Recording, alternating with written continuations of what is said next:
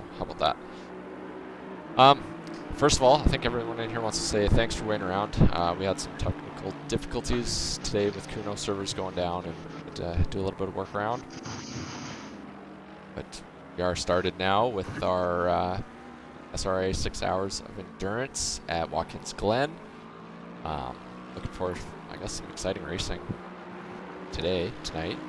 Look at it, and yeah, anyone anything to talk about here a little bit? I know we're just getting started. Well, actually, quite a bit into qualifying now. Any opening thoughts from you tonight? Weather is nice. Track conditions are good. Let's go racing. Hell yeah. A lot of Audis. Looks like it's going to be a good afternoon for some Audi domination.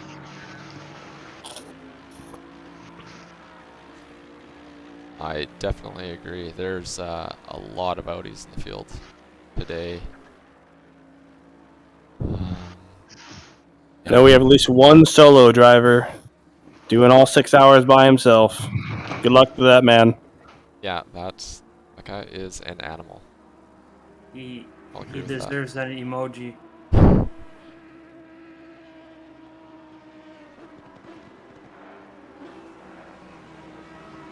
So right now we have Grant Klinsing, one of our Div 1 gold drivers, a best time of a 1:44.7.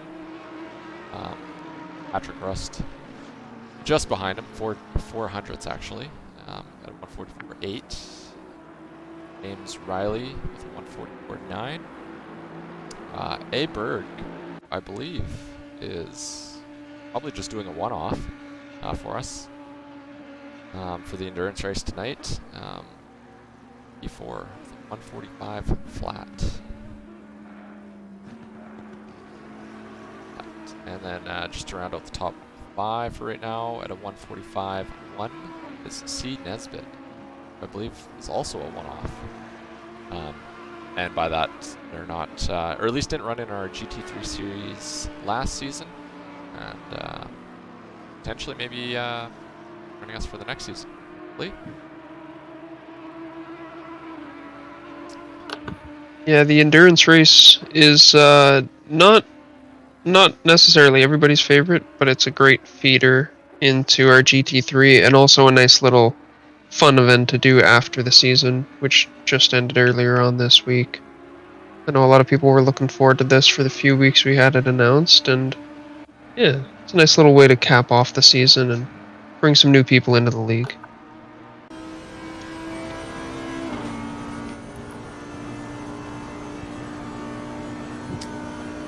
Yeah, Grant is on right now. It's actually 3/10 up on his time. Bus stop. Another qualifying lap.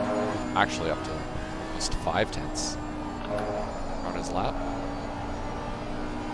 A little on board with him, see if he can finish out sector 2 here. Jew hold his time. Lap.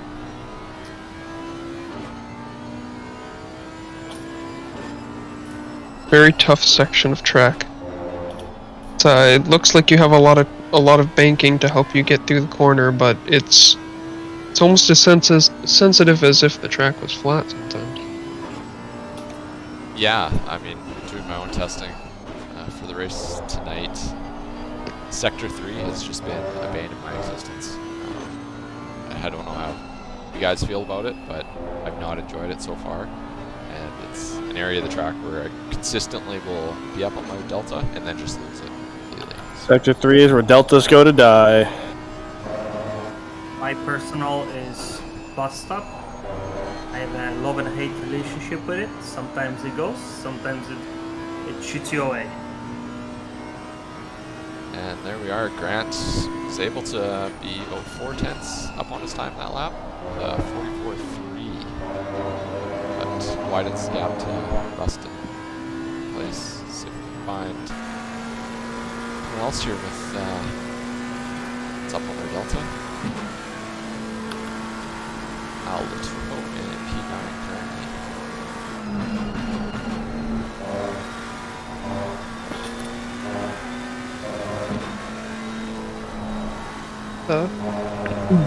quite some pace. 44s, but only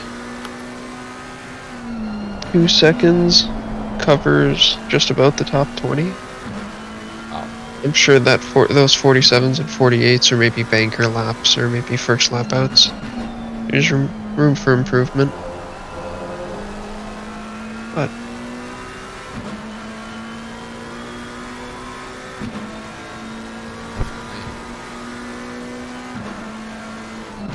at the same time, 2 of those drivers are the solo entrants, so I think they may be looking more on longevity than overall race pace.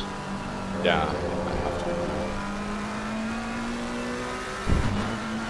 It's like Al's sort of able to hold his time together. He's about a tenth and a half up through the last one. That looks like he did and actually gained a little bit there as well, so he should improve on his time. I wanted to take a look at Romix here. Actually half a second up on his time. 73. Maybe a little bit of a commentator first there. Versus 2 tenths as soon as I join on. But still up on his time. Should be able to bump the leaderboard to P6, P5 or something. P6 it is.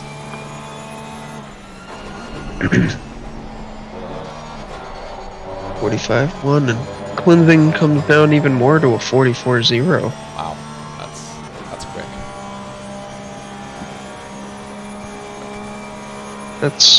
I don't have the record qualifying lap here for GT3, but I do have the record race lap.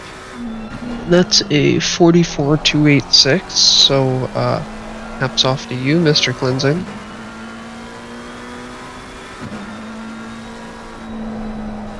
See if you can do it in the race.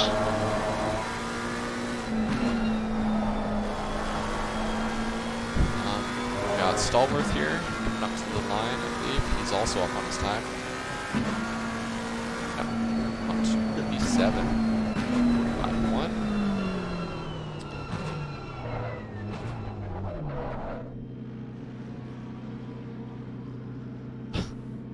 Seems like every time I look at Cleansing here, he's up on his delta. Seems to have this track on lockdown. He's got all 3 purple sectors right now. Should improve his time slightly here, not much, but potentially in the 43s still. Barely 4.0. Wow. He elects to pull off. I think with 3.5 minutes left, he might be thinking that's good enough. Yeah, with almost 1/10 gap to E2, that's solid. I'm looking at P4 at a 1:45.0 down to P15 with a 1:45.9. Talk about tight. Wow, yes, that's very tight. That's you make a little bit of an improvement, you can jump a lot of positions here.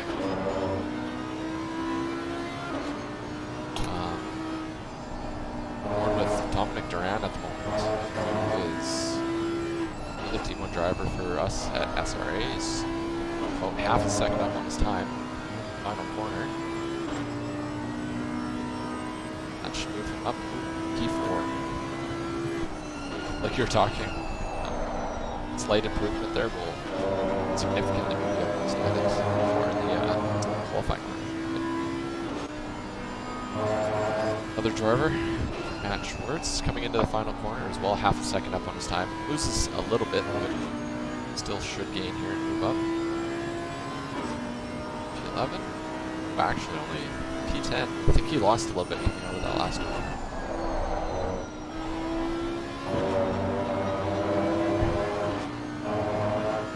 A few cars coming out of the pits just to start their laps now. Going for a last second push. Looked like the P7 of Nesbitt. I see a Porsche just behind. Brooker, there's a direction from race control to press insert to show timings. Right. That.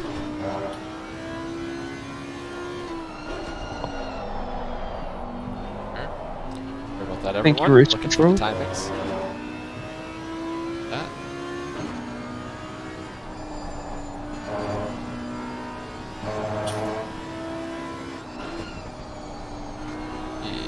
Evan Kim. So, going to see if he can come out of the corner. An absolute madman for deciding to drive the Rex in a 6-hour endurance race.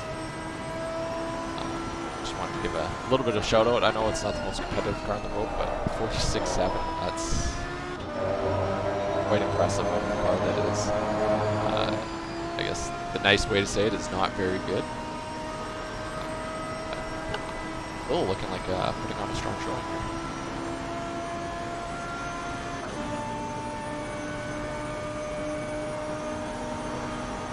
Seconds left in qualifying here as well. I think if you don't have a lappage, definitely try and keep the lap together that you have, and that's a little bit better for time. I know there's a couple people living on their lap time here. So sector 3 is 2/10 up, wasn't it?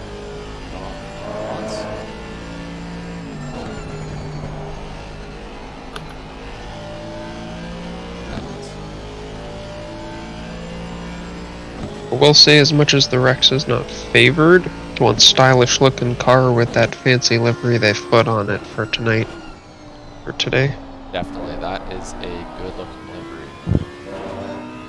Simple, but stands out. As it looks like Queso crossed the line and improved, but maybe did not gain any positions. Yeah, unfortunately. I'm on Nesbitt here, and he's almost 3/10 up on his time coming into the last corner. And it looks like he got a good drive as well. Could improve slightly on his time here. Move up. Yes, P2 from 7. Wow. That was a large jump. Talk about a dominating performance from Cleansing, though. 7/10 clear of the field. Yeah, that was quite the qualifying run. Cleansing handedly beat the field, but yeah. And it's not to say his teammates anything slow or anything with Nordstrom. Very fast individual, especially in a mid-engine car. So yeah, I mean, you just I have think to they could be dangerous. Yeah, you just have to look at the top 10 here, and half of them are Audis. Actually, more than half, 60%.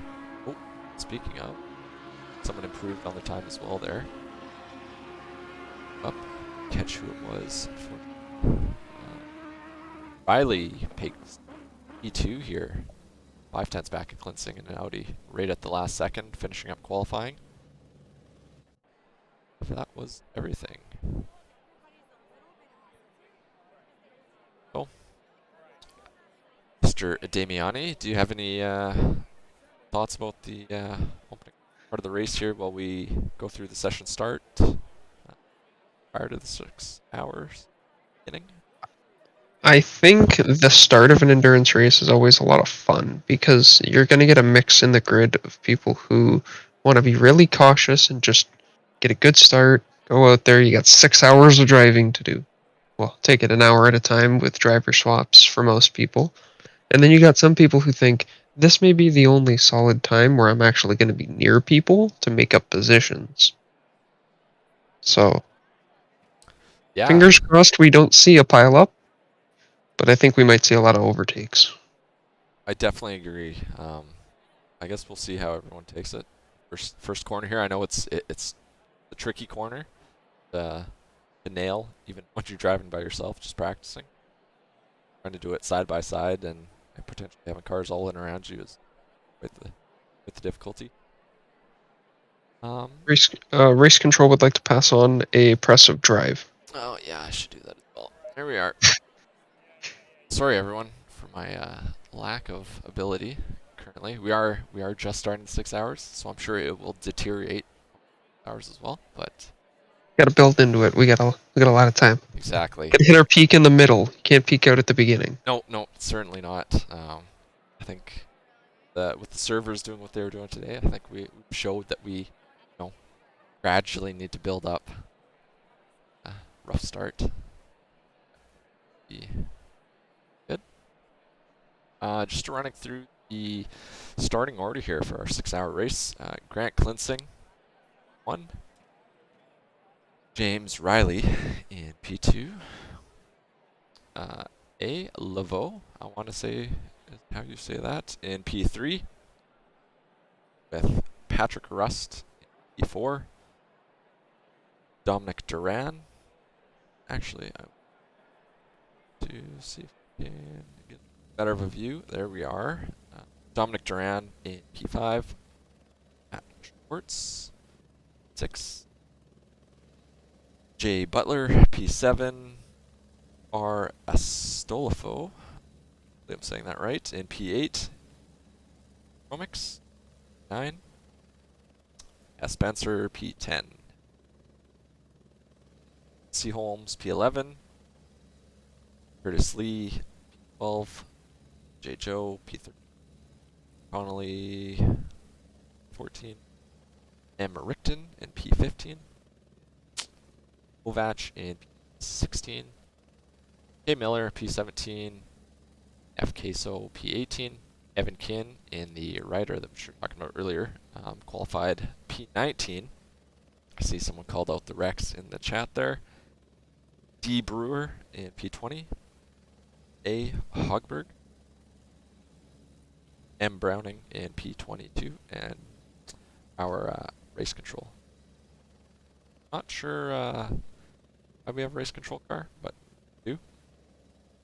Damiani, is there any standouts for you, maybe farther back in the field that you think will, once the race gets going and its race pace, they'll be able to move up a little bit and put a fight against some of these top qualifiers? To be honest, I think everything's up in the air. But the only driver that I really want to put a point at right now is the P10 of Spud Benser. That fine gentleman is currently racing from Germany, and it's, if I remember correctly, it's just after midnight starting this race. So talk about commitment.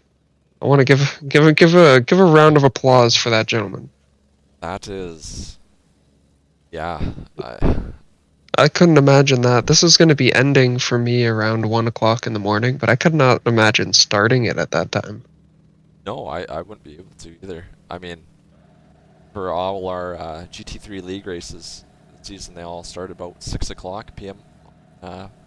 West Coast, and a 1-hour race ending at 7 or 8 o'clock is enough for me. So for you to end a race at 1 p.m. definitely takes its toll on the driver, and for him with starting at midnight, it's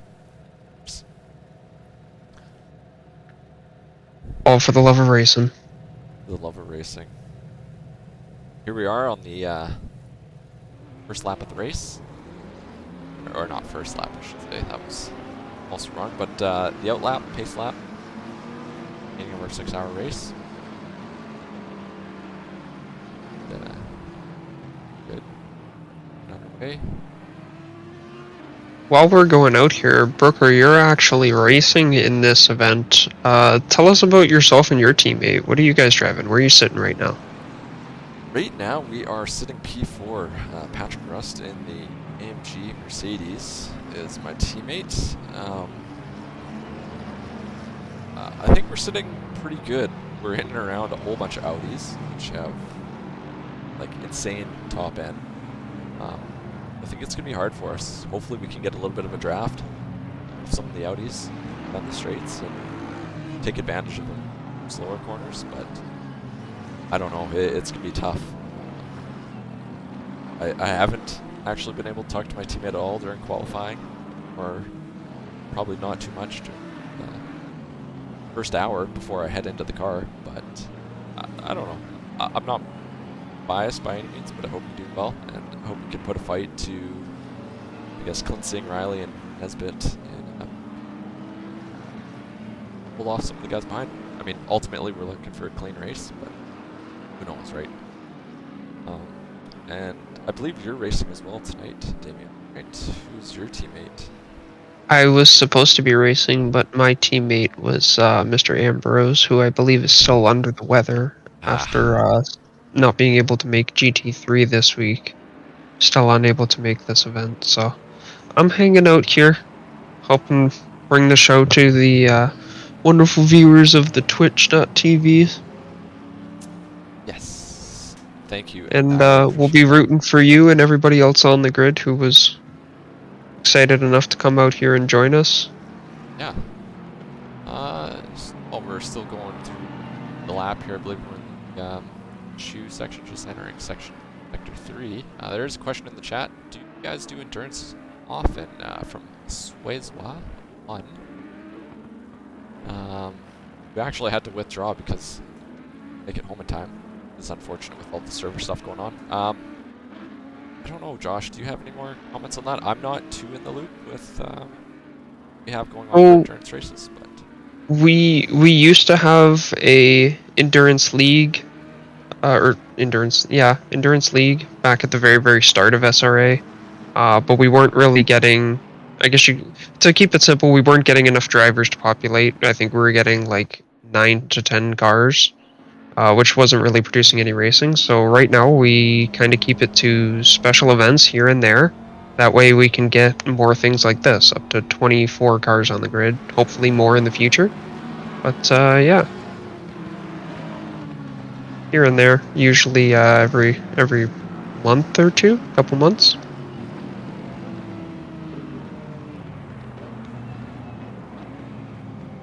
Yeah, Fresville 19, you've got that correct. The our primary focus right now is the GT3 League during the week, which, like we said, did just finish, and starting up GT4 towards the end of season 4 towards the end of the month. Green light. Go, go, go.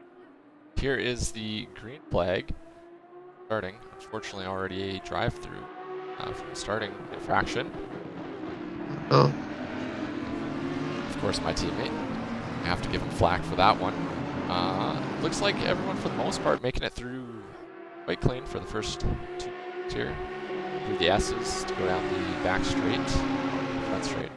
Not actually sure which to call it back. Potentially there, Damiani. Straight. It's a straight for sure. Coming up to the boss stop for the first time tonight. I know definitely for myself it's a sketchy corner. The curbs are killer, that's for sure. Oh no. Watching in the backfield, bit of a pile up coming into the bus stop. It looked like 2 cars came together as they went towards the braking zone, and oh no, a few people couldn't react in time. But looks like they're all back up and going again. Car number 420 seems to have caught the worst of that. Brewer looks like he's round again, unfortunately. Actually, lots of damage. Damage, hot tires, but you got 6 hours. A lot of time to make that time up. A lot of time. No, it's not something to worry about too much here. Damage and everything, so you kind of expect everyone to have issues through the night, potential spins. 6 hours is a long time to be racing. Exactly. And with the fact that a majority of drivers do tend to go for that 1 hour stint, everybody's going to have that longer pit stop. So if you can afford to drive on damage, and it's not going to destroy the car too much, try and push it to the pit window. You're in there for a couple more seconds. You're right back with the pack. Definitely agree. It looks like James Riley actually overtook Grant Klinsing on the first lap here, taking Q1. It's a good start for that team. Get out in front and kind of control the field a little bit. The deltas are upgrading correctly. It looks like he's pulling quite a gap. Yeah, definitely. Seconds here, straight, and quite a bit. My eye is drawn to that purple tag on Evan Kim, who has jumped 6 positions in the Rider Engineering. Wow. 13. That is very impressive. And that thing's moving. It is, to have the fastest lap so far in the endurance race. I would not have picked the Rider so far. I mean, on an opening lap, I guess if you're making up positions, you're going to be faster than everybody else. But that car is still boogieing comparatively faster to the cars around it.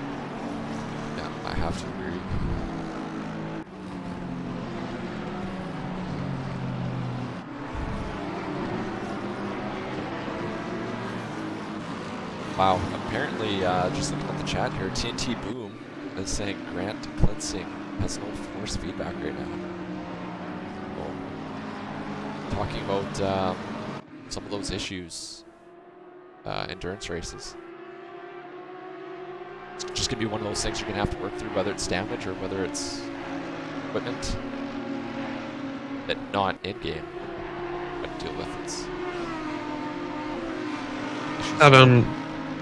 That unfortunately sounds like an equipment issue, and I hope that it doesn't force them into an early driver swap, which could become problematic.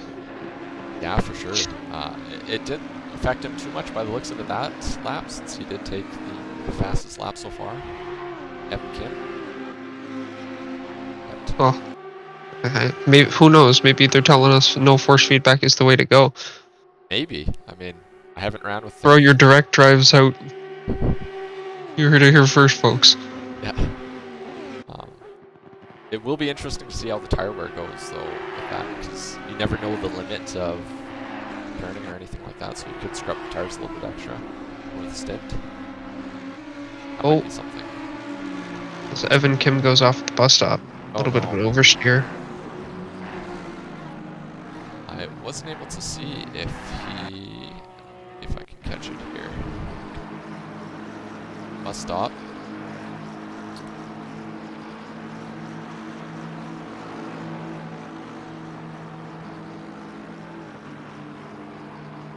Happened here. Evan Kim coming through the bus stop. Just a little bit too much curve, the car being unsettled from being right up behind another car, but yeah, so is racing. Yeah, and he was pretty lucky there to not contact any walls or probably take too much damage, so it's always good to see a little bit of spin at the end of the world, especially early in the race. Let's see if I can find a nice gap here. There's a little bit of battles going on. It's like J. Joe and Curtis Lee battling here quite close.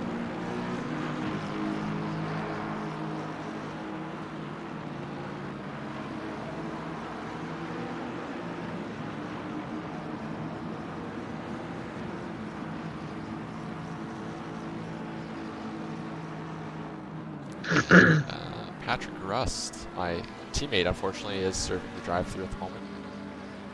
As they both just passed a spun car. It's Allworth. That's fortunate. And I'll see if I can catch this. Nasty place to spin out. Yeah, that was not an ideal.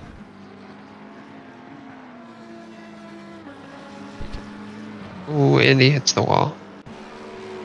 Another yellow flag, I believe, was for Richton here. But it looks like he's continuing to go again. Might lose a couple positions in cars. See if he can get back going, kind of get back in the rhythm.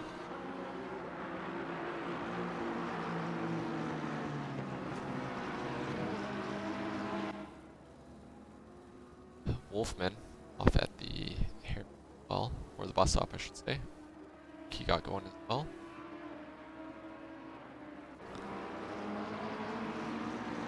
That's Watkins for you. Porsche spins out after a little bumper tap. I believe that was Chromix and potentially Matt Schwartz in the Audi and P6. But it looks like he got going again.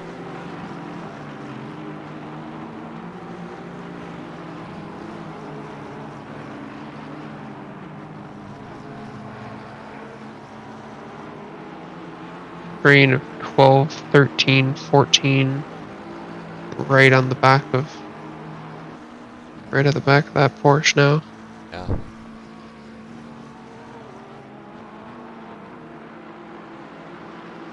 And he quit the battle.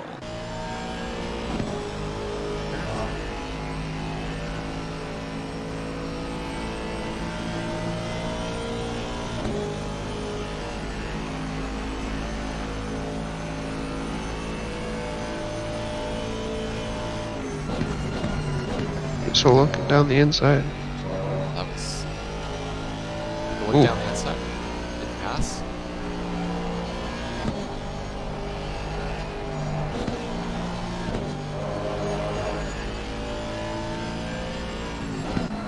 Up on Mark Connolly.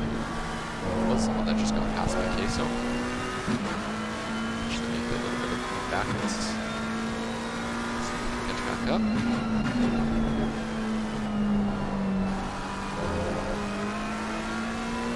Oh, Queso with the Queso. shift. Oh no. Oh no. Oh, he's completely spun out. Go too far that way. He gets it spun around before he gets disqualified for going backwards on track. Yeah, that would be a little bit unfortunate to get disqualified in the first hour of the race. He got turned around and got going again.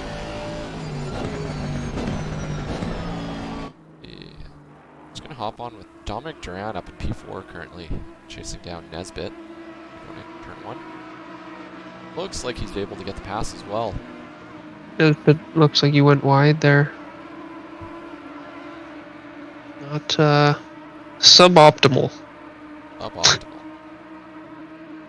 It's turn 1's one of those corners too where you really have to, you want to push the limits of the track, but at the same time you have to really pay attention for the track limits. And that's probably something that's going to come into effect a lot this race is 6 hours and only having 3 track limit violations before getting a drive-through. Definitely. And even corners like that, it's such a fine line between the line you want to take and a track limit violation that's going to wind you up with a penalty. Yeah. Not just some slap on the wrist warning.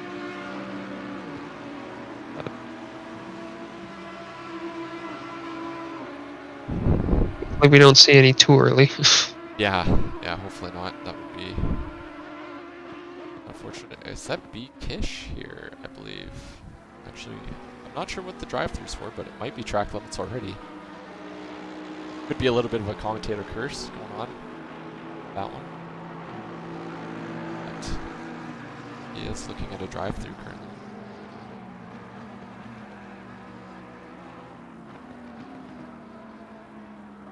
Just gonna move back to this James Riley and Cleansing battle near the front. I've been watching the timings and they've actually very close the first couple laps of the race, 6 laps. And kudos to It almost Grant. looks like cleansing is getting closer. Yeah, for not driving with any force feedback, it's just proves that it could be just driver skill sometimes. Gonna have to be a large chunk to get through a track like this with no force feedback, especially taking that much curb. Wow. Yeah, wow. It's scary, to say the least for me.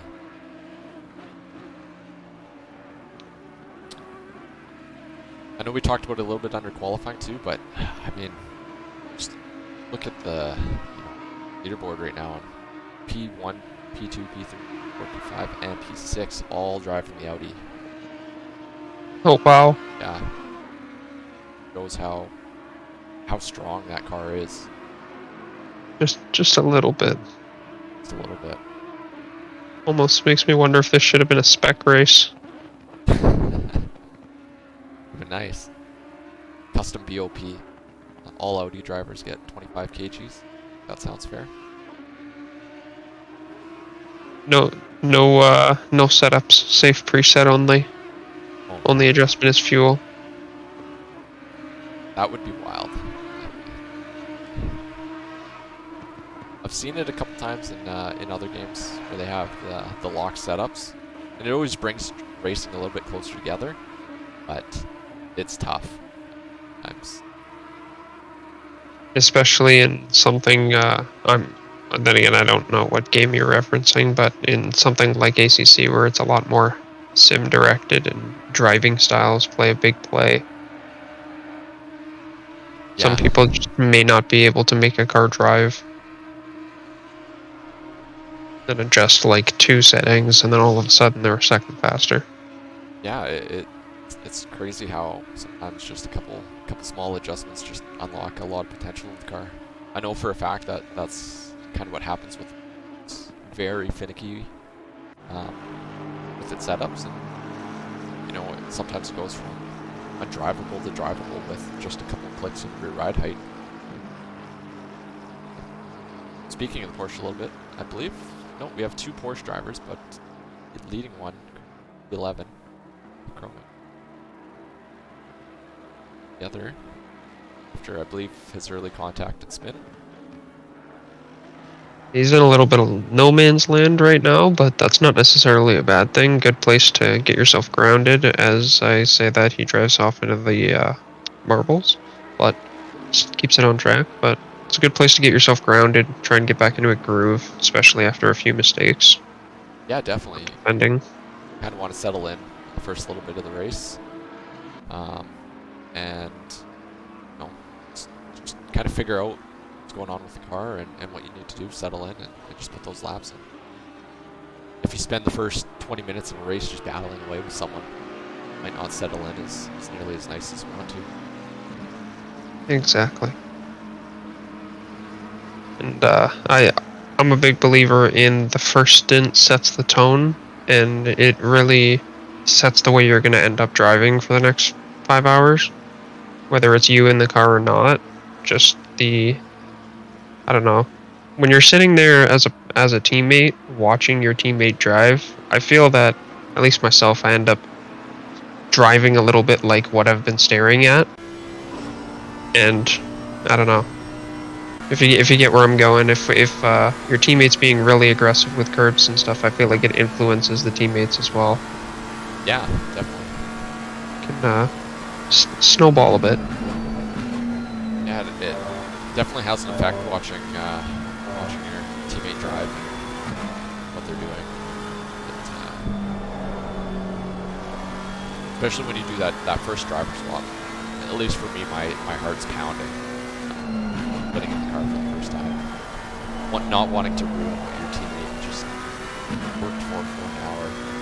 First couple. Definitely. Scariest parts. I completely agree. I've only had the chance to do a couple endurance races in ACC, 2 of which I started, but the one where I did not start, it also happened to be the lovely track of Bathurst. So it was borderline heart attack territory. We had a horrible start, and then made a great comeback drive, and then I got in the car. So it was just, okay, don't make a mistake. And it was very tough to get grounded again. Yeah. Until personally, I found by the time I got grounded, I was like a couple laps from being off the stint. Oh wow. I mean, just had our season finale too at Bathurst. So if anyone tuned in for the coverage of the E2, D3 races, those were quite wild and a good example of moments that you have on that track. I think the best part of having the races broadcast is that we also keep the VODs and post them up on the Sim Racing Alliance YouTube channel, because I personally like going back and watching my races. Like, there's so much you don't see from your own perspective of things around you, and then also the rest of the race itself. Not to mention the broadcasters just make it a whole different show. Oh, some of the references, I can't remember if it was both the D2, D3 races the last week, but there was some meme content for sure on it. I know everyone was raving about some of that going on. Definitely. It looks like the sun's starting to come up a little bit now. I wonder if we're going to see track temperatures start to slowly rise over the course of the next... Coming towards the 5-hour mark, now that the sun's already starting to come out. Yeah, it'll be interesting to see what everyone does with the tire pressures. If they set them maybe a little bit low to begin the stint, hoping that they come in with the pressures that we're looking for that first hour, or they wanted optimum grip and pace for the first 10 laps here to try and make those positions.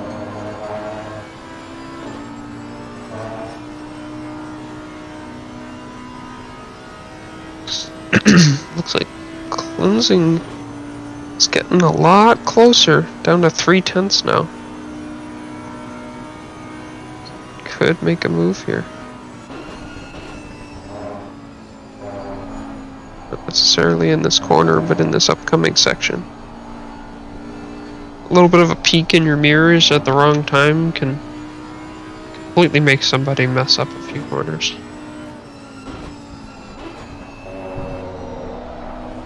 Sniffing his backside. He is on.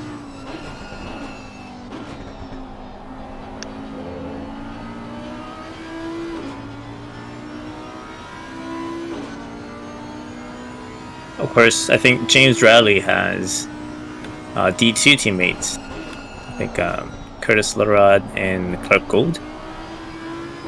So he needs to do his best job of holding up Grant Cleansing, who's teamed up with Travis Nordstrom. Wild day heat out of nowhere. Thank you. Caught me off guard. But yeah, that's it's gonna be interesting if he can up and then hopefully give his teammates a chance at keeping the position. Yeah, I was summoned by the law in the commentary. It's like looking to try and make a move early there.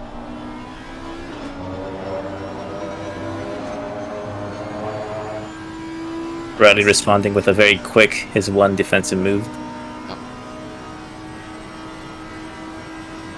Yeah, it's something you need to be aware of, definitely in SRA, and I mean, a lot of series follow the rules not to make any multiple defensive moves on braking. Decisive with is the way to go. Of course, you're allowed to go back to your racing line if there isn't enough clearance, but gotta trust the driver behind you when you do that.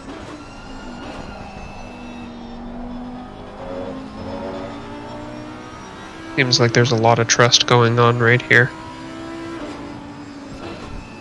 I mean, hopefully the trust is built up through the season 2. James Riley and Cleansing have been racing against each other in the Division 1 series with SRA, and where they know each other and their driving styles a little bit.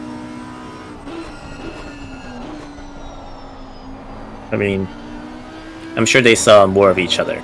I was in the same division, but I've never seen them on track.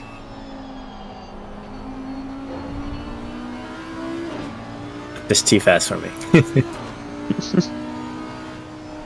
Honestly, we've had some very quick people join us last season.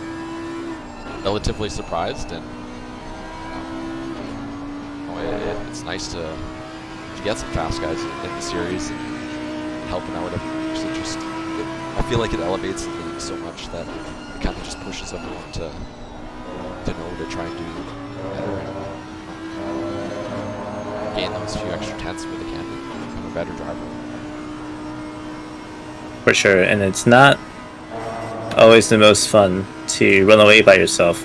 Oh, it looks like Curtis is making a move. Made a pass on to Mr. Berg here, who was leading our train. I'll hop onto that. Cameras. Yeah, nice little tight gap here between P6 and P9 with Aberg Schwartz, the two Spect. I'm not sure I can say that properly. A four-way battle going on. McLaren's looking to show that they're worthy of a fight too, not just the lonely Lexus. Against this monstrous field of Audis. Oh no, the truth. Oh. I keep running around there. Let's see if I can back to it. See what happened here. This loses the rear slightly. That corner.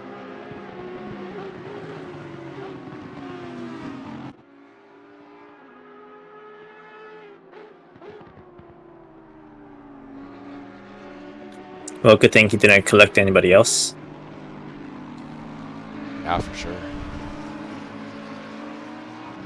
One thing I'll say, we've had a few incidents, and they've all been relatively localized.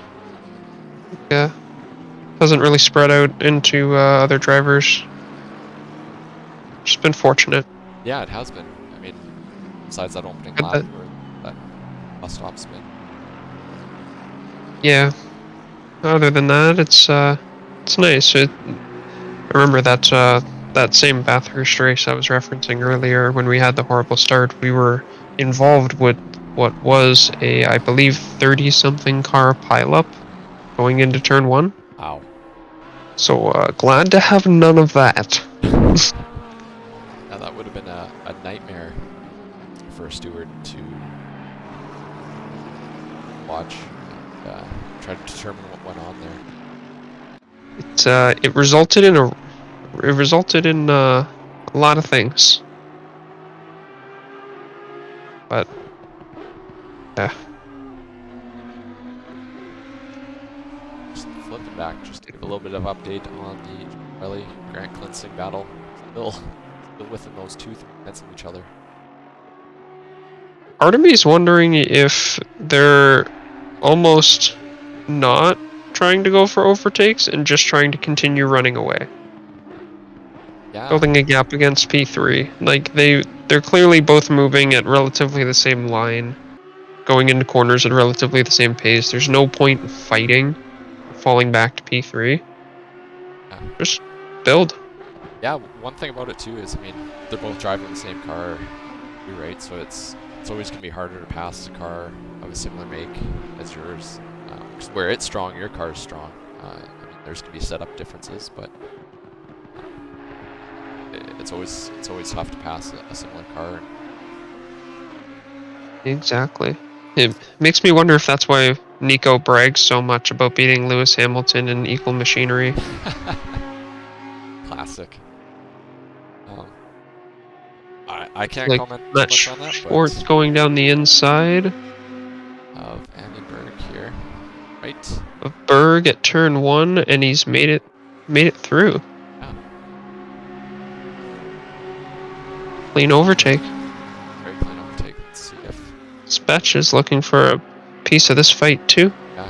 coming down the straight here might be able to get him into the bus stop. I'm braking too far. Fortunately, I don't think he can match the straight line speed of that Audi. No. Spin here. Right. Ooh. Oh my. Good avoidance. Very Good reaction. Oh, Let's see if I can. Might have went back at the wrong time here.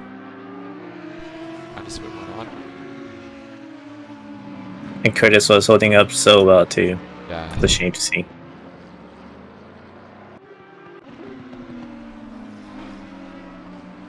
shout out to Poro Wrangler in the chat. Aston Gang. Yes, Aston Gang. Yes. Got. Where two were they Astons at? in- Oh, Two Astons, Recton and 12, and FK, so 22 at the rear of the field. I believe he spun and took some damage earlier, so he might just be healing from that a little bit. Yeah, I think he was collected during the incident in the lap 1 at bus stop. And I think he also had a stop go 30 from speeding in the pits. That will do it. we'll definitely put a splinter in the start of the race.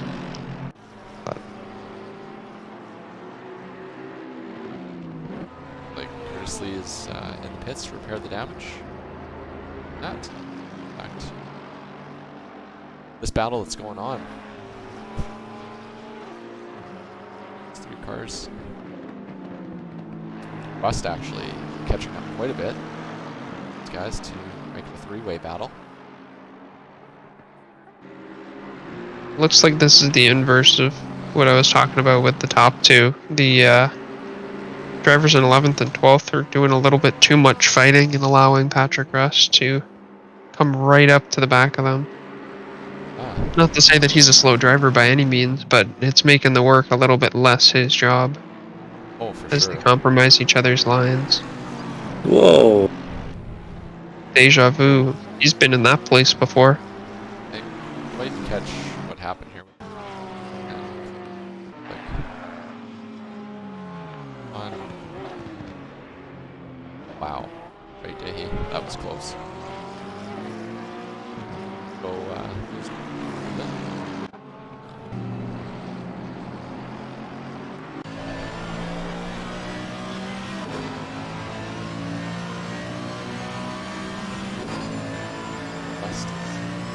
side, make the pass on the outside. A little deep under braking. Might be able to hold it together.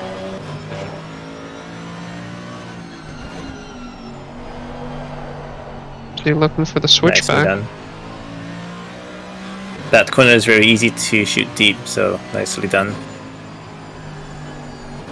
Oh, he's leaving room for car 51. Nice and clean.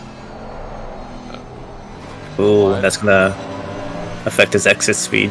Definitely. It looked like Connolly there also might have great exit. Maybe he had to check up to make sure to avoid Patrick. Oh, looks like Grant, Klinsing, and Riley. Let's see if I can catch this. Just kind of on. Oh, like Riley just had a little bit of snap over. Oh,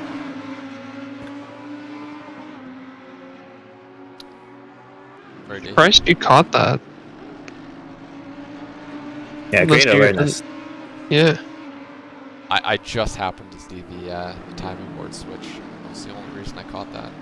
I was actually gonna make a comment just with Duran, how we were talking about Klinsing and Riley, you know, battling away, just kind of following each other, potentially just trying to do stable laps. Duran that whole time was actually a couple tenths quicker than both of them, or say 4 laps or something like that. And he was able to cut down that gap to Klinsing and Riley by quite a bit. Now it's I think he's played it pretty perfect here because now they're both coming up on back markers. might be able to take advantage of that.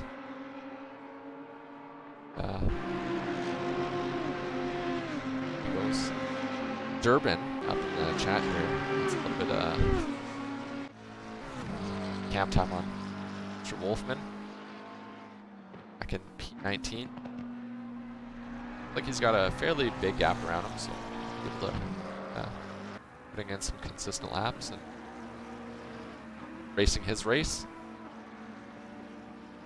Jacob, known around the league as DJ Wolfman, used to make it a tradition of joining us on race nights, playing some of the greatest mixes I've heard, and just popping in and out, teasing us with great music to get us all hyped up before the race, and inspired us to actually add a radio system to our Discord. So, I invite you to come check out what other fancy features we got cooking. You have a lot, and I think Dahi is probably leading the charge on a lot of those features. Oh, that one is Dahi a and a courtesy big- of Doug. Yeah, I was gonna say as well as Al. Al's done a lot towards building. Oh, contact. With Looked like a back marker or James Riley. car 27. Oh no. See if I'll be able to catch this. Might. Should Oh be. yeah, just looks like trying to get around a back marker. A little bit of snap oversteer on the exit and caught the worst end of the stick on that one. Maybe a Yeah, little it bit. didn't look like. Sorry, Dahi. Oh no, go ahead. Oh, I was just gonna say it didn't look like maybe a little bit of damage with that, but didn't lose any positions. Well, I think he lost one to Duran there, but didn't fall too far back in the field, so still looking to be okay. Yeah, I wasn't able to look too closely, but it didn't look like the back marker caused anything on purpose or anything. No, definitely not. Like one of those circumstances. I know in Sector 3 there, it's pretty easy to fire up the rear tires, trying to get the drive off. Kind of just a slight driver error. Well, James is a fast driver. He'll catch up, I'm sure.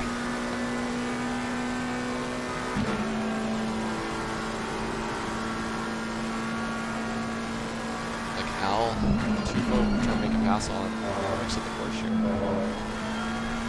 Get it done. Of course, that McLaren top end is quite a bit better than the Porsche top end. That sometimes makes the pass a little bit easier.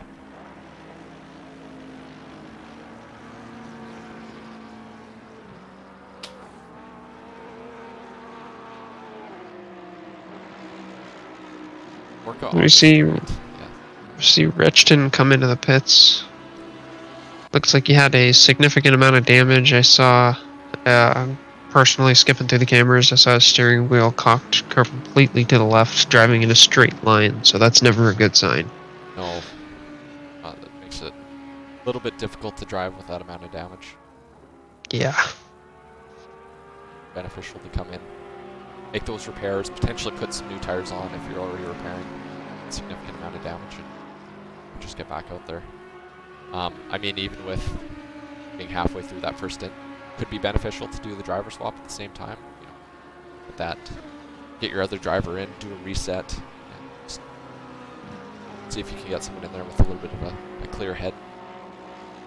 You got it, and we do have maximum stint time, so a driver can't go for even though they can technically fuel for longer than an hour. I believe the maximum stint time is only like an hour and 5 minutes or so. So they can overextend a little bit, give that driver a break, but not too much. Yeah. Sometimes that's what you need, just a little bit of a step out of the car. Some people I know like to leave and go into a bit of a practice session, sort out a few things, and come back. Beauty of driving in a simulator and not in a real car. Yeah. Not something you Curtis, a little bit of contact with A. Hogberg there. Great A. There's a little bit of a correction. For this event, there is no max stint time. So there's not. If you wanted to extend your stint by driving on a lower mat, it's possible. Well, would you look at that? Glad we got Dahi here. Yeah. Uh-oh. Like James Riley again having some issue. That's a yellow flag. I believe that was, last corner. For more reasons than just the technicalities, Dahi's also a great energy in the booth. I don't know about always a show. energy, but I'm willing to provide inside info on the league. Maybe one of you know. He not too involved with F1 and names. It's the guy that I think it's like Ted or something. Comes in, just knows all the technical stuff for all the races. Just comes in, lays down a bunch of like knowledgeable stuff, and then just is invisible the rest of the race. I feel like Ted Croft. I feel like Dahi's filling in that role very well. Not saying you're invisible, but technical. Like all he's got to do is make fun of us more, and it'll be good. And stand at a random corner on the track. Ed Kravitz. Ah, Ted Kravitz. I was like, I but know this, who you're talking about, but I can't think of the name. The long break is brutal for the fans, though. Oh, definitely. Yeah, it's so hard to go so long without that fun race. I'm the kind of guy that's like, 23, 25 races is enough. But then I'm also the guy that's like, why no F1 this week? So, I don't know. It'll be good when it comes back, though. Spa should be a lot of fun. Apparently Mercedes think they're going to close the gap with their last upgrade. Yeah, it could be really interesting, considering I think they have a new technical directive as well coming out in Spa. I believe so. I think it's regarding the people are complaining about floor flexiness, because apparently everything's flexy these days. Should just make flexi Like, engines. Honestly. Down with it. I don't know what they expect when they try and make a vehicle that light, that thin, out of carbon fiber. Like, it's gonna flex under the load, man. It's just what it does.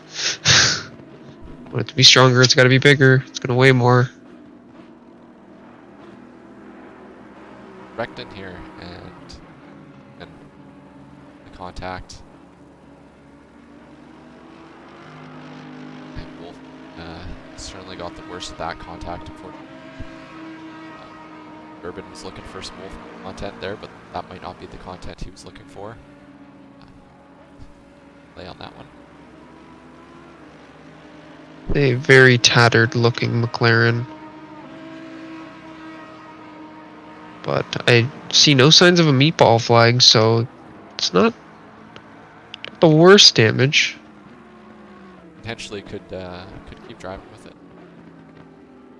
Also might be a good opportunity to get that pit stop and try to calm down a little bit, get back into it.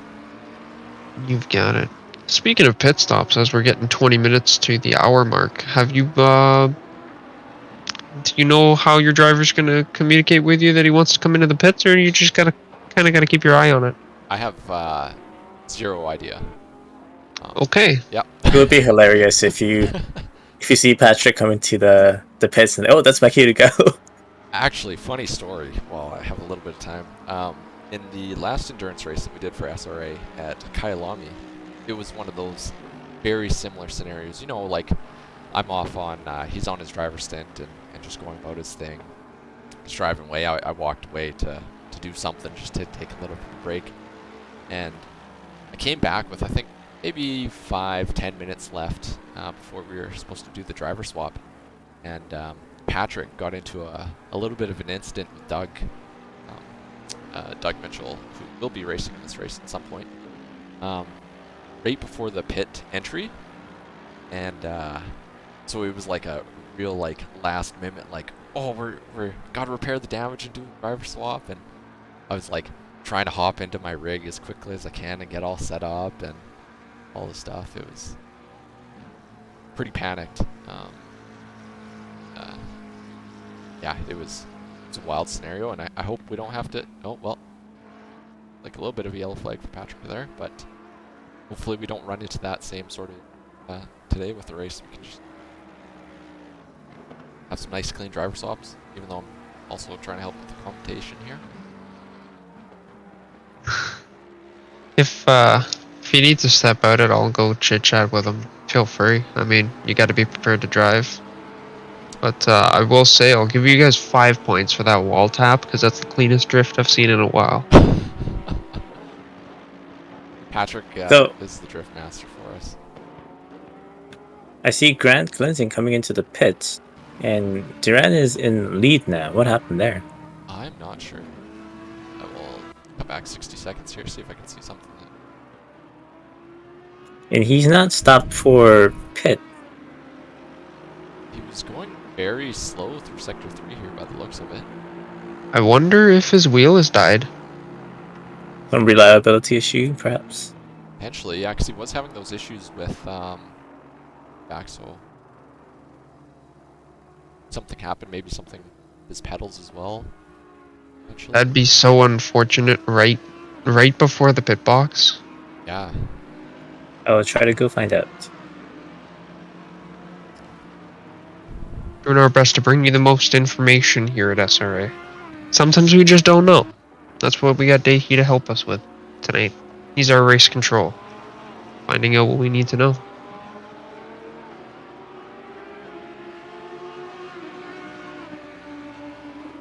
See, car number 11 spun off in Sector 2. It's like the bus stop claiming another victim. Up and on his way. Matt, taking care of the stewarding here at SRA, has actually put together a team tonight, and we're piloting a new idea of live stewarding. So we've got a panel of judges, so to speak, sitting on the sidelines, and teams can actively communicate into race control about incidents they find on track. And we've got a little bit of a if you're just making point list requests clause in place, but we do leave it open to people. And yeah, I think it's cool. Actively trying to get more and more accurate, I guess you could say. That's an update on Grant's situation. I think his teammate thinks that his wheel died because he can't speak and the gears are stuck in 6th gear. So yeah, it seems to be an equipment issue. They're trying to Oh, sort no. it out. Oh, he's still in the pits too at the moment. He was able to actually activate a pit stop here. It doesn't I wonder seem if to be it the was case. just a manual return to garage, which may be worse, considering you can't do a driver swap when you do that. You have to actually drive into the pit box. It's just a shame because he was doing so well. Big contact between my teammate, back marker, maybe previously. Let's see what happened. That is the drivers coming onto the back stretch there. Quite unfortunate. Damiani, I'm gonna swap it over to you for a second. Nope, no problem, buddy. Because I might have to go talk to my teammate for a quick second.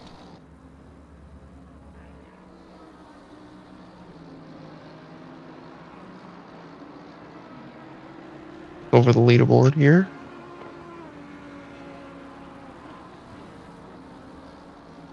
Find ourselves a nice gap.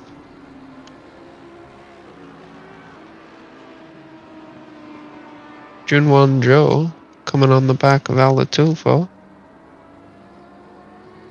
Claren's got straight line speed, but that Lamborghini can corner.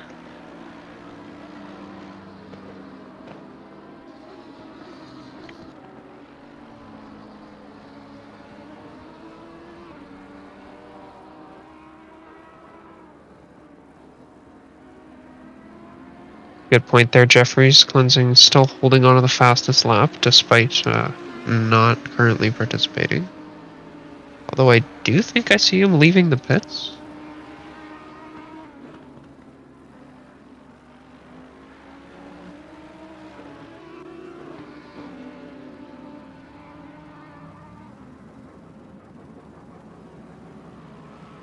I'm currently scanning my board here.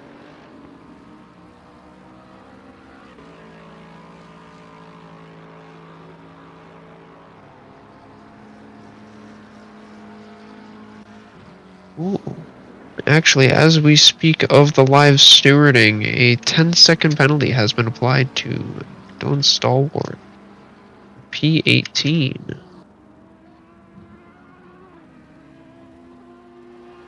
Of Snooze Cruise Racing, rocking the number 23 tonight. I think that incident was between James Rayleigh and one of the back markers, but yeah.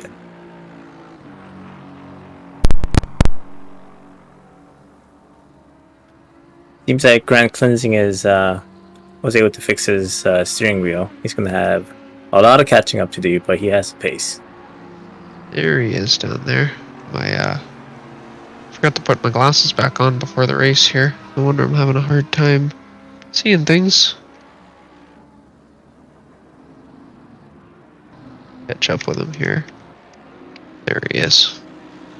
While I find my glasses.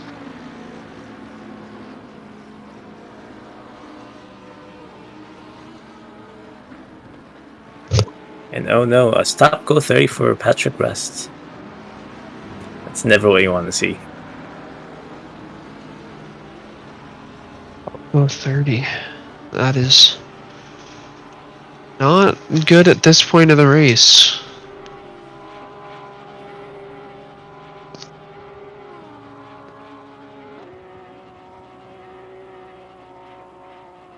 Gonna be something he'll probably want to come in for immediately. And Grant Cleansing is back in the pits. Seems like equipment issues are a big enemy of endurance racing. Seems to be, but he has gotten back around, so maybe he got it working enough to get actually into a pit stop. That way he could swap his teammate in. So we'll be on the lookout for that number coming back out onto track. And look at that. Yep, renumbered as Travis Nordstrom. The number 49 comes back out. We are back in action. Fellowship of the Rings has not ended yet.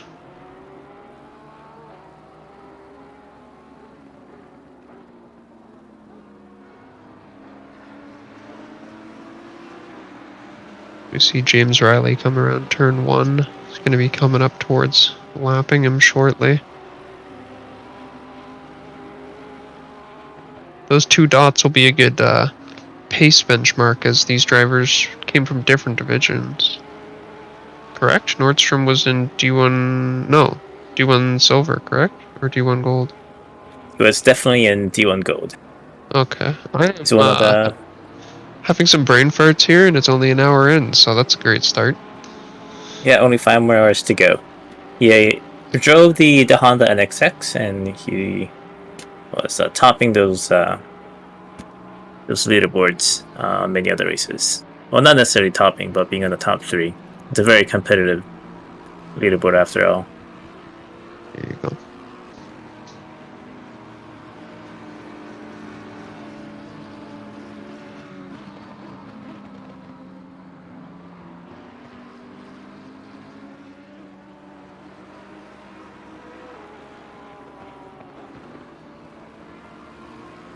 Did Brooker step away for a second? Yeah, I believe he went over to see his teammate, maybe to chit-chat about what their plan of action here is.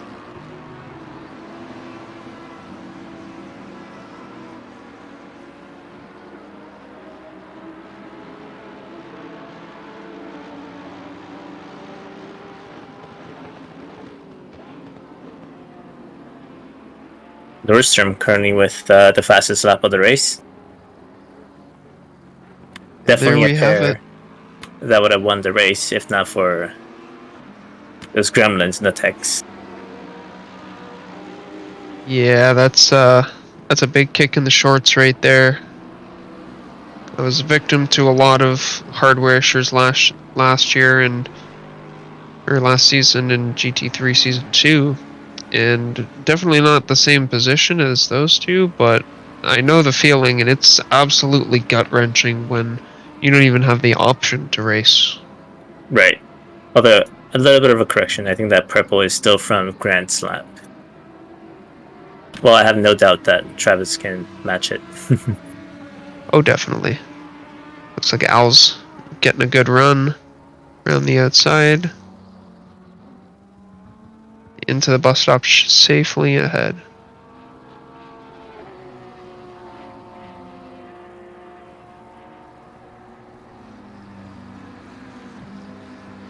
Andrew Berg, one of those new faces, holding on to a very strong position. Very consistent drive so far for THR Esports. And That's great to see. Yeah. It's always nice to see some new faces coming out, having some fun. Yeah, the hope is that Faces we in can general. get these events much more organized and also more advertised so we can get a bigger grid going. Most definitely. And we do try to post most of these on our website, simracingalliance.com. And if you're an avid Reddit user, which most sim racers tend to be, there's a lot of good information on there. We do tend to post a lot of event information on there as well. So keep your eyes peeled and look out for what's coming next, because League in a week, starting next week.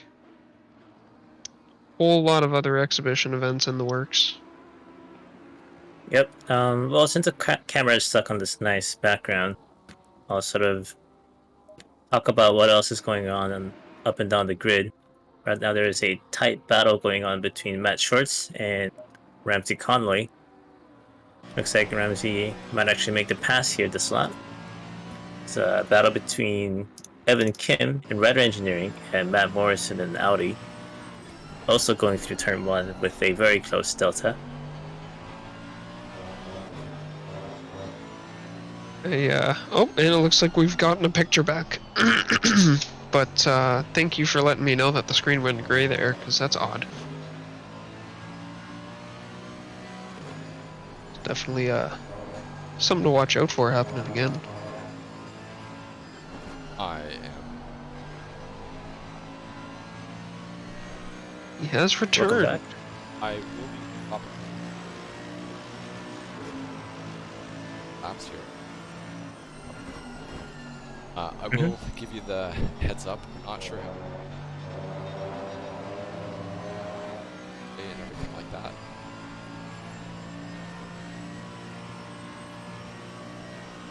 Interesting. I think we would have no chat audio, correct? It would just be the chat that you would be in. I have a kind of double system. That's it. Magic. I just mean for guys talking.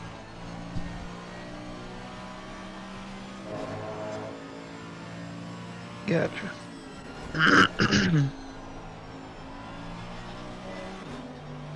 Ihi or something.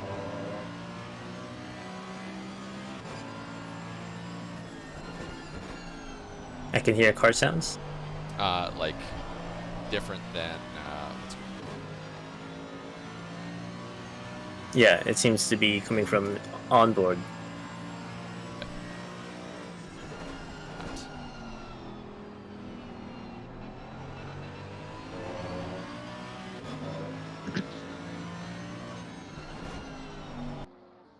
that should.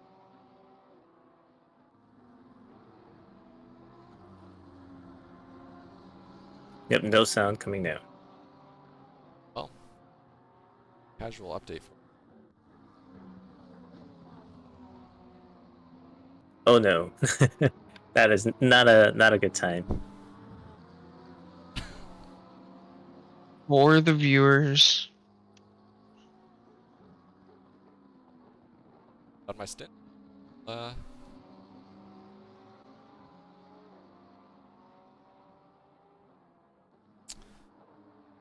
for now, I will out. Later. Hold down the fort. All right, Will good do. luck on your Good stint. luck out there. As we watch this big train here of a back marker, P7 and P8, looking to make a move on each other, but also chase down P6 just ahead. Seems to be one of the closer battles on track. A couple others. Yeah, pretty tight pack. Oh, going too light up into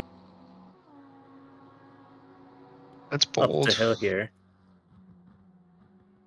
Looks say they spread out before the bus stop.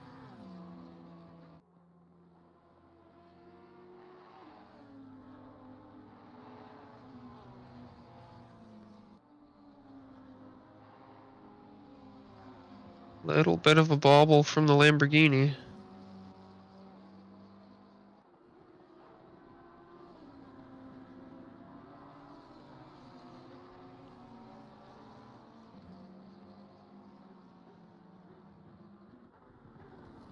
Lamborghini is definitely an enthusiast choice. It's not the easiest car to drive. It's very hard to extract pace, but if you can do it, you can show up. The rest of the grid, just like Brian Anderson did for his first league win at Bathurst last week. Definitely. It's like you said, it's a car that takes a bit of work, but if you've got some skill to pull the pace out of it, it can go fast. It is no slouch. Unlike the GTR, that's just a slouch. Haha. This GTR also boomer has a like lot to of come into fans. the pits. Hopefully, no spinning into the pits. Just a No. quick update It's an on. hour pit window. You're right, Curtis. Welcome. Hello. Welcome, Curtis Lee. How was your stint? You said it was maybe a bit eventful. it started off as probably the best endurance stint I've had in my life, and then went downhill after P4 lost it in front of me in the coming out of the bus stop, and I kind of was indecisive on where I was going to go, and then I just kind of took some damage, pitted early. Then we had some other incidents that happened during the stint that wasn't as fun as I thought it would be. But apart from that, we got Thomas in the car now. He's doing a good job putting laps in and just keeping his head down. Yeah, keeping the Lexus up to grid as much as you can. Someone's The got to drive that car. for sure. Almost The as train if of it's almost as if people think it's a bad car or something. It's very competitive. I think we showed that in the first 20 minutes of the race when we started to break up that Audi dominance that was there by getting it up in the top 5. speaking of, the train is broken up by 2 McLarens, driven by Inspect and Al Tufo. It's great to see Al up there after seeing his spin. I guess there was a lot of issues up on the top of the grid today. You might have missed it, Curtis. There was a technical difficulty on Grant's car with the steering wheel. Oh, So they had no. to come back in, try to fix it. So they're still lapping at a blistering 55.2 with Travis Nordstrom in the car, but they're currently in last.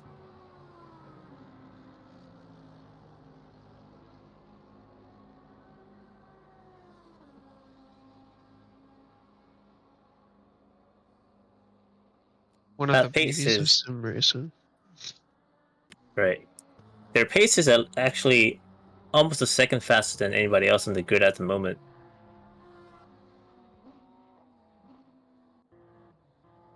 As the leader comes into the pits.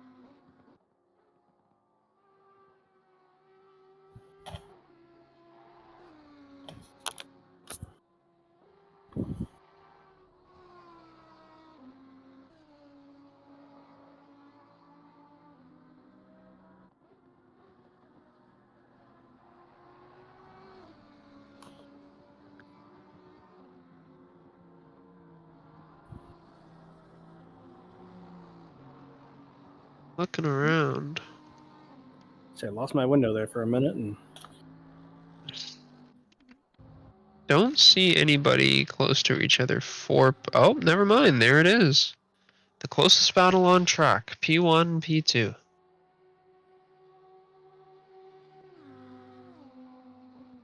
Or position, that is.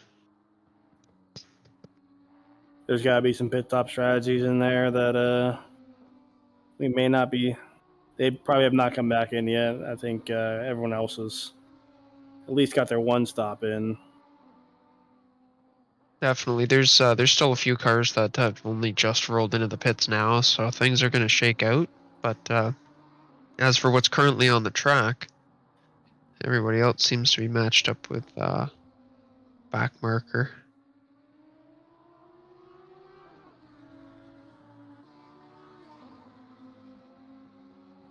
We'll Looks see like that happens around the pit window time. Looks like James Rowley handed off his car to Clark Gould. Also a very capable driver. Definitely. That's another strong team there. With Laraid as well. It's 3 drivers that are going to give you consistent laps over the course of their stints. May not give you the flashiest times, but we're going to Did be Brooker and Russ the have a same. disconnect? I think It says on the leaderboard they're 33 laps down, 35 laps down. That's not right. Oh oh no. no. It can't be right. Oh yeah. I think they must have Brooker, joined with a new car. what's going on?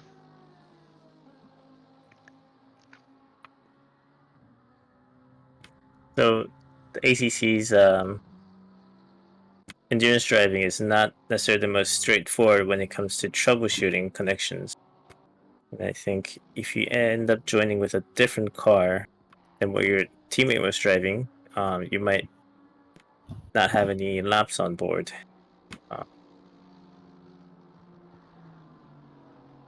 Well, that's not good. No, they were up definitely there in not. the top 5.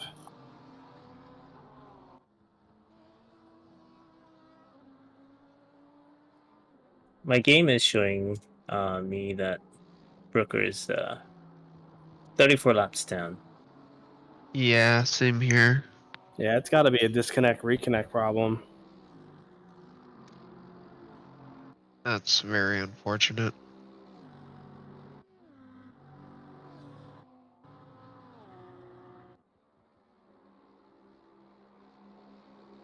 Levi Finney BC, another driver who I don't recognize, making his way through the field in P7. Showing that a Porsche can take curbs. It's not that scary of a car. Even though I still won't touch it with a 10-foot pole. Yeah, when it bites you around here, it really bites you. I saw a couple of them lose it in a couple different, 2 different locations that were seemed like they should have been totally fine, and the car just snapped and turned right all of a sudden.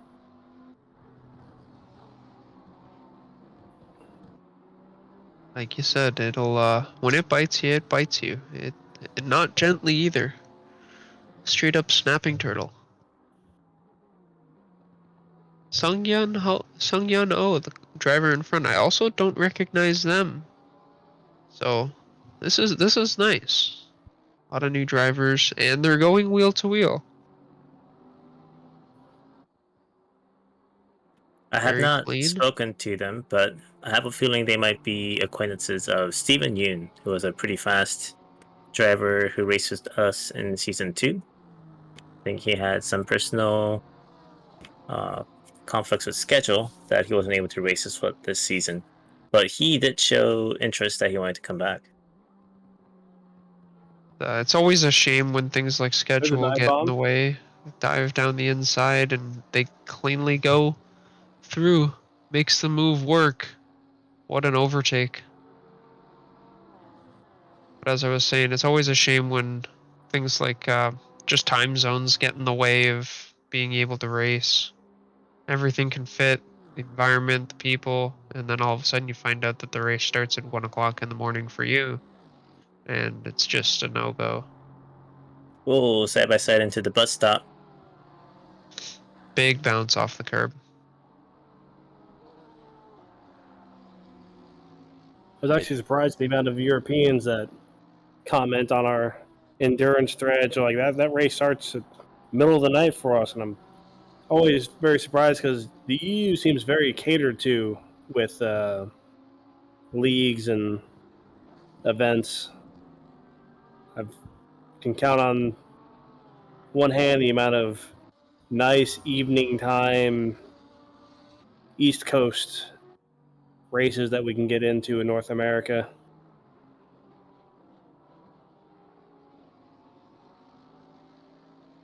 Hello, Dehi and Joe. Hello, Brooker. Brooker, what's going on? Technical for us. Yeah, definitely not what we wanted to see. It looks like there was a reconnect issue.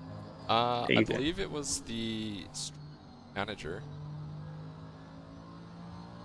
Caused some issues with not being able to actually take control. Oh no. And I didn't know the best way to. Clearly, the way that I resolved the issue broke something else. A little bit. Yeah, that's a shame. It's definitely not ideal. Oh, You're spending time to help commentate the event, but to lose your own car like that, it's not what we want to see. a little bit unfortunate, but I think Rust and I are gonna carry on, have some fun, see if we can medals here.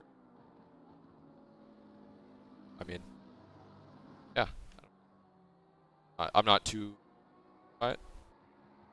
I enjoy it. A lot of fun stuff. Yeah, throw down some blistering laps, at least for us. That might be tough. I can't. So, game audio either. Are you driving at the moment? I am driving at the moment. I am right behind. Okay. If it's O here, Lamborghini. Then sector E. Where is he? Yeah. There he is. Oh, light flash. Bada bing, bada boom. Look at that Mercedes. Us in our good smile. Just in case you delivery. I hope you're joking. I'm not joking. I'm. That is cool. I didn't know they made cool liveries anymore. Oh, look at that. Just got it. All that. Well, we'll stop actually in cursing front of you us here as and well. change the camera to somebody else. For the time being. Double T in the Audi again. It's a car of comfort for him. All right, I'll leave you guys to it. I'm gonna go help do some more admin stuff. Thanks Thank for you, chilling with Dahi. us for a little bit, Dahi. See you around. Yeah. Yeah, it does seem to be a bit of a car of comfort for him. He loves himself the German whips, as the kids say.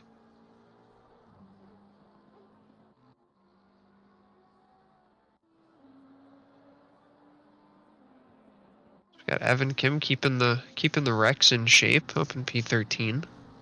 Couple bobbles early, but he's holding on to position. I know his teammate should be coming in the scene sometime soon. Douglas Mitchell should be getting home in about 10-15 minutes. Hop in the car.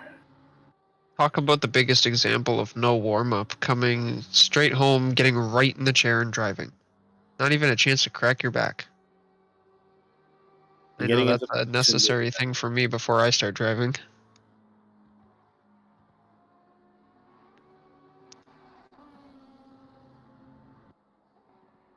Doug did an amazing job on that livery. Yes, and if you can't agree, then he'll just tell you to read the lower portion of that rear wing, which if my low quality from the pip is not doing it justice on the stream, says open your eyes.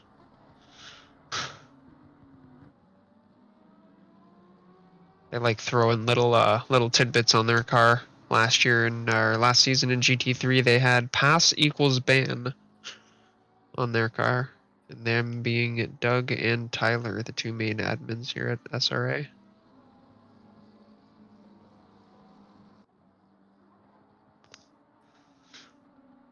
Although the administration tree has gone pretty large these days.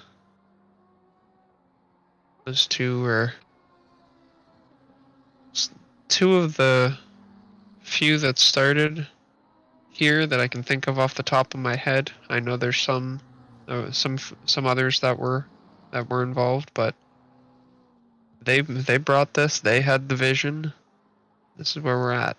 6 hours of Watkins.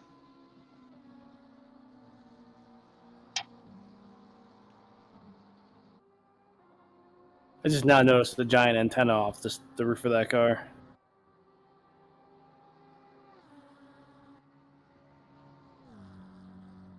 Oh, wow. Yeah, I did not notice that before.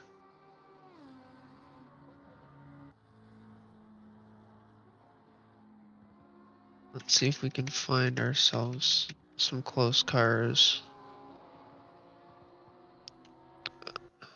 O is getting back up against Berg. That Audi is starting to falter. He's coming probably close to the max end of his stint. Unless, or is Berg one of our solo drivers tonight? I am certain. Nope, he has Is- got 3 teammates. He has 3 teammates. All right. 2 Well, teammates. Sorry. 2 teammates. If he does not have in the lower corner of the screen, you got the little timing board there. A couple of the drivers have that orange box beside them. Means they haven't made a pit stop yet. So Berg has made a pit stop, and they're still in the car. So I wonder if they're starting with a double stint. Yep, probably second stint of the night. They also did drop down from these two were fighting for the lead a handful of laps ago. They must have come in pit, and the leaders that were in the pit have come back and taken their natural spots. So Berg and O are back down in the 6th and 7th. A lot of different strategies here at play. So Brooker is off the track and stopped. That is not a good sign for Hopefully not another technical number difficulty. 5. And Oh, he's back no. in the pits.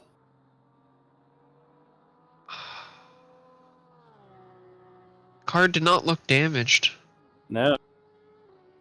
I'm wondering if he's struggling too much with the lack of the race audio, and as they leave the server, I think that might be the end of the race for them. Thomas Greer catching him against the barrier. That's not a healthy racing line. Not usually what the cannot kids. complain because I did the same thing a little earlier. So I was gonna say not usually the thing that kids mean when they say touch grass, but hey, many ways to skin a cat.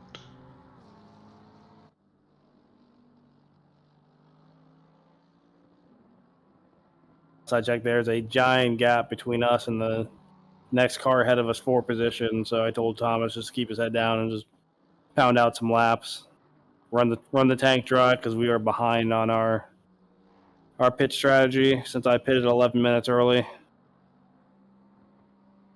So that's actually something I kind of wanted to poke your brain about, considering you're in the car. How is something like that change the way you approach your pit strategy? Do you just kind of try to bank for the same overall driver swap time, or do you kind of like reset after a pit stop like that, or especially with no maximum driver stint time? Yeah, with no maximum driver stint time, just to try to make it so we're not coming up in the hour 5, minute 30, and then having to make another pit stop just to get the car home because of the fuel. We're going to try to run the tanks dry each stint from here on out just to try to make up that 11 minutes. My fuel calculator says that should put us at about 63 to 64 minute stints, which after a handful of those should get us the 11 minutes back. There you go. That's also dependent on us not crashing the car again. For sure. So, plenty of variables, especially with the wide variety of skill ranges we have with the mixed teams here. Divisions. That's one of the great things about the endurance racing is that so many different skill levels in the cars on the track at the same time. Definitely. We saw a prime example of that in our driver swap event, our 2-race event we did during break in the season. And I don't believe we broadcasted that, but we had using our SR rating system, we had higher rated drivers paired with a lower rated driver, and that made for quite the event when you had a Division 1 driver go out, pull a gap on everybody, and then a lower ranked Division 4 driver who's not necessarily a bad driver but isn't putting up the same lap times come out It's different. It's also a learning experience too.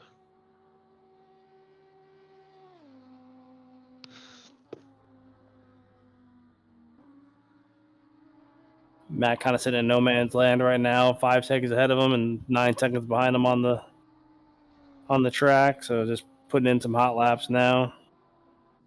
Yeah, there's a lot of drivers just seemingly hot lapping at this point. There's a few small gaps felting around a second. Bunch of trains building up from back markers. The Tufo seems to be making a little bit of ground up on Spetch here. He's only 3 seconds behind. One back marker in between them, and it's a nice spot to be in early on in the race.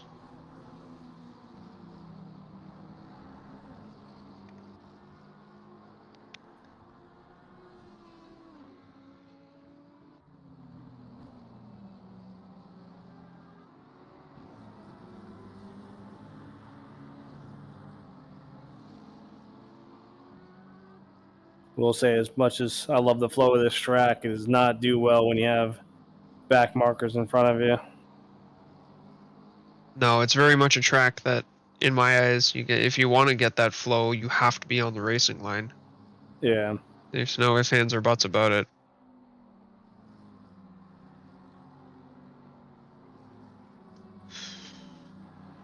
I feel it's similar to Hungary in that regard.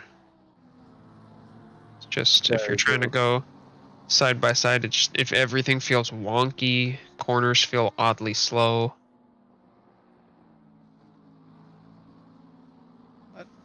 There's a big jumble of cars just ahead there, coming through turn 1. It looks like everybody made it through safely.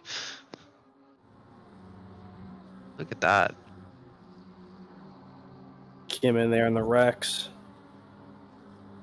Creeping up. He's made up another 2 positions to 13th now. Stallworth still, oh no, that 10 seconds is added at the end. That's correct. It's not a... Yeah. The 10 seconds is generally added during your pit stop. Oh, correct. So whenever he comes in for his pit stop, they'll have an extra 10 seconds during the pit. Gotcha. And then obviously last stint, any penalties that get applied to the very end race time. I don't know what happened here, but he's right up on the back of Thomas. And it looks like they have second place behind them looking to get through. Third on the back of him, so Yeah, he's they've got going to a be anxious to get through very quickly. whole bunch of cars here between about a 1, 2, 3, 4, 5, 6, 7 cars in a 5 second window here. And it looks like the video feed here has died for the stream again, so yeah, we're just holding on to P14 and P15 here, watching the battle as they're fighting their way through back markers and have the front pack right on their tail. Dom Jaworski and Dom Duran currently still holding P1. Nate Speck, Colin Holmes, and C. Bailey in second place. Atufo, Butler, and Katavkar have moved themselves up to P3. So that's now 2 McLarens that have made themselves up onto the podium now. Getting in the way of all those Audis. Good, yeah. The next 5 cars in a row are all Audis from P4 all the way down through P7, P8. It's a good mix of cars. I mean, the Audis were dominant off the start, but now that people are starting to settle in and everyone's getting that bit of a groove, getting those little early shakes and spins out of their system, gonna be moving towards a bit more of a shakeup. I feel, as I see the admin Doug Mitchell has signed on to Assetto Corsa, so I think that means we may see his teammate come in for a pit stop soon. So before I came up here, when I told Evan about Doug's arrival, he sounded a little disappointed that he wouldn't be able to get him in immediately on the pit stop that they had planned, but So we'll either see him come in shortly, or we'll see Evan run it all the way out to the end of the 4-hour mark and have Doug step in from there. That is a good point. If thinking about what you were saying, trying to keep things evened out and whatnot, maybe a way of keeping things square. Will also give Doug a good chance to get himself settled in and maybe get some laps. Hop in single player, hop in our practice server, just do a handful of laps just to get your muscle memory back. Exactly. This battle continues to rage on here. Second and third have made their way past these two.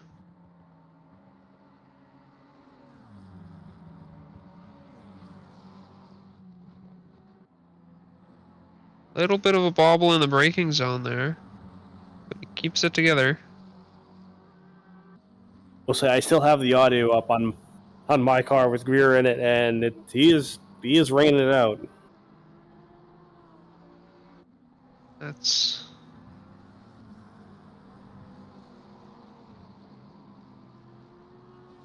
Nice delivery from Stallworth's team there. I apologize. Did we not get a livery from Stallworth's team uploaded? Not that I had seen or was retrieved in my updates. I updated at like 6:30 after I opened up the main server. Before we had all the server issues. Good Lord. That Well, was intense. if we do have Brooker return to take over the camera, I will be sure to go and update my liveries again to hopefully have things better. And they may not have uploaded the livery either. That's I the have only returned. ask we'll do it. We don't mandate anybody upload deliveries. I just over you guys talking about the stuff. I updated it say an hour before the race, something like that. I don't believe I had a livery for Stallworth. That might just Oh, Stallworth's going up the inside there. Through the S's. Oh, no, he lost it. Stallworth into the wall, lost backwards there. Probably got into the marbles there and just... Once those McLarens start turning or start spinning, they do not stop very well. Does a great job of getting the car turned around, safely back on track. Oh, that's tough. Yeah, unfortunately, the McLaren as well, another car on the grid that once you get any kind of front end damage on that thing, I think that car is so aero dependent, you really lose a lot of time. You see there, he's got so much understeer, can't even make the second half of the bus stop. Tries desperately to get out of the way.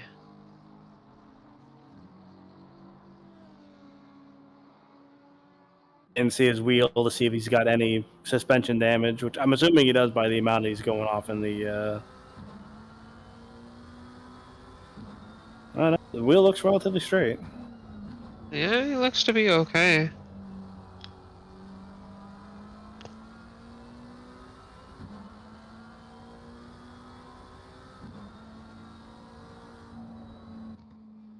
I think I can hear tire scrubbing, so he may have some broken components. Yeah, actually, if you look back at that rear diffuser, it looks like it's missing a fin almost. Now it's in the shadow. Now I can't tell, but...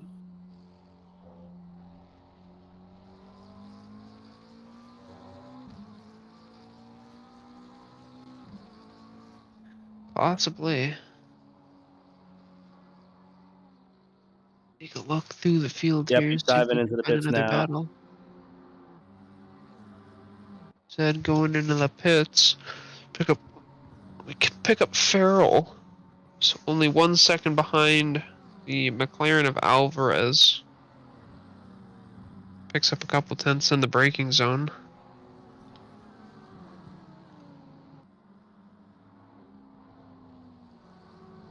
Now down to 0.4.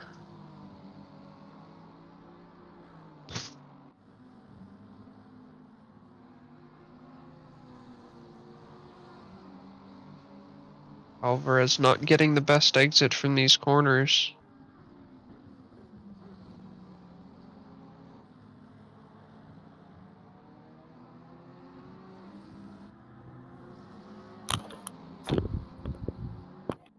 Nordstrom all the way up to P18 there, we can see in the background. It's quite the comeback drive so far for that team. Alvarez goes quite defensive.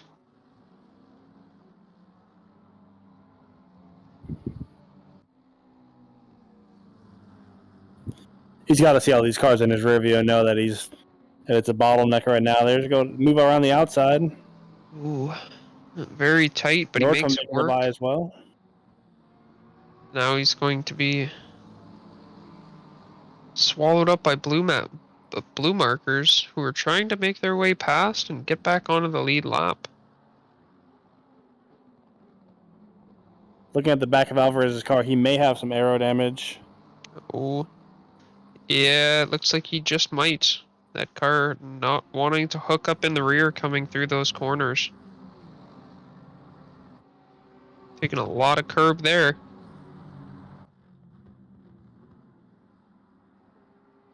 Nordstrom looking for a Sebastian Vettel-esque overtake, apparently.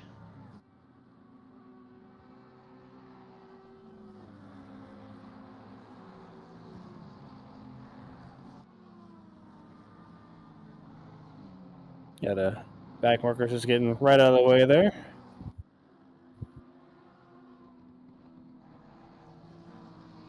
Try and move up a little bit.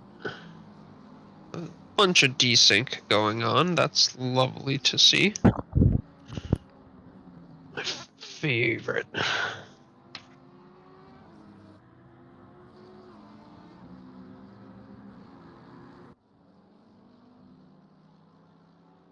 Brooker, are you still here with us, bro?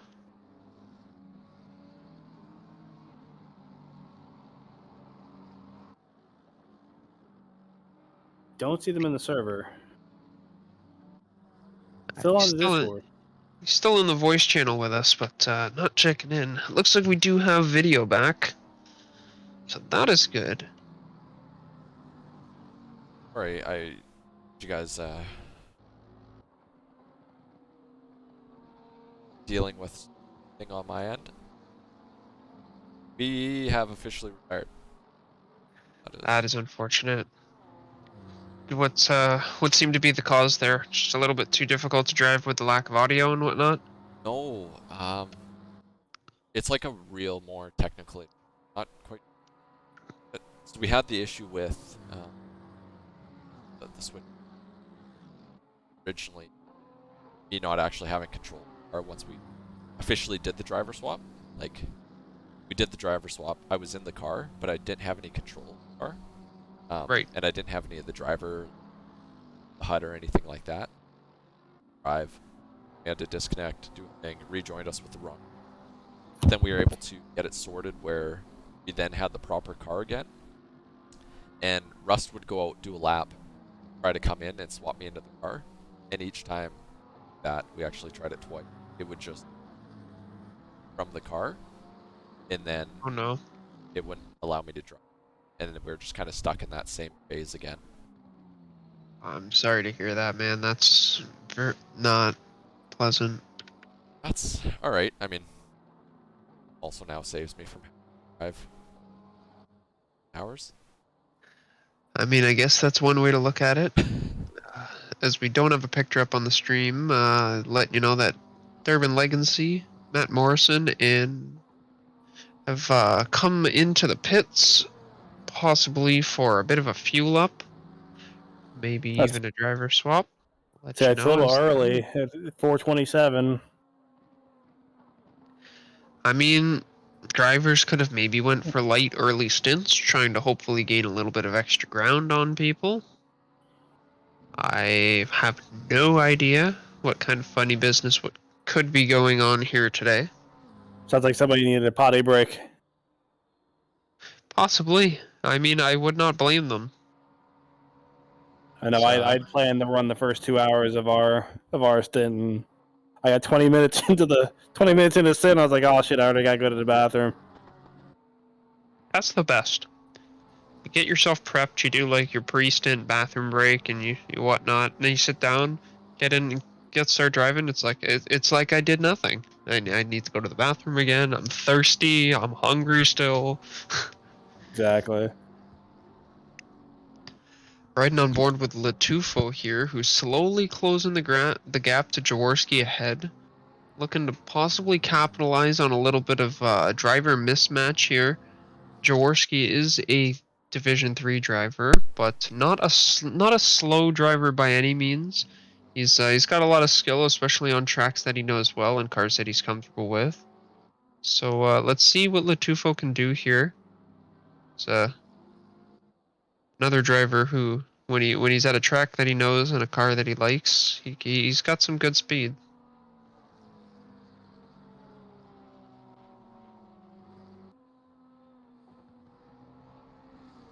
I'm gonna down and check in on my teammate and see what our fuel and tires look like, and if he's gonna go another hour after his stint here. But I should be back later. No worries, brother. Enjoy your racing.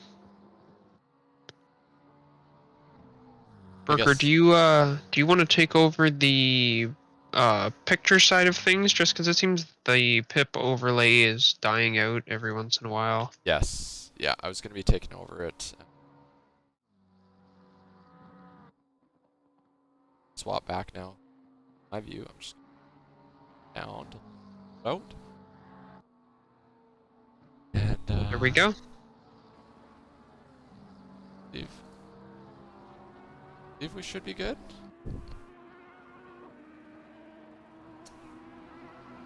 Yeah. We're good. Good. We're back on service. Your screen and audio is a go. That is good to hear. Sorry to everyone else if we were having a bunch of dropout issues with the stream and everything like that. We were trying to make something work for the race. Not the best solution in the world, but something that we came up with that would work fairly well. I was still able to put coverage on. Yeah.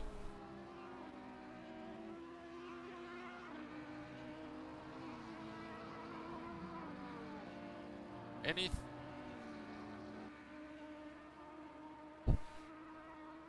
timing and whatnot that you guys were kind of following on track, just so I could get a little bit up to speed.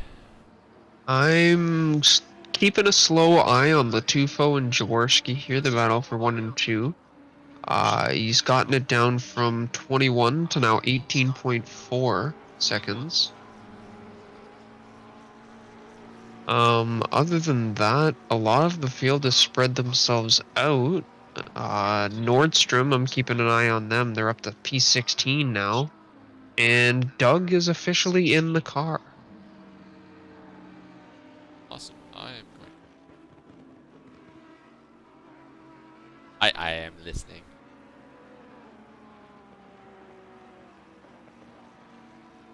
I heard there's an issue. Yeah, it looks like lap down. Last lap's definitely them being able to close up 2 seconds a lap quicker. Last lap.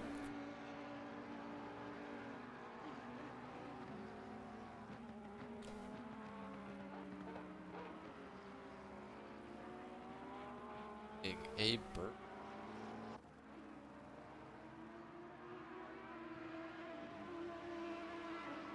Section of the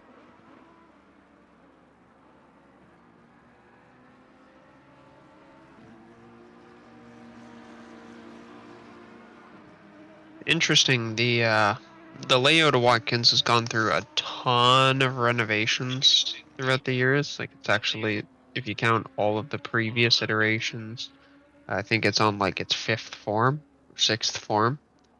But when it went through its major overhaul for the 71s, I believe it was the 71 series. Yeah, for the 71 series, there was a bunch of stuff that was unfinished when they actually came around to the first race. One of those sections being the boot section. And what they ran to start was what we would now know as the short course. And a lot of series ended up staying with that course, picking up a few slight variations over the years. But by the time they came around to that year's United States Grand Prix, late in the year, they had the boot section finished and were temporarily allowed to use the new start finish straight as we would know it today. That turn 1 actually used to be turn 8. So it's a little bit different. Things have changed. The boot's a very interesting section of racetrack, but I think it was a definitely worthy add considering the rest of the areas of the track. Yeah, I would definitely say it adds a unique kind of layout to the track. Tricky kind of corner.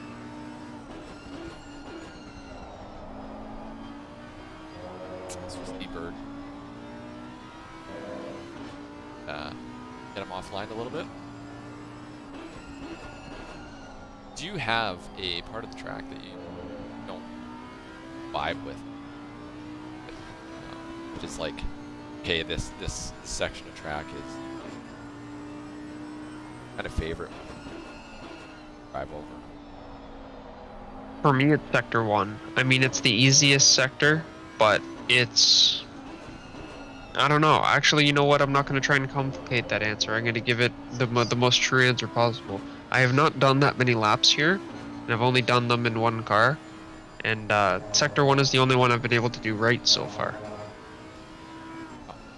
Yeah, I tend to mess up the uphill hairpin of turn 7 that ends Sector 2, so I'm not quite there yet.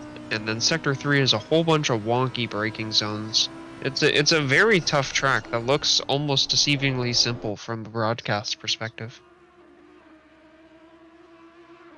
Kind of playing off that. Going through Sector 1 here.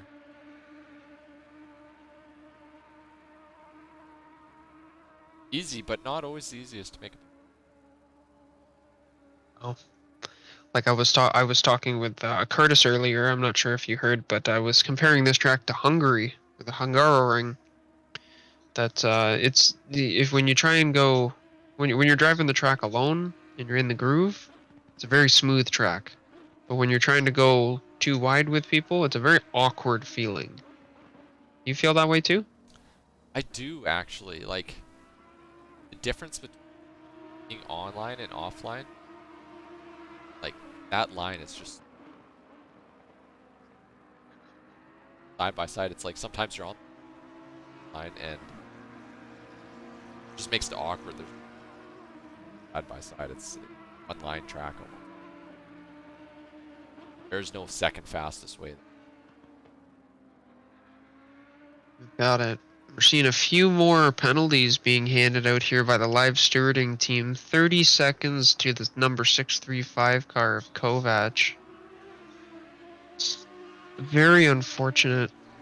A few other penalties, actually. 30 seconds to the number 720 car of Durban Legacy, and now that I check over the chat, they're informing me that those two cars, when they pitted earlier, were involved with an accident with each other, so that must be why they were given penalties. Right. Very unfortunate, but live and you learn. You do. Even with given a penalty seconds or two. It's not the end of your year. And that's what I mean. You live from an accident. Thankfully, we're not in actual cars where we can hurt ourselves. I mean, like, I would love for the experience to do that. Believe me, not hurt myself, but to drive one of these cars. But you get the opportunity to shake it off, go back to the pits, fix your damage, and just go drive. You get a penalty, you get a penalty. Yeah. You don't got to worry about a contract. You're not fulfilling a team's orders. You're not stressing. You just get to go and drive. Exactly. That's the fun part. Well, I mean there are aspects.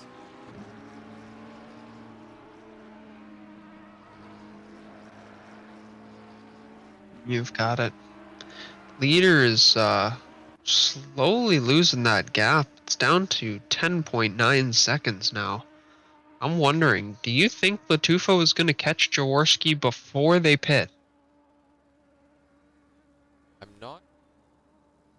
It, Assuming they're both going to pit at the 4-hour mark or around there. I don't know. I wouldn't be surprised if he's close. I mean, last lap about a 2-second difference in lap time. Another 8 laps or so. Could be there. I wouldn't be surprised if Latufa keeps that lap time, and that they could be bumper to bumper that pit stop, and that could be really interesting. Hit some pit, and yeah, might be able to instantly start battling. Definitely.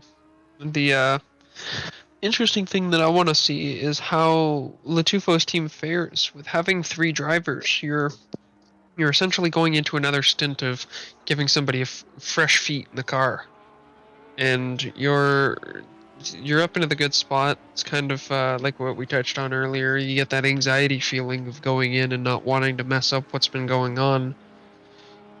Do you think Latufo's trying to make sure that it gets done now to give a little bit of pressure off of the driver coming into the car? Or do you think he's just trying to make sure that he keeps things consistent?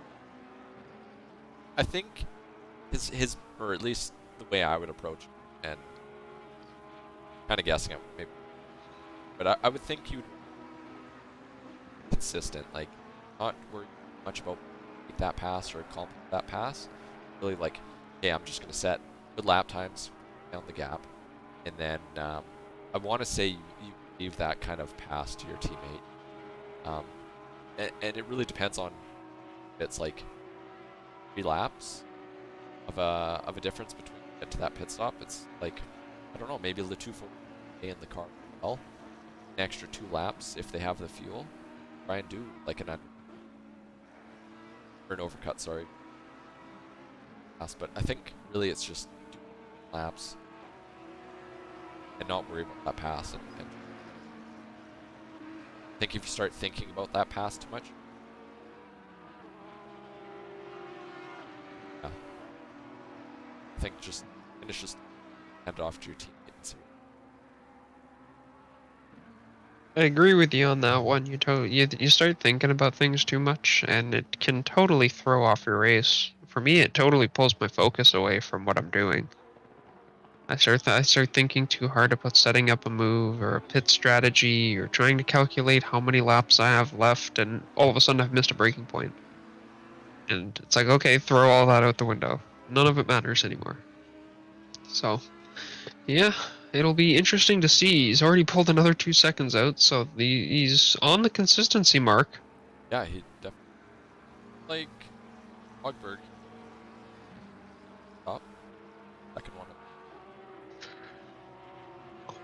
Porsche up in a good position, still in P15. NEBC up in 9th. Porsche's running strong. I've never thought of this as a Porsche line speed. Get around the track. Completely agree. It's a track that you need straight line speed, or you need to be able to live with low downforce, because without it, you're just not going to be competitive in 2/3 of the track. Maybe the mid part of the entrance into and first half of Sector 2, but I don't think that's enough to make up for the difference in speed through Sector 1. No, I don't think. Just looking here at pit stop. He hasn't done a driver swap, has he yet? Yeah, hour per team. That is one of our solo drivers. Hogberg and Brewer, our 20th place driver, are our 2 solo entrants. Wow. In tonight's race. That's a big pat on the back right there. 2 hours is enough for me. Our 1 hour races can sometimes be tough if the track isn't great. But 6 hours on your own. I mean, I'm sure hopefully he's got at least someone to talk to, but that's someone who I want to talk to after this race and be like, how are you feeling? He might not even want to talk to us. Ed, I would not blame him. Would Yeah. not blame him. shout out to those guys for doing that. Especially being able to, hold their own. It's not like they're just at the back of the pack. Fighting for.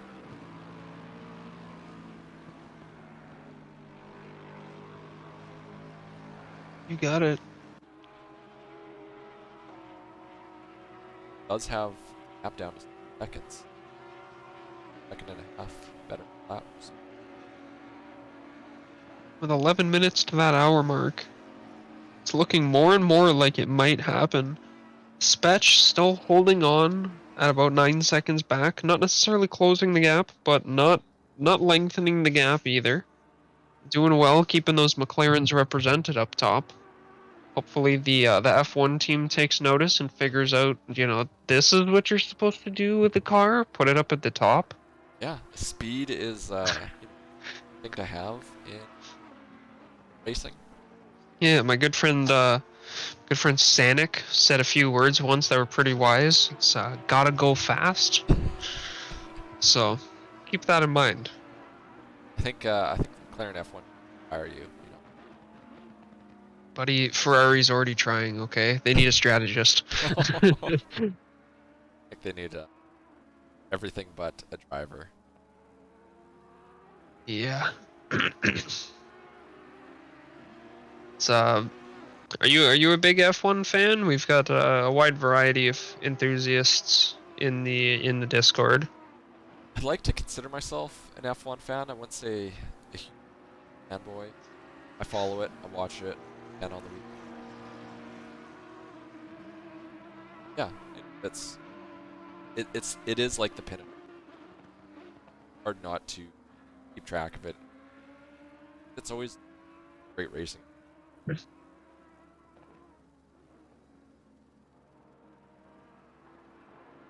Yeah, I feel like those regulations did a good job at achieving their goal. Like, it's been a lot of close racing this year. Like, that battle at Silverstone was awesome. 4 cars for 3 laps. Unreal. Wish, selfishly, I wish every race was like that all the time. Just Oh, yeah. Like, if they'd be, that would be. No, I still think the Bahrain race is probably one of the best over. The season opener? Yeah, that was a good race.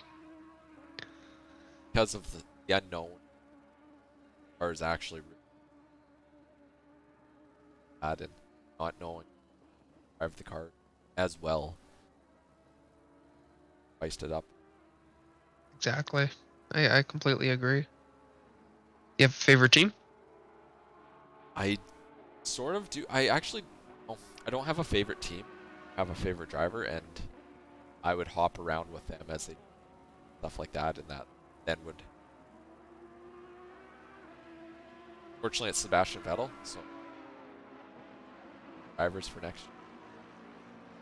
You and me, bro. You and me both, man. That guy. I enjoyed watching motorsports like before, and then I kind of started watching F1 around when he was starting. Something about the way that guy drove, man. It just hooked me. Yeah. And now he's gone, so I don't know what to do with myself. I don't know if I can cheer for Aston Martin anymore, but I might have to by default. Might have to. I mean, I don't know if you're a fan of Alonso. Not a horrible replacement. A lot worse. Mazepin, but Hey man, they got a lot worse, and it's in the second seat. So until they do something there, I don't think they're going anywhere. no, I agree. Like, I love my Canadian representation, but like Latifi, I'm sorry, you're not good enough. You've had plenty of opportunity. Stroll, Daddy's cash. Gosh.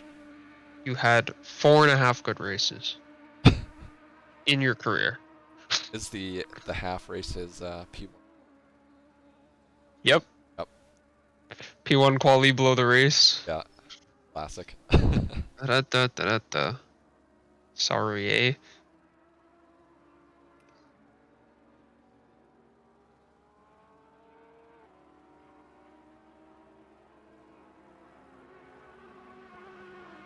Lap. On besides that on track for battles.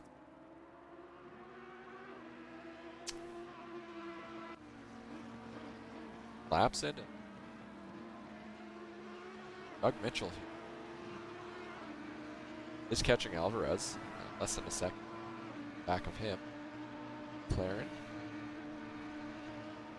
Showing that the Rex is not just some meme. Car can actually drive. It can. It's driving very well at the moment. 1 lap off the leaders. That's great showing. It clean and the laps in that you're up and out. To answer your question, Jan, not yet. I'm only on my second one because I took a big break off the start. But we're getting there. We still got 4 hours to go, buddy. Don't you worry. Got lots of gin smashes to go. I might have to join. Planning on drinking. But considering I'm no longer racing, I just walk wild and see what Well, if you want a good place to put the camera while you go grab yourself a drink, I highly recommend you put it at P1 and 2 because the gap is 0.3. talking about the F1 stuff. Got that lap down, that gap down, and battling dead and thought they would be. 4.5 minutes left to the hour mark. We'll see if maybe Latufo can use these back markers ahead to his advantage. Quite possibly. Oh, that is an and a accident in crash front. as well. Douglas. Looks like he just clipped the back of McLaren, who was maybe trying to pull back to let these two through.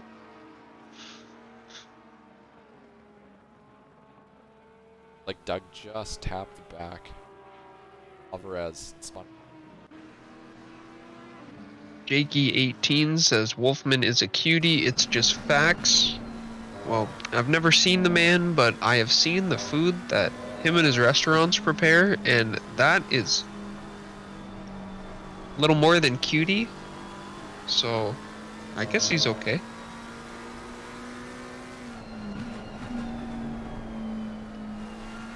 Tufo just sniffing away at that Audi. Fade up the bump. Give me, give me, give me.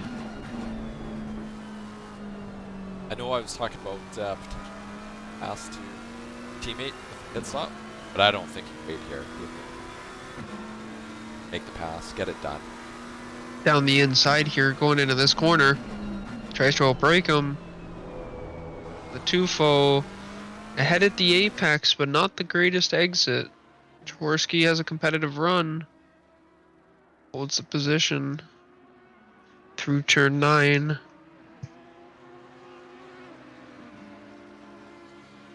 That Audi is fast on the straight. Battle back. Yeah. Turn 1, or if not, it's going to be the run down to that bus stop chicane. That bus stop was actually added as a safety measure in 1992 after multiple serious accidents happened at the track, as we see Jaworski drive off the track there, going a little deep at T1. There were two major injuries at turn 5. One due to a tire blowout, and one a car just going loose, and the cars both going head on into the wall. The second of which was sorry, I have it written down here, but I was not prepared. Was Tommy Kendall, in his RPM1 or RM1 Intrepid prototype. Serious injuries to his legs. He, I believe, he had compromises to his racing career after that. A little bit of shortened longevity, but not a few weeks later, J.D. McDuffie died during the 1991 Budweiser at the Glen, and had an accident at the exact same corner. So due to that, they elected to add the bus stop chicane as a way of course, slowing drivers down coming into it, which you can see our drivers just absolutely fly through as if it's a straight line and just hope they drift through the corner perfectly. So we can see it's just great for slowing the cars down. Yeah. Grant Clinton. Watch how he just kind of threw the car in there. Steering input by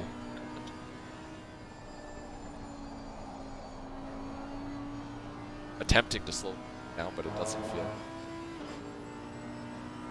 down for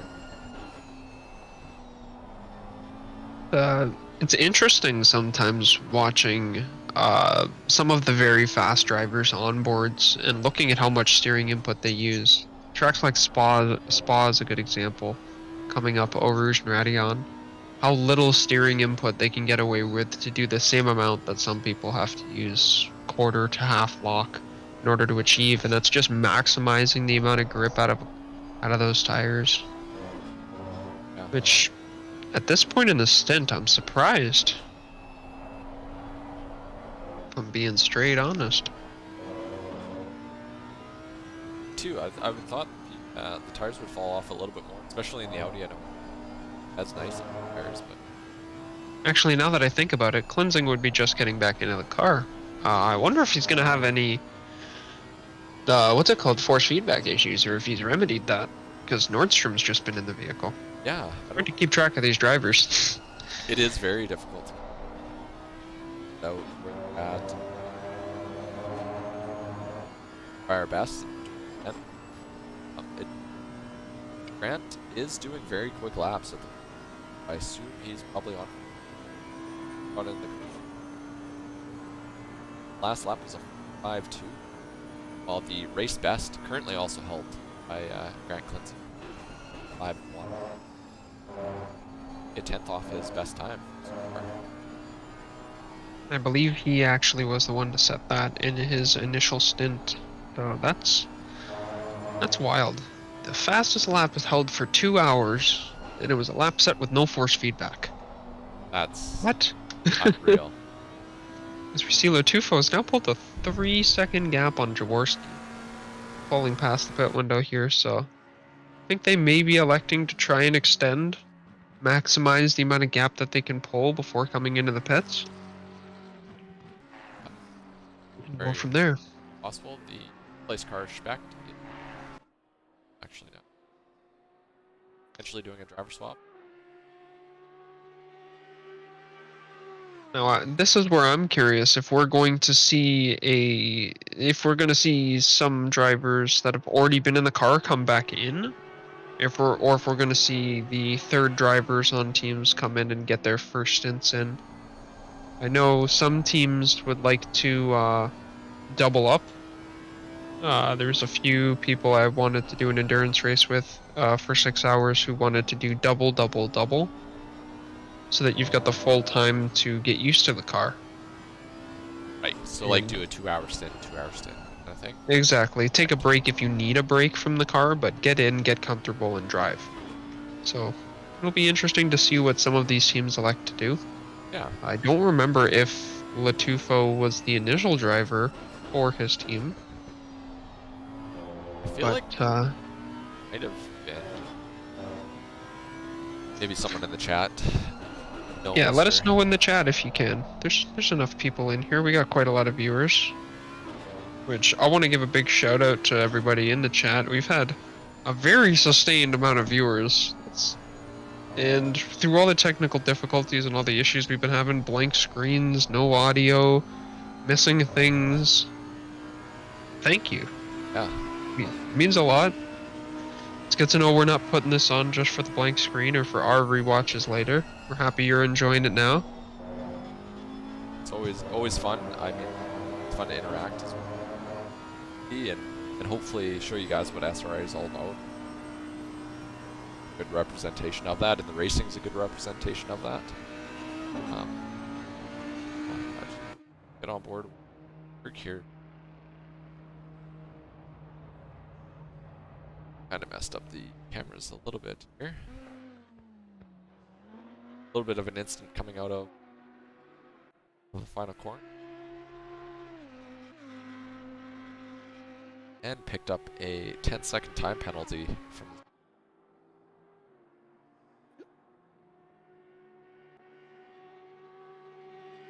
Browski is in the pits now. Well,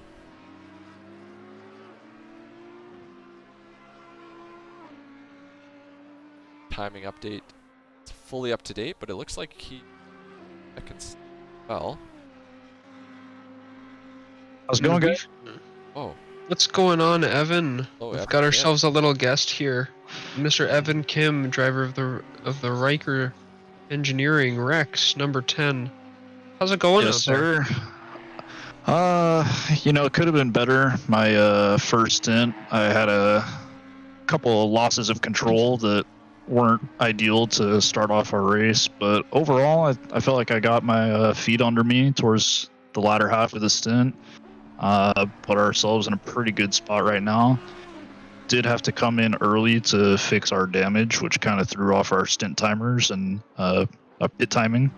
So it's hard to exactly tell where we are on track, given that we'll probably have to take an extra stop in this race. But currently sitting P10, passed the car off to Douglas Mitchell, taking over our team erection, Rider Engineering Rex, and it's doing a good job right now, sitting tight, enjoying the show. I've been tuned in here. You guys are doing a great job, catching all the action. Seems like it's been a great race. A couple of incidents here and there. People going off track, bumping each other a little bit, but overall having a good time. Seems like people are enjoying themselves. It's a great night to be racing with SRA.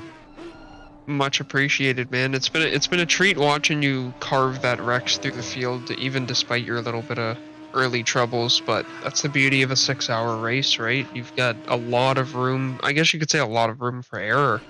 You can make a mistake and afford to try and strategy your way back to it throughout the race.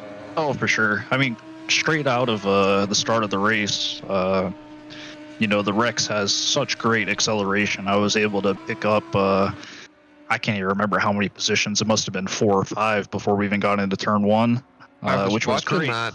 It was an awesome start. But, once we actually got up to race pace, I kind of realized I was a fish out of water. Those guys behind me were putting the pressure on, and I was trying to push the car to stay ahead with the guys ahead. And, yeah, just pushing a little bit too hard. Wasn't really in the groove yet. And spun the car twice. So yeah, like I said, not really the greatest way to start, but they got a lot of time here, kind of getting settled in, figuring out where I can push and where I need to back off. The Rex is an absolute machine. When you drive it right, it feels so good, but man, it takes a lot of focus. My hands were starting to cramp up from death gripping the wheel, just being so stressed out driving the car. But taking a nice little break here, cooling off a little bit, and we'll see how it goes. We got plenty of racing left to do. Evan, Yeah, man. Are you getting back in the car again? Done tonight. No, I'll be in. I think Doug's gonna finish off his fuel tank here, and I'll hop back in for another fuel's worth of stint.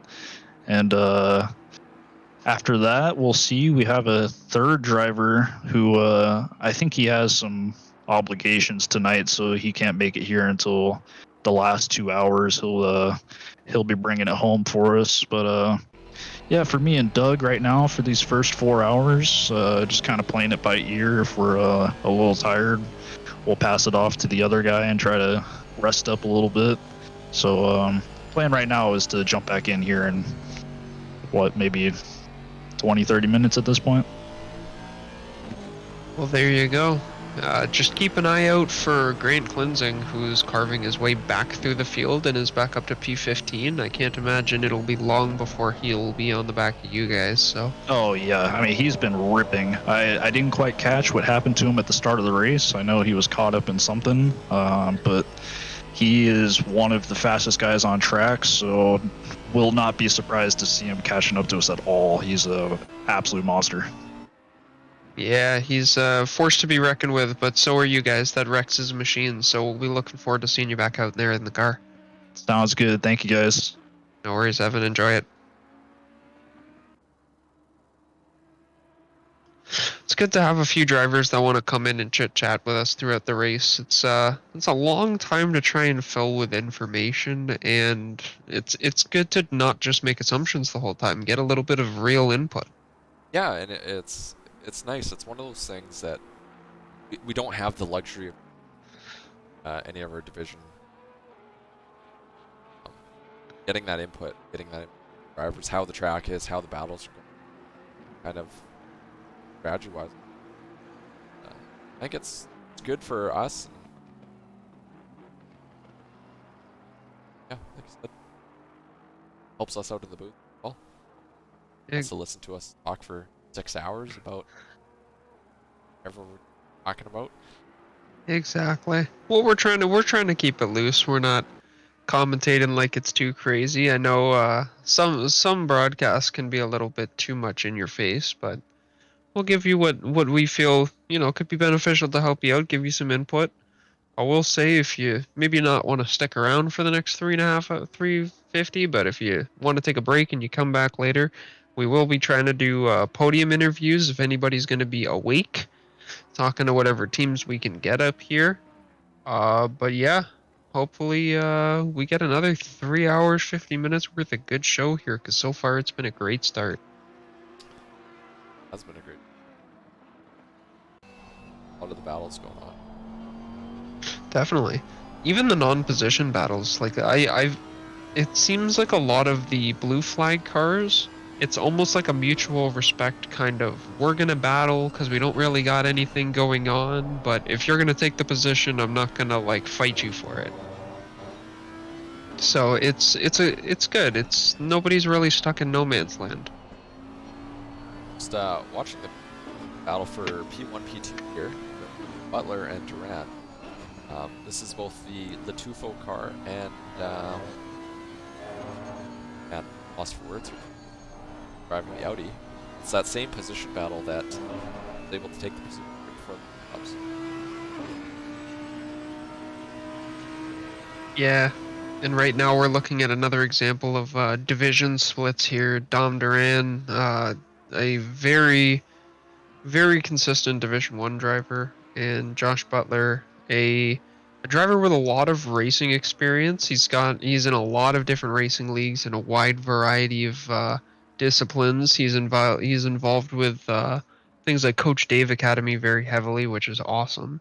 He's actually one of their community leaders. And but he is a Division 3 worth of pace, so this is going to be a potential position where Dom Duran and Jaworski can look to try and make some of that ground back up. Yeah, definitely. See if they can build that gap up. Driver swap. Maybe that gap is going to be big enough this next time around. That position. Could be. And I feel like that may be a lot of this lead change battle between 1, 2, and even P3, which is now looking at 28 seconds behind the leader, which is only 27 seconds behind P2, but at one point that was 9 seconds. So they're getting a little bit clear of the pack behind, but I feel like that'll be the story of this lead change, is going to be the pit stops. Sure. That's gonna, the drivers just going in as well is probably gonna make a big difference. But it does look like Bailey here is a little bit quicker laps than Butler at the moment, so that 7-second gap at the end of the stint might come down and be in a battle for P2. So excited. So much can shake up. There's still many penalties being added, served. We've seen a few 30 seconds, a few 10s. The 230s are still on the board. or one of the 30s is still on the board. Kovac still on the board, but it appears Zach Sky. Oh wait, no, that was not the other team that had that. Jacob Wolfman and Derwin Legacy, their team has served their 30 seconds worth of penalties. Whether they took an additional pit stop or kind of compounded it with a driver swap, I'm not sure, but it's one more off the board. So, although we've had a few, it's not too bad considering everything that has gone on. Very proud of our drivers. With everyone's come a long way. Even some of our best drivers, everybody's learning something each time we go out, and it's continuously getting cleaner and cleaner, producing more and more conducive racing, which is it's just what we're after here. We want to give everybody a chance to be like you go out and you practice and you try hard. You really want to have a chance at a fair race, and then you go out and somebody who hasn't practiced that much is making a mistake and takes you and a couple people out. Now nobody gets a chance to race. Nobody wants that. No, not at all. So we work towards trying to get everybody up there, and not through like any form of force or like coaching or anything, but we offer things, and everybody's out here actively trying to gain from each other and actively trying to push towards this goal. And it's awesome to see like a community pushing towards a goal that nobody really outlined from the start, but everybody subconsciously wanted.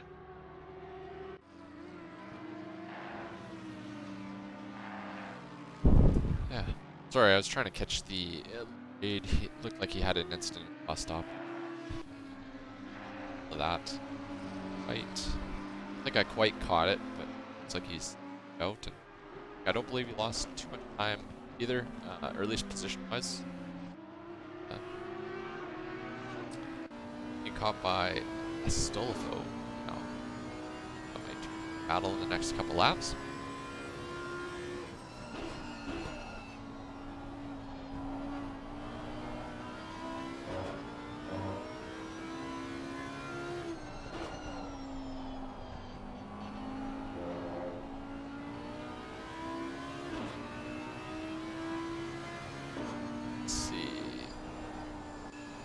That Stolfo was able to make the pass.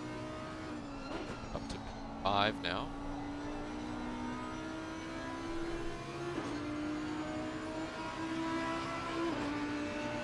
Like, brought back. On here.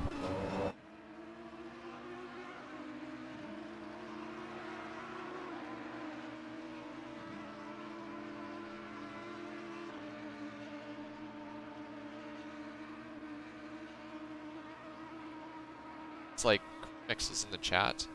Is 609. Right? Popped out. Pretty handily actually. I remember talking about them in the first. We only have 2 Porsches in the field, but being up in the top 10, around that top 10 position, having a good showing. 1 lap off the leader, but very representative of the car itself and putting in laps.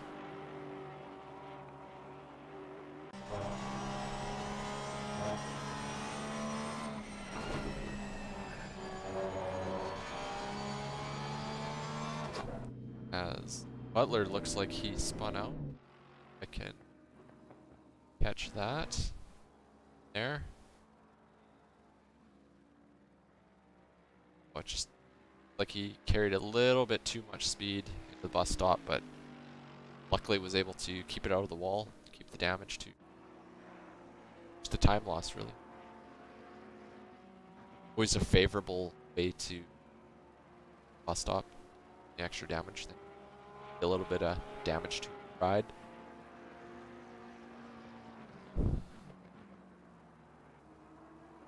Like a little bit of battle here with Stallworth and Guy going on. Vector 3. I believe is our leader. Well, Watch as he tries to navigate the lap traffic, but also lap traffic that's battling for his.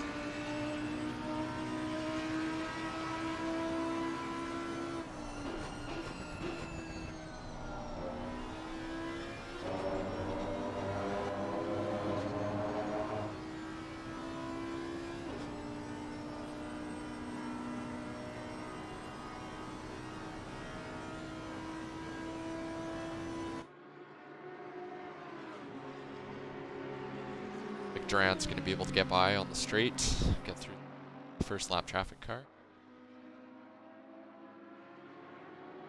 Keep slicing and dicing through. Looks like the Raid and Astolfo still battling away that half-second gap. At it for the last couple laps, back and forth as well. It's good to see. Make a drive into the last sector. Get his nose in, maybe make a drive down the front stretch. Pass going into.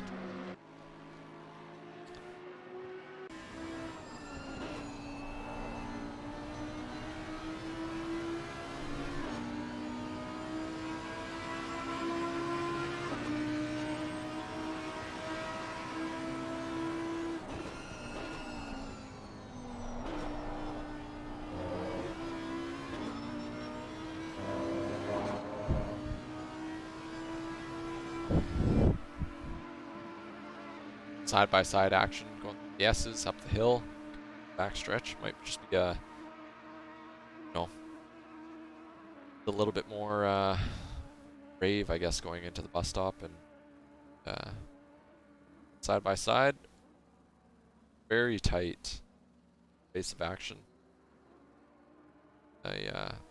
Cars behind them.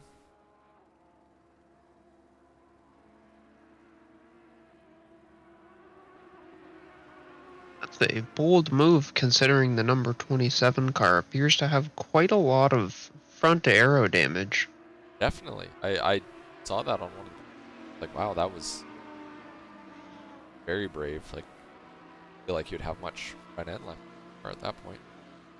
No, I'm not one that's familiar with the Audi. I've driven it a couple times. I was actually supposed to be driving that car tonight. I only got a couple laps in on the track. But I maybe it's not that front aero dependent. I know that these cars don't have a lot, but I know when you lose what you do have, it's not good. But I actually see two Audis in the picture with smashed up front ends that seem to be driving pretty quick, so maybe. Yeah, maybe. While that battle rages on, Shepard and Miller as well, so it's kind of different battles at two different and position on different laps. Could get a little bit spicy with having blue flags involved and pass on. Definitely, and I feel like that's something that it's tough sometimes when you're going for an overtake and blue flags are involved, especially when it's this way is a little bit different coming up on the pack and them being in front of you.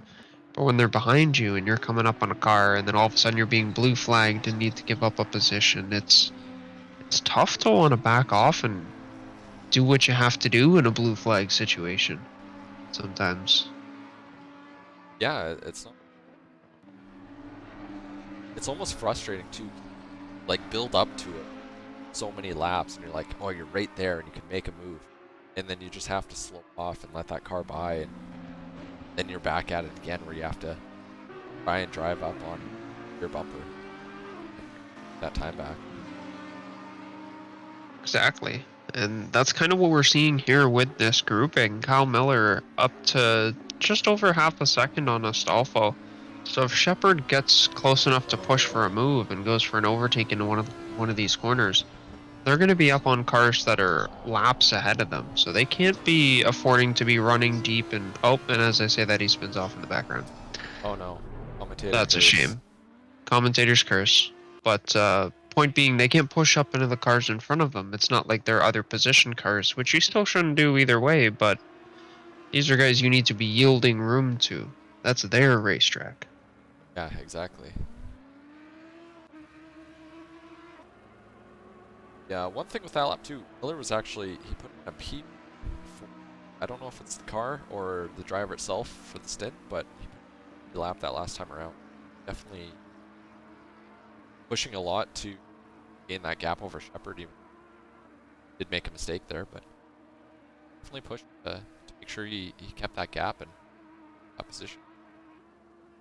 Definitely. And Shepard's teammate, Adam Lavox, is actually in the chat. He says, as the guy who smashed the front end of the number 45 Audi, it still handles fair, but the top speed suffers a lot. So I guess that's all it deals with. That's not bad. Yeah, I know if I touch anything in the front end with my Aston, it handles like a whole different car. Yeah, I know that feeling. It's it goes from, you know, it's the best way to do it. It's like a speedboat to a paddle boat. Oh man, Like, I remember I sideswiped a wall practicing Bathurst, and it went from Aston Martin V8 to Aston Martin F1 turning radius. I was like, okay, no, non-existent. not allowed. Oh man, their Spec 1 car for Aston Martin. Absolutely. Like, it looked great.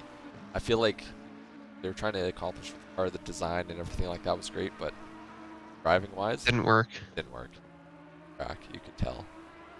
No, Spec 2 with the new wing, that's interesting. They're still lacking in a couple ways. AKA that Mercedes power unit is not the best power unit right now. I'd say the Red Bull is the best power unit.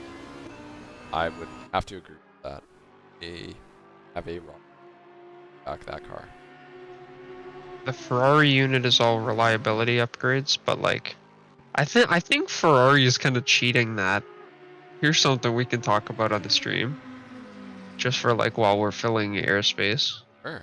But I think Ferrari is over pushing their engines on purpose to make them blow up, so that they continuously are able to upgrade parts inside to make it stronger and stronger and stronger, and then all of a sudden be like, okay, we're gonna run it at 90%, but it's still like 30% faster than everybody else. Wow. Because they said they didn't want to win the championship this year. So you think they're completely tossing away this season, then come by back next by year? overcooking their engines intentionally to get the free upgrades, but still taking the engine penalties when they put them in the cars, and just going, we're good. Because like it seems each time they put a new engine in the car, it's got a little bit more spice to it. Yeah. Not no Mercedes Brazil engine, but they're working there. I don't know what it is with Ferrari and engines, but like Majid, they have a sneaky way of going Throwing it in the garbage. that, but just being able to like pull everything out of it and just like have these workarounds that no one else thinks of or no one does, like the fuel flow sensor. Like, thinks about setting an electrical charge to like cut it out so that they can bypass it, and it like or I think that's how they did it or something like that. But it's just like it's things that no one thinks about now if they're potentially the regulations that are set out to make a bigger, better engine. It's gonna be wild. I mean, like with the development on engine freeze and things like that, and plus cost cap, it's like that's a reliability that's a reliability fix. What's the reliability? We had to design a new turbo. What do you mean you had to design a new turbo? Poor airflow, pish posh. Okay. All of a sudden that turbo makes, I don't know, another 50 horsepower. Buddy, that's not my problem. It was a reliability fix. Yeah, we couldn't push it as hard. Had to upgrade. all of a sudden they turned the battery unit up more. Carlos's fire in Austria. I think you're So onto something. I don't know, man. Might Like have I'm to not start saying building I'm a not saying tinfoil they're hat. cheating, but I think they may be massaging the rule book in the correct way. Say it's the same massaging as Aston at the moment. I think Aston, cause like, well, I don't think the FIA has actually asked to get their hands on the wing yet, to my knowledge. But from like quote unquote automotive engineers that I follow and stuff like that analyze the photos, they say that the angles and stuff are within the regulations minimum and maximum angles. So technically it meets the rules. But I guess until somebody files a complaint and like nobody's really going to see the benefit on an Aston. No. So until a front marker copies it and they see a benefit, it's never going to get. We're never going to find out if it's actually illegal or not. It's almost gonna be like a DOS situation. Like it's like A little bit. it's like they can ban it, but then they really need to ban it. But like DOS I understand, because like they said it wasn't illegal, but it was too much of a benefit and it was too costly for all the teams to be able to implement in their own systems. Because like something like an aerodynamic upgrade, another team could copy in what, like a month or two. I would say. But like Probably. to try and copy DOS, that might take like a season and a half. Yeah. Very possible. And to Tricky Cow in the comments, explain to me why else their engines keep blowing up. They have one of the most vented airflow packages in all of the grid, and that's on all of their cars. And yet every time their cars start to look faster and faster and faster, they blow up. Oh. I don't know, man. I'm an Aston Martin fan, okay? Like, I'm just over here watching. But I see what I see. I like my hat's made of cardboard, by the way. Fits better. That's bad. Any action going on? Trying to look. It's mostly just blue flag battles going on, and yeah, just let bys and stuff like that. There's a couple small gaps here with Art Connolly and Douglas Mitchell, about 4-second gap in P11 and P12. But nothing. A lot of people holding position. Cleansing's made up one more place, up to P14. 10 seconds back of P13. That's nice. Up there. Still respectable laps as well. I actually think he might be on track. Oh, Duran is on.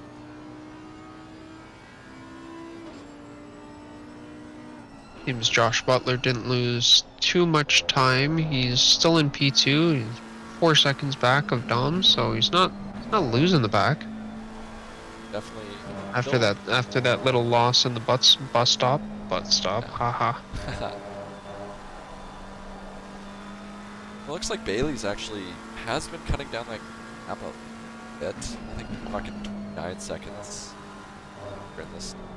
Got it down to about 17 seconds. Certainly getting there. So I think those are going to be our numbers to watch right there. 19 and 4. With 27 minutes left in the stint, quote unquote. See where it is when we hit the 3-hour mark. Grant Cleansing, I'm watching on my display here, is coming up on a back marker that went off track. Makes it through smoothly.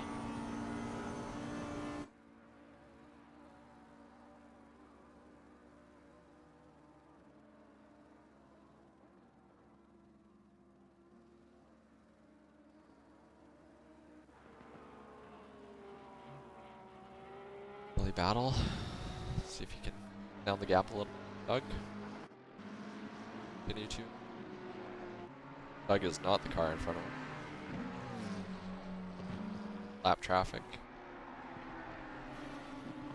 Can't quite see what car number that is, but lap car.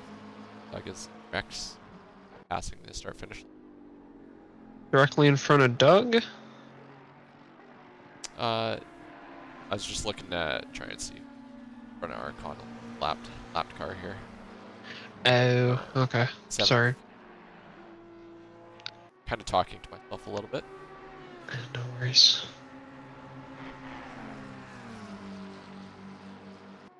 C. Bailey, actually, our P3 car, so might be one of those scenarios.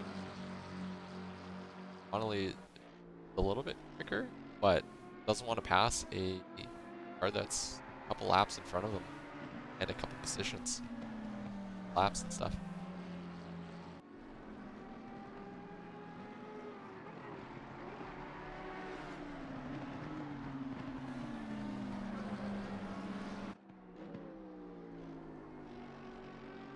The 720 car of Wolf feeling in Zach's sky a little bit.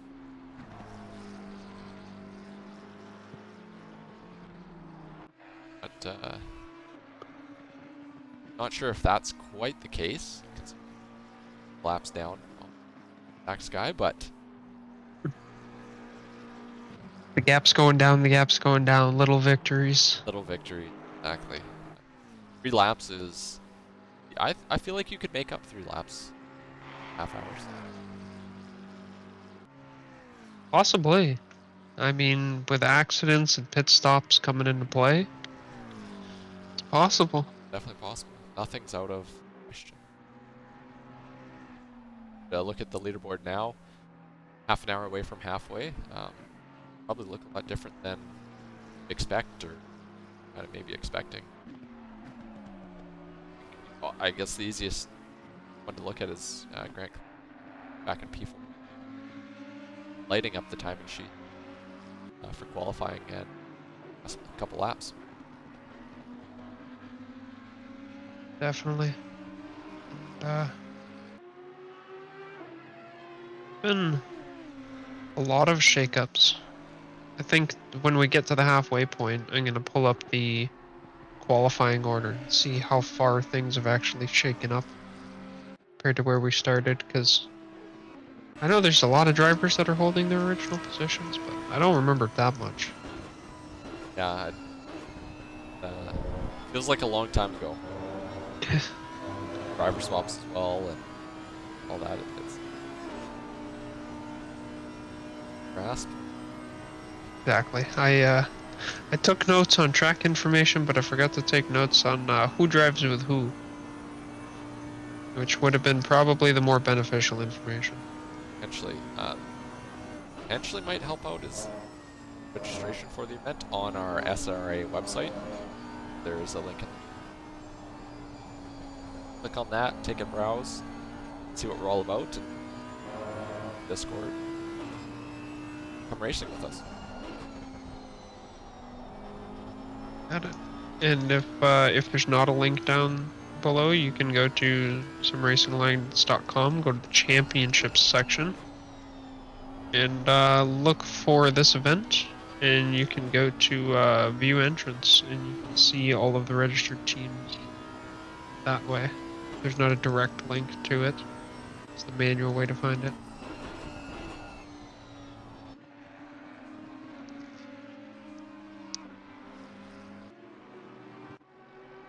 Like Connolly is brought the gap down to Douglas. Seconds or last couple laps. Him and C. Bailey catching Doug at a consistent pace.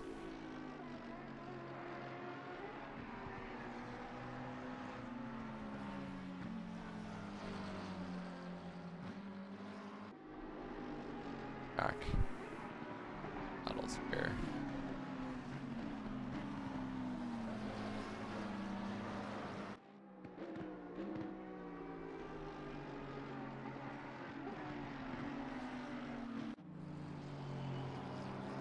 Well, they're here just by some lap traffic. Way through. Is losing out, unfortunately. Man and people. But here it's driver, SRA drivers like that. The division that's placed in there's that potentially ability and kind of skill. So he expected. Still holding his own. Hasn't lost too much to C. Bailey either. So.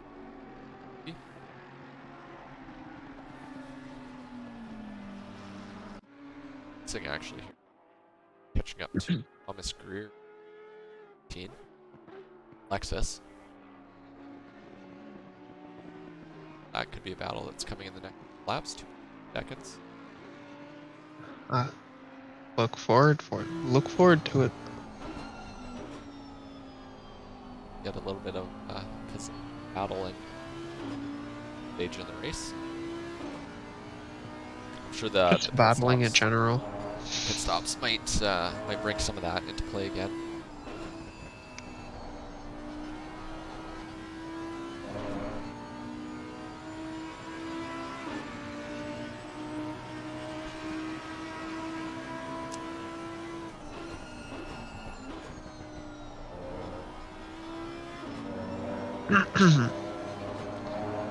I see Jim.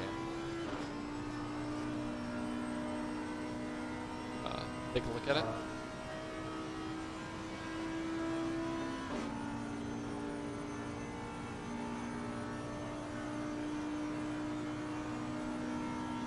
Sounds like the mic isn't working properly. Mic check 1 2 1 2. Okay. So it's probably me. My Not good. $5 microphone. We gotta get you one of the $7 microphones. Right, that's the issue.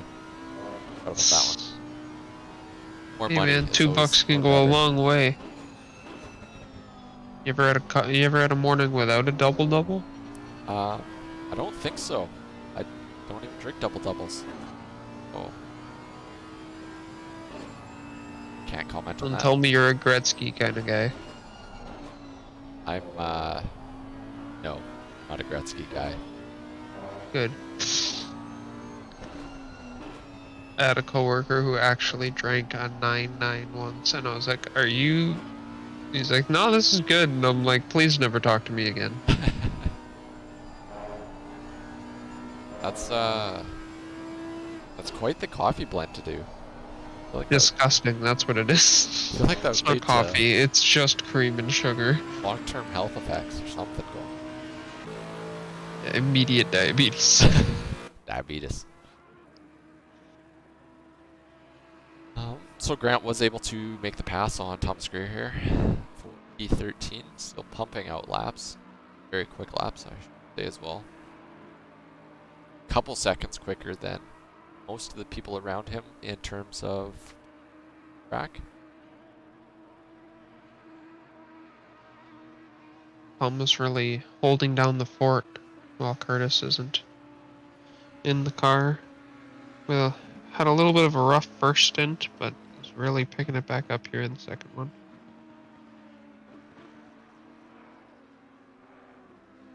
Good to see. I mean, kind of get that familiarity in the first bit, and then you can get back in the second. Remember everything that you saw and learned on track and apply it. Fresh set of eyes, fresh set of tires. Exactly.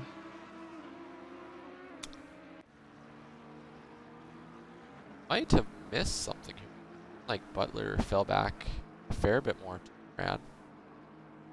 Can't quite remember what the gap was last time, but just a little second. At the 20-minute mark, I think it was 4 seconds.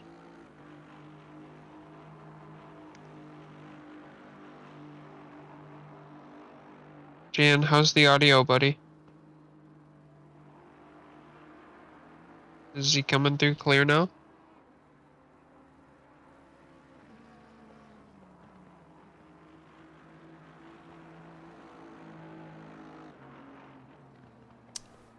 Yeah, trying to help us. then also going MIA.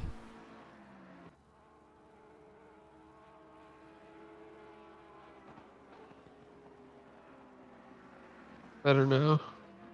Much appreciated, sir. Thank you, Jan. Keeping us on our toes, helping us out, technical side. Jan, not only a racer in Sim Racing Alliance, but also stepped his feet in the water in the broadcasting booth with us for the penultimate round of the Division 1 broadcast. If you're interested in checking that out, that's a Hungaroring race. Very fun. It was a very eventful race. You can check that out over on the Sim Racing Alliance YouTube channel. Yes, I do believe we're doing Twitch and, correct me if I'm wrong. So sometimes Yeah, there will be so VODs, I believe. so when we have both broadcasts going, there'll be both divisions racing at the same time. There'll be one streaming on YouTube, one on Twitch, and then any Twitch streams, the VODs, I believe, also get saved on the Twitch channel, as well as they also get uploaded to the YouTube channel. On there, you'll also find our coaching sessions. Thursday nights we do just it's typically whatever track is next in the GT3 calendar, considering that's our main focus series at the moment.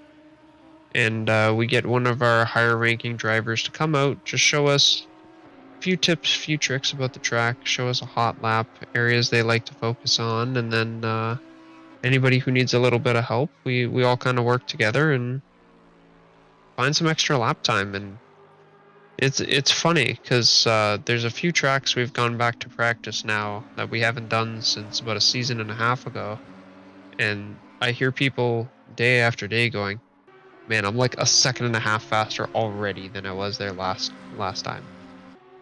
Wow. It's just it's wild. That's, I mean, it just kind of shows. Hybrid 782. Thank you for that point out. I'm very sorry for the interruption. We're currently clocking 53 viewers. That is a new record at Sim Racing Alliance on any platform. Wow. Or in one immediate moment viewers. So, even if it's only for 2 seconds, thank you for joining us. Welcome to the stream, and hope you enjoyed. Yeah. Trying our best here at SRA, and we're obviously up and coming league as well. Kind of fresh off the boat. Maybe not the proper term for it, but we're up and coming and looking to carve our way into the scene and really build on community and have great racing. I mean, that's the ultimate thing, right? So having everyone in the chat. Hopefully, you can website, check out the Discord, join us one day, potentially even in the commentators booth.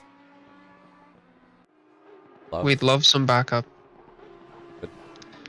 Going into Division 4, we're looking at four divisions of GT3 running, and 2 races a night, so we're going to need quite a lot of broadcast staff. If racing's your thing and maybe driving the car is not, but talking about it is, shoot us a line at the from the website. I believe we have a few contact lines there, or even shoot us a message on the YouTube, on the Discord, and say, hey, howdy, I'm interested in doing some broadcasting. Sure, we'd love to field you. Set the bar pretty low, so they let me in the booth. Can you speak? Can you speak? Have a working mic that's better than $5. Can you speak? Can you read?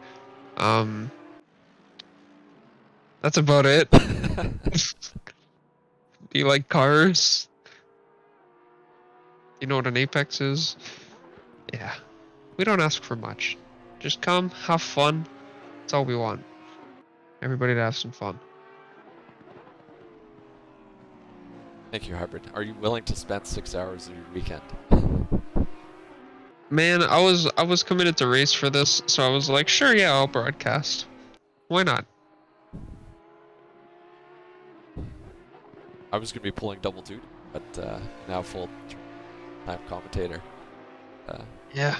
Still enjoying it. I'll look for some on-track stuff here a little bit. Like My Connolly. deltas are all over the place because they're all relative to the leader, so I have no idea. Definitely hard. Sad to see retirement. Yes, it was a little bit unfortunate. Now I get to participate a little bit in the stream, you know, improve it a little bit, because I think that was probably part of our streaming.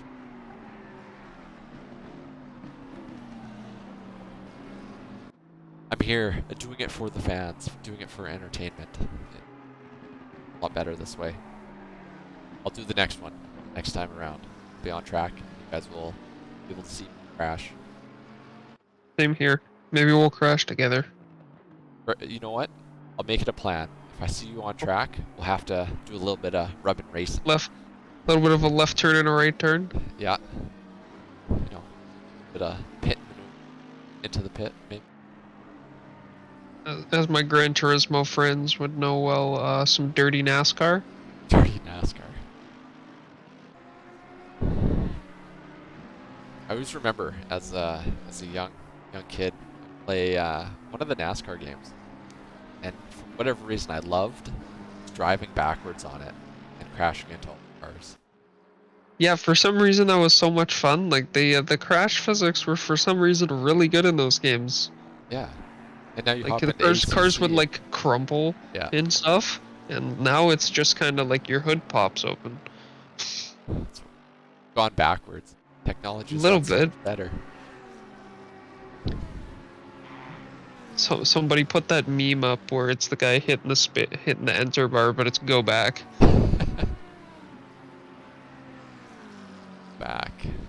Back to real damage physics. We're Cars the flying Putin all- love bots. Yeah, we left those on YouTube. They're gone now. We don't want them anymore. Their 82% success rate for finding us love partners was subpar, and we asked them to provide us with 99.9% or higher, and they couldn't provide. So only the best for our SRA participants. Best that we can to clean up the chat. We only want to find you best love you can. But great. We're not gonna waste your time with a 90% chance. And as I'm watching on my screen, I see Josh Butler take another trip into the barrier there. That's gonna be tough. Thankfully, it seems like they're coming up close to the pit window, so gonna be able to tack the damage onto the driver swap, fuel, and tires. So That's my question of curiosity is, does anybody change brakes? Because I don't know offhand the max limitation of pad 2. I know it's an endurance pad, but will it go 6 hours comfortably? I believe it will. I believe it is. Say it's an hour, like 2 hours to hours or something. That is about the. Or no, might be 12 hours. But I shouldn't have answered the question because I actually don't know. But best guess is I do believe it can last up to 12 hours. And pad 3 is the 4-hour pad. Long. Oh wow. A little bit off topic, but I just looked down at the clock.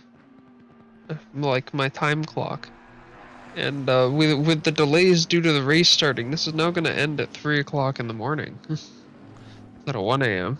Oh wow, that is. Yeah. Ah, that's okay. I already planned on staying up. For the league. At Douglas Mitchell here, looks like he had a little bit of a moment. Coming out of the, I believe, which is the bus stop.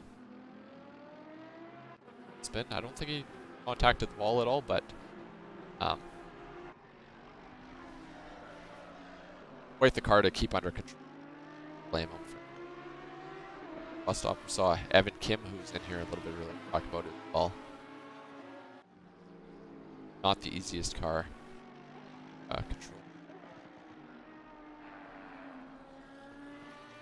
Oh, and we did lose a couple positions there, and Now he's got Grant cleansing closing up on the back of him.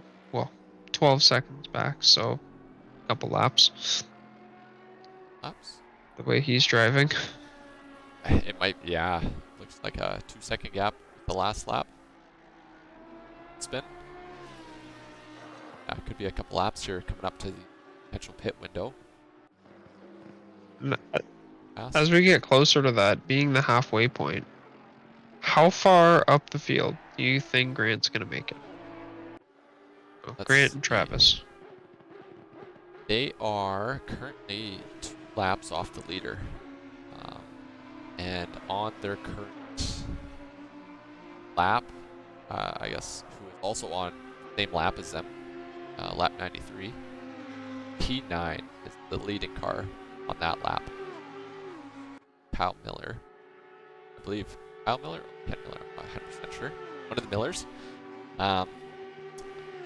So I think they can gain that lap back. I want to say probably looking at that P5, P7. Which is great considering what went on. So I totally agree with you. I think it's going to be just outside top 5, but I think they're going to be pushing. Yeah, I think if they can keep it steady and they don't have any great, I think top 10 is probably a given with the pace that they're showing. I think maximum definitely up at. I think Duran and any of the leading cars in the top 5 are maybe a little bit too far away for them. But, I mean, then again, anything can happen. 3 hours.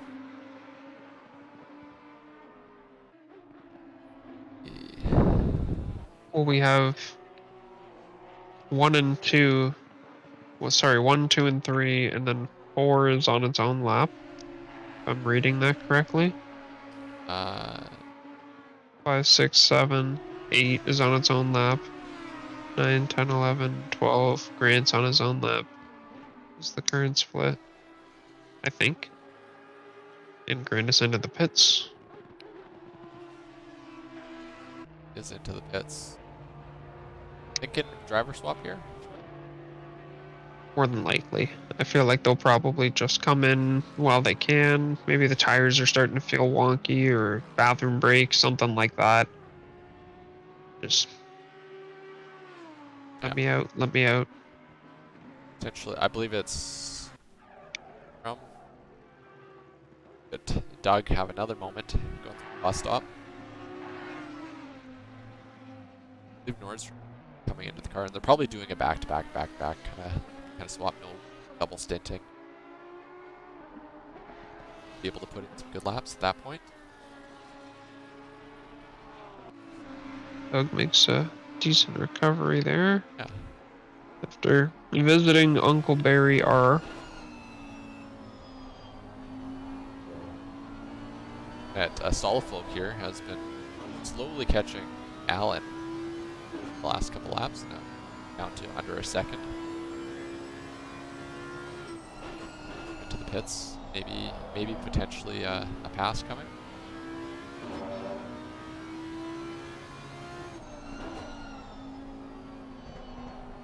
So Jan Rodrigues is saying Pad 2 can do at least 12 hours, potentially less up to 24.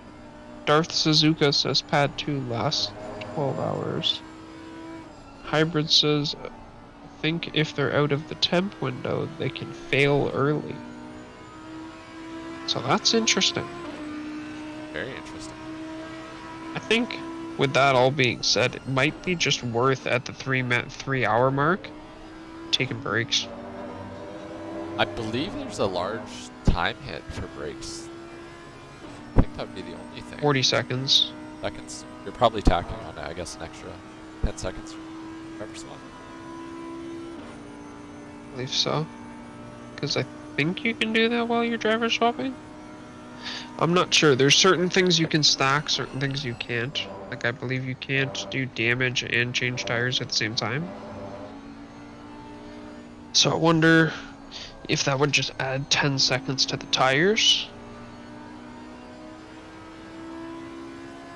Yeah, I'm not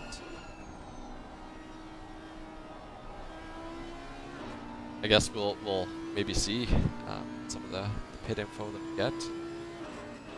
See how long pit stops are, if we can tell if people do brake pads or not. Just an update about the Grant Klinsting. Nordstrom is in the car. Take over. As expected. Wouldn't make sense to. I mean, unless he was gonna do a full another stint. But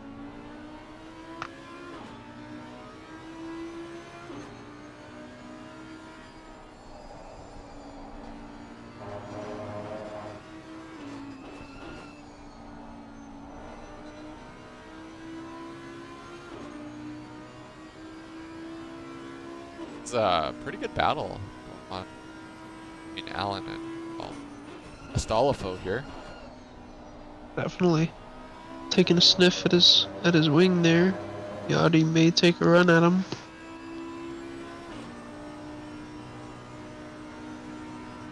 Like he got a pretty good run. Yes, he might be able to catch a draft down the straight. If he can be brave on the brakes. Not leaving much room.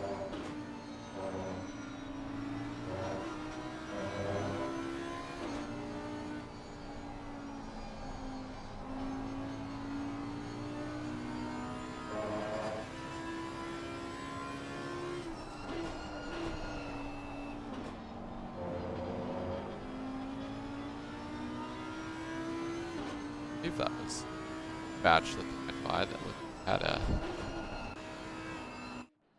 it's Appeared to be, grass with the spin. yeah. Appeared to maybe washed out deep into the marbles there. There's almost no forgiveness on that corner if you don't get down deep enough. It just washes you out wide, even though it's cambered pretty hard. Yeah. Hurts the brain to try and understand sometimes, but so is racing. Kind of just got to deal with it, drive accordingly.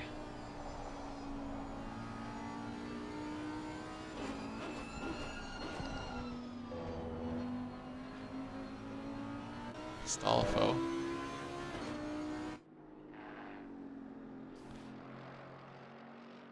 Because Allen went to pits there. So that was the end of that battle for now. How it's going to affect the outcome with the pit stop and see if they can nail it or undercut or overcut.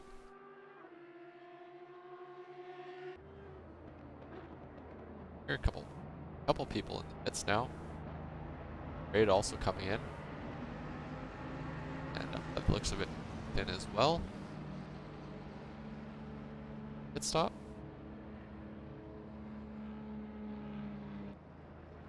Hits well.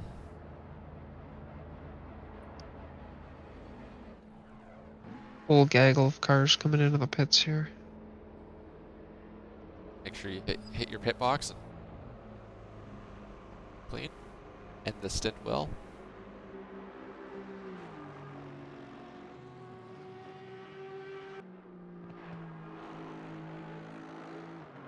I have misplaced something. I will be right back. S. Kim coming into the pits as well. The Lamborghini. Having a good showing. Lamborghini, I know it's not the most competitive car at the moment. It's good to see a Lamborghini up there. Well.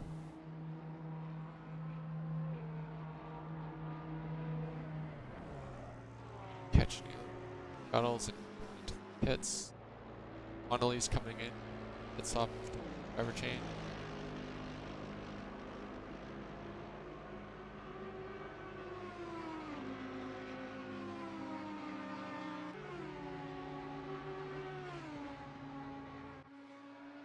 And our leader coming down the front, passing the lap traffic of Douglas. And that is also lap 100 of the race so far.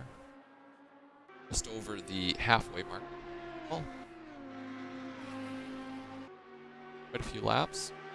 A lot of drivers are probably feeling a little bit fatigued as well at this point.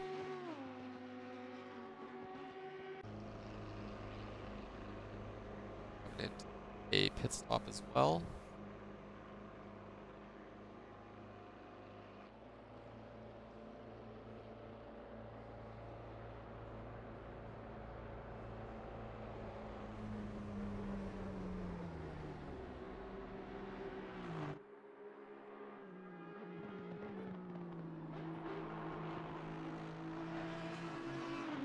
Pick any on-track battles.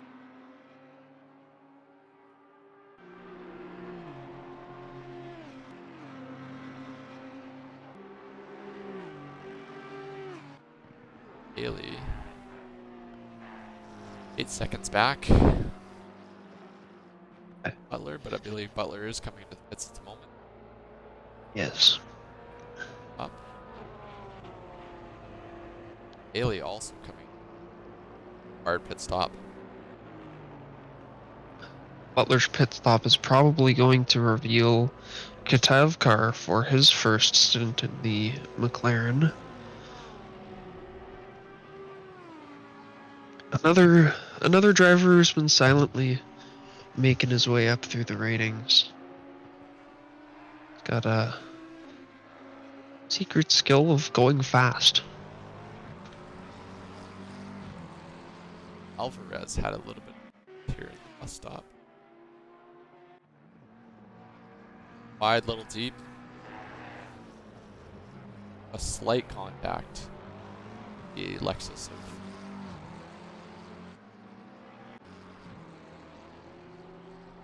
I wonder if fatigue is starting to set in for some people. Not necessarily like body fatigue, is not all of them been driving the whole time, but mental fatigue from being up this long. It's very possible on the West Coast. 9 at the moment. Surprised if a lot of drivers feel tired, and as it gets dark out, have to turn a light on or something like that, and wake yourself up, or Red Bull or something, I don't know. Energy, but they're probably going to need something. I was just going to touch on Kish here. It looks like they got to stop and go to the pit lane. Oh no. That's an unfortunate penalty to get. Not Very detrimental, but it's an Oh, drive but coming into that stop and go. keeping an eye on the 528 McLaren. It looks like Butler came back out in the car and he had a little bit of an off at the bus stop, but got it back on track and he's going again. It's possibly a double stint going on for him in the middle. Oh, spins in turn 7, turn 6, 9. Jeez, turn 9. 9. No, turn 6. I was right the first time. 6 or 9. I don't know. Sometimes you get confused. Yeah. That's a little unfortunate. Had a good last stint, was able to hold time back a little. It's always rough to start out a stint that way. Have 2 offs, and then you tires a little bit. Now you have to drive for the next 50 minutes or so. Tires that are out of their window, a little bit scrubbed. Definitely. Just think. Not to mention when you do scrub the tires that early, it has an effect on them. Like you can, especially in this game, like if you're using something like a direct drive wheel, like you can feel that in the tires. You can feel a little bit of a flat spot from locking the tires and spinning around like that. So it can affect you for those first few laps, even just trying to drive gently. Yeah. Like Shepard coming into do pit stop here.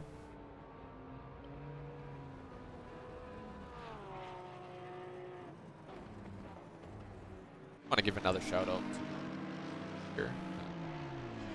Is talked about it, drivers 6 hours solo.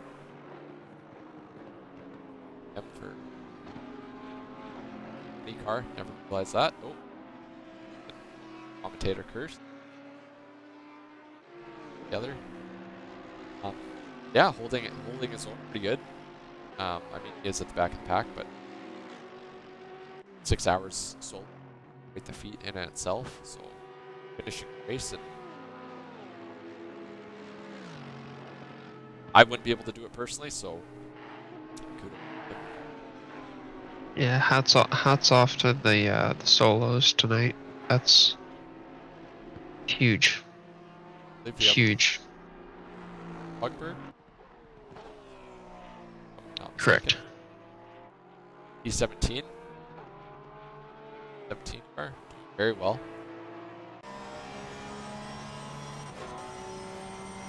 Nordstrom up into P10 now. A couple pit stops may have taken place. Actually, but that's wow. That's pit stops with that early pit stop, and I think he gained almost that. Just about from taking the earlier stop, so it looks like maybe slightly undercutting your original window, or at least the cars around you's window, maybe a way that they can use to get themselves back through the field. Yeah, potentially. Definitely just looking at timings. The last laps might be a little bit skewed pit stops, but Nordstrom, very good laps at the seconds quick. Douglas Mitchell in front of him, and about a second and a half the other car. Yeah, enough. He'll be at the lead of the pack for that lap, lap 101. 102, climbing up very nicely. Also looks like Drowowski got back in the Audi, back in P1. Ran. Been some consistent laps in that lead. I think that's what they're after at this point. Unfortunately, from Butler's accidents, it seems like it may have pulled the 528 McLaren away from the possibility of chasing down a victory. It could possibly still come back to P2 through pit stops if he can Josh can get himself a better stint here. But Dom and Dom seem to be strong up front with a 35-second gap to the car behind them. So consistent laps, stay away from errors, don't try anything fancy, and I think the 21 Audi might win this race. I know there's over 2.5 hours left, but I'm gonna say that now. It's I would say I want to say that's a safe prediction. Like, we know the drivers in both brands very consistent. Doesn't put it. Yeah, I can't see them making the mistakes. But then again, 2 hours 48 minutes left.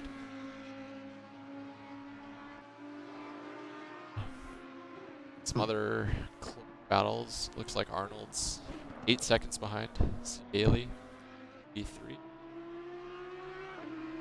Couple little tidbits while you're looking around. It appears, I want to say shout out to Dope Sax. Welcome to the Discord. Just provided a link in the chat and says that he's joined up in the Discord, so welcome. Enjoy yourself. And our driver that I gave a shout out to at the start, Mr. Spud Benser, has unfortunately picked himself up a drive-through penalty. Yeah, I'm on board right now. That great unfortunate. Yeah. At this point, it's 3 o'clock in the morning for this man. This is the driver in you, correct? Yes, sir. Wow. This race started at midnight or was supposed to start at midnight, so plus the 1 hour delay, so it actually should be close to 4 o'clock. This poor man must just be reeling. Yeah, we were in the Discord at about 4 o'clock Eastern, so 3 hours before the driver's briefing, and he was like, "Oh, I don't think I read something right, but it shows that the race is supposed to start now." And then we checked things over, and there was an error in one of our in Discord posts. Made a remedy to it, and he's like, "Okay, I think I should go take a nap. Oh. I'll see you guys at the race." Oh, that poor guy. Yeah.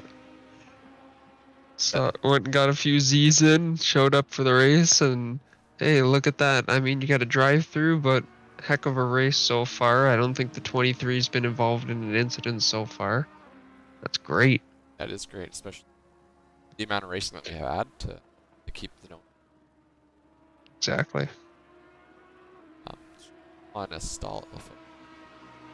Hitting from P2. A tight battle coming out. Bailey coming up. And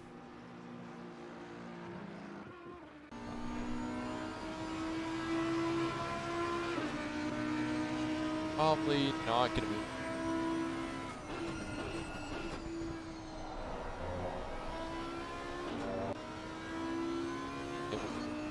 Bailey, but potentially might be able to get his tires up to temp. I believe is quite a bit of a gain for that car. I'm talking a while ago, and they're kind of battling that 5P6 range. Definitely made up a couple the last stint or two.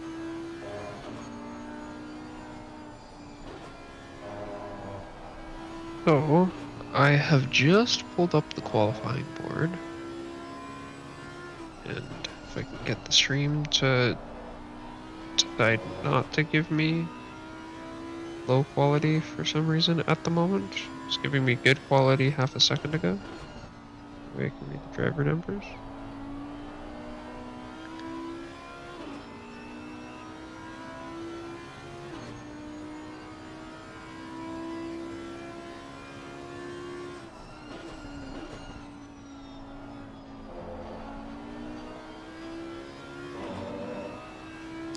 Like Benzer came in and answered.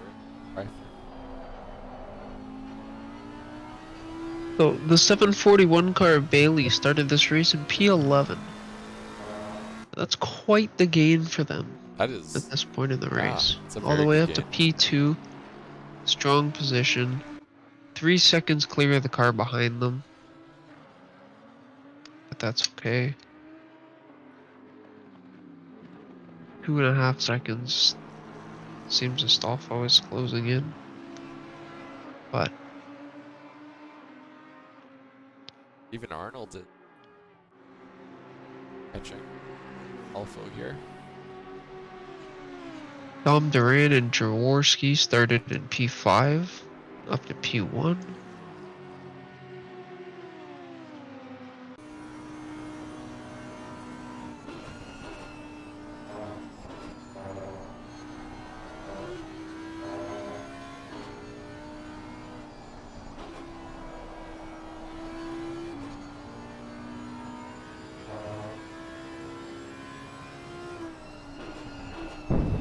Kish was able to put in a personal best lap, last lap, 7-2.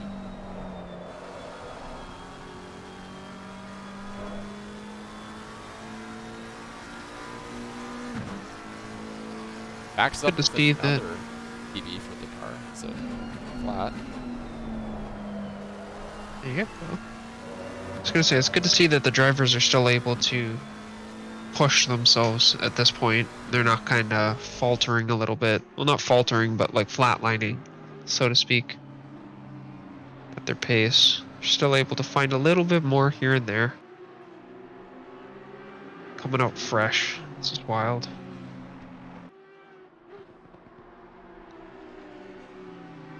That Alpha Bailey had it. Might have missed something if I think Bailey might have. I'm there.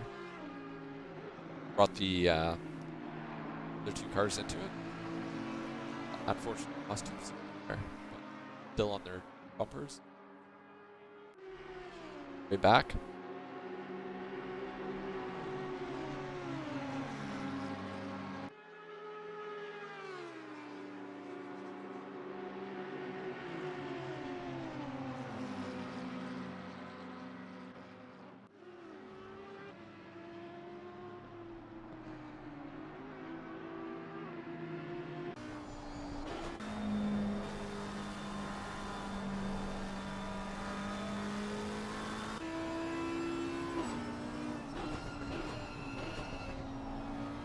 Bears just letting the leaders through, letting them battle a little bit.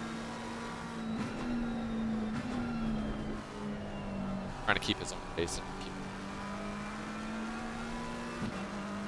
Leave our SRA rules bags for one lap, and then you have to get out of the way. Potentially track. It's within one lap of being shown consistent blue flags, you must concede the position. So not per se at a lap, but within the one lap. It's like a hybrid between actual GT rules and F1 rules. Like you don't need to dive out of the way right away. When you get the chance, on a straightaway, safe opportunity, let off the throttle, let the guy by. It's a good plan. We feel it helps take a lot of pressure off of people. In some tracks, there's not really opportunity, and sometimes you kind of feel pressured to get out of the way, especially if there's a battle going on behind you. So it kind of gives everybody a hey, breathe, give them a chance to get to a safe opportunity to do so, so nobody ends up in like a 3-car accident because of this. And it works out great for everybody in the end. Yes. Damiani, actually. That's right. Yeah, buddy, no problem. Just put myself into that battle.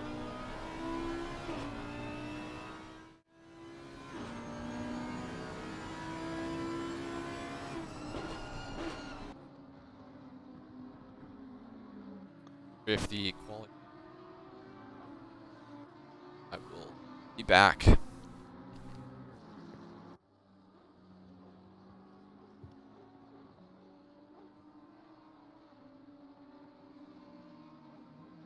just gonna try and stick with the current only pack here, really. Everybody else is fairly spread out. There's a couple cars overlapping in Sector 2. But watching deltas, appears like they may be back markers.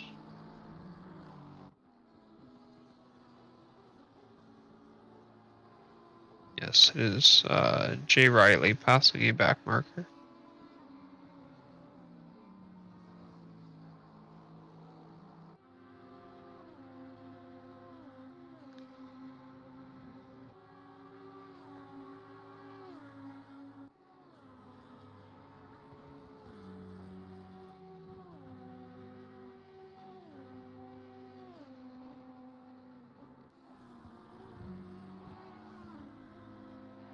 Big hop off the curb there for the 11.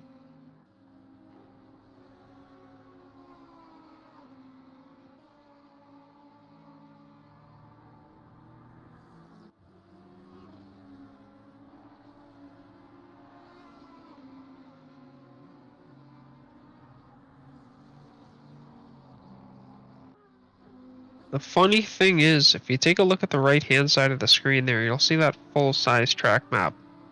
And if you can pick it out, there's a red dot on screen, and that's the car that we're currently on board with, third position, number 11 car. And if you look just to the other end of the straightaway at the back there, you'll see that triangle, number 21. That's the leader. Currently within range of lapping P3. Which just may help solidify their chances at winning this race. That's wild. we've seen at SRA, we've seen quite some big gaps pulled out by leaders. We've seen 30, 40 seconds. I think we've seen a minute, but I don't think we've seen anybody lap that far up the field before. So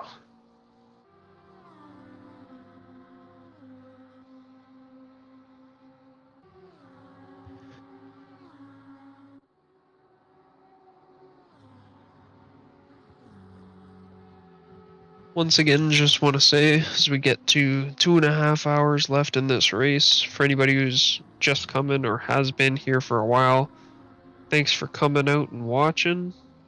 It's been a lot of fun to organize an event like this. A lot of people have been excited about this for a while. We've had it in the works for a couple weeks now. And yeah, it's super awesome to be able to put this out here, and it's great to see everybody coming out to watch it. So thanks for coming out.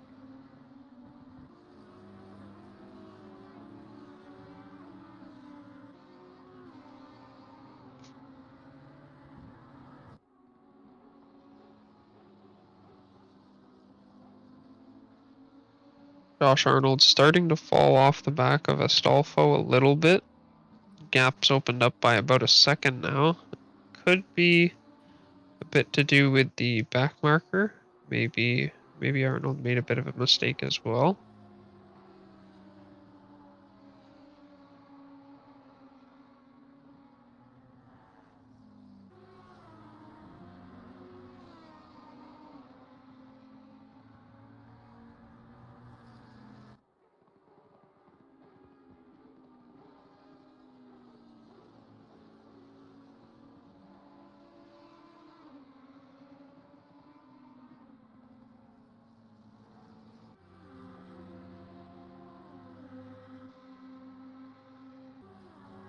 Josh Arnold, a former Division 2 champion here at SRA in the Audi, coming up on a back marker here.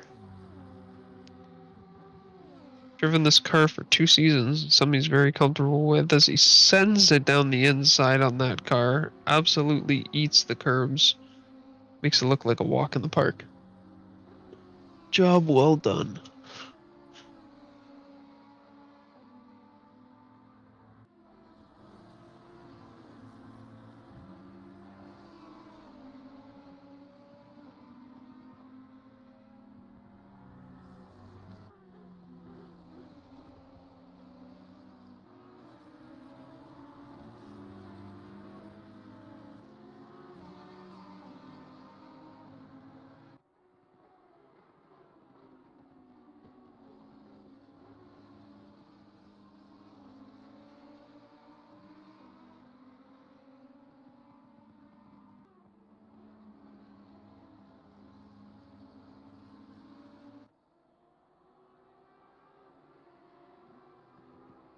We see the number 10 car of Doug Mitchell come into the pits here at the 2.5 hour mark. We had the teammate of Doug, Evan Kim, in here a little bit earlier, talking about how the early pit stop kind of threw off their order for their pit stops and the timing. So I wonder if this is where he comes in for his driver swap.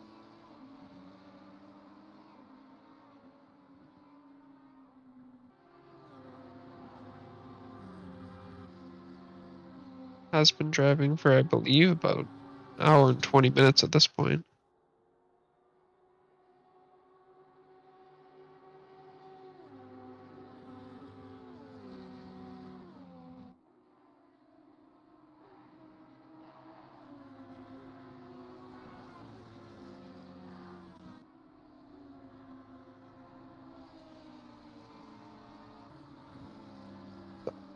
Whole bunch of hoopla going on right there. Bunch of cars trying to get out of the way.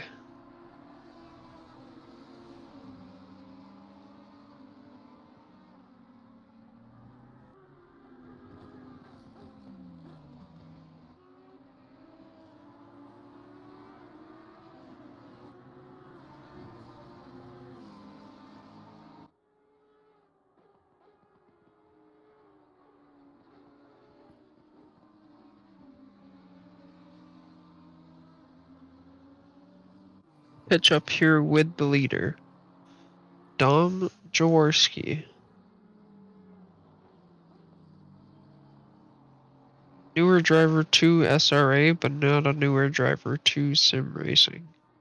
Spent a few seasons racing F1 in another league, and found a love for iRacing and GT cars. Decided to come over to SRA, and I think he's found a car that he likes in the Audi here. So I think I know what he's driving for season 4.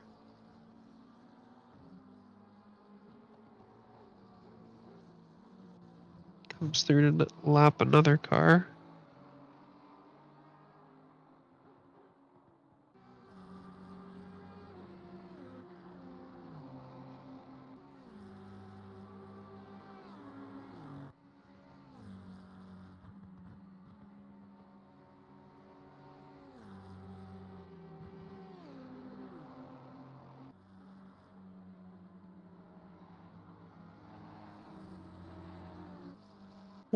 Wrong direction.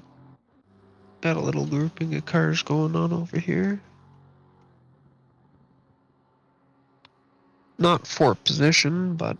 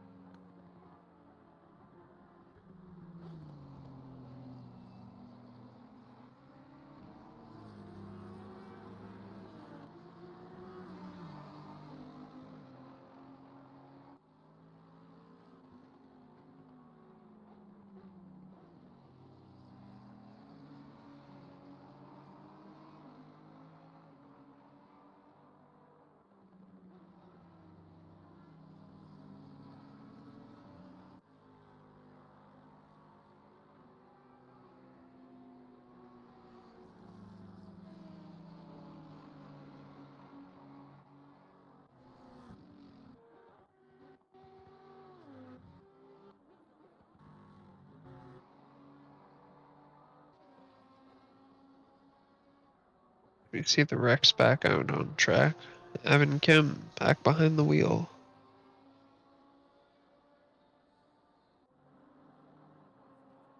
Double stint Doug, they call him. I don't know if they do, but that's what I'm gonna call him.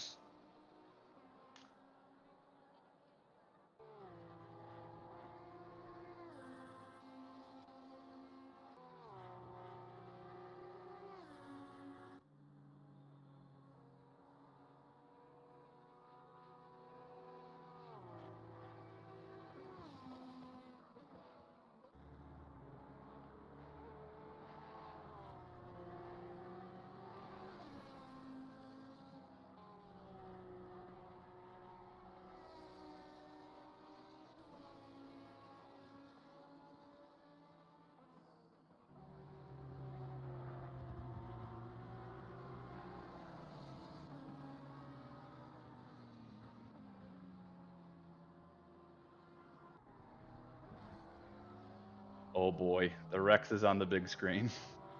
And there he is. The man, the myth, the legend, Doug Mitchell, coming to join us up here in the commentary booth. How was your venture through the Rex? I'm a sweaty mess driving that piece of hot garbage. It really works up a sweat. That's a similar idea, but quite different tone to the response that Evan gave us. He was much more level-headed about his response to how on edge that car is. Evan has good PR training. I'm just cut from a different cloth, but yeah, A needless used to say- cloth. very much used. Yeah, it's very damp at the moment. But what I can tell you is that you saw my 2 spins. I literally did nothing different than I did every other lap of my 2 hours, and for whatever reason, it just wanted to just murder me. Oh, that's the worst. It's what am I doing different? It worked every other time. I can confidently say though that we have the best looking car on the grid. So that's I can cash that check, take it to the bank. Well, I'm not going to be biased here because kind of trying to show some love to everybody, but I will say it's very sharp. It's a very sharp looking car. I'm feeling pretty good. And I do want to apologize to Alvarez. I gave him a little punterino at the beginning of my stint, but yeah, big oof on my part. I apologize that the Rex brakes take an extra 50 meters to really slow the car down, but ultimately, I'm pretty happy with how the stint went, and I was really proud of myself for being able to give Evan the car in a very competitive position. Good, man. It's good. It's glad to hear that you're enjoying it. How you liking the race overall so far with everything going on? The whole. I mean, you didn't really drive in the dark, but the dark to light transition was kind of cool, starting things off. Yeah, I need to apologize for the hectic nature of the start of this race with the Kuno servers going down and all that jazz. But luckily, we have a core of really dedicated staff that were able to nurse this one going. And big shout out to Dehi. He really took the bull by the horns and really pushed this one over the finish line for us to get it started. So big thanks to him.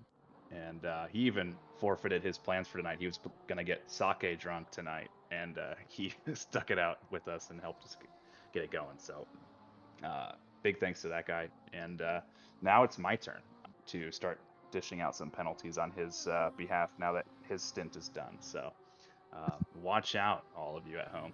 I'm taking out the banhammer on this one. You heard it here first, folks. Be careful. Be careful.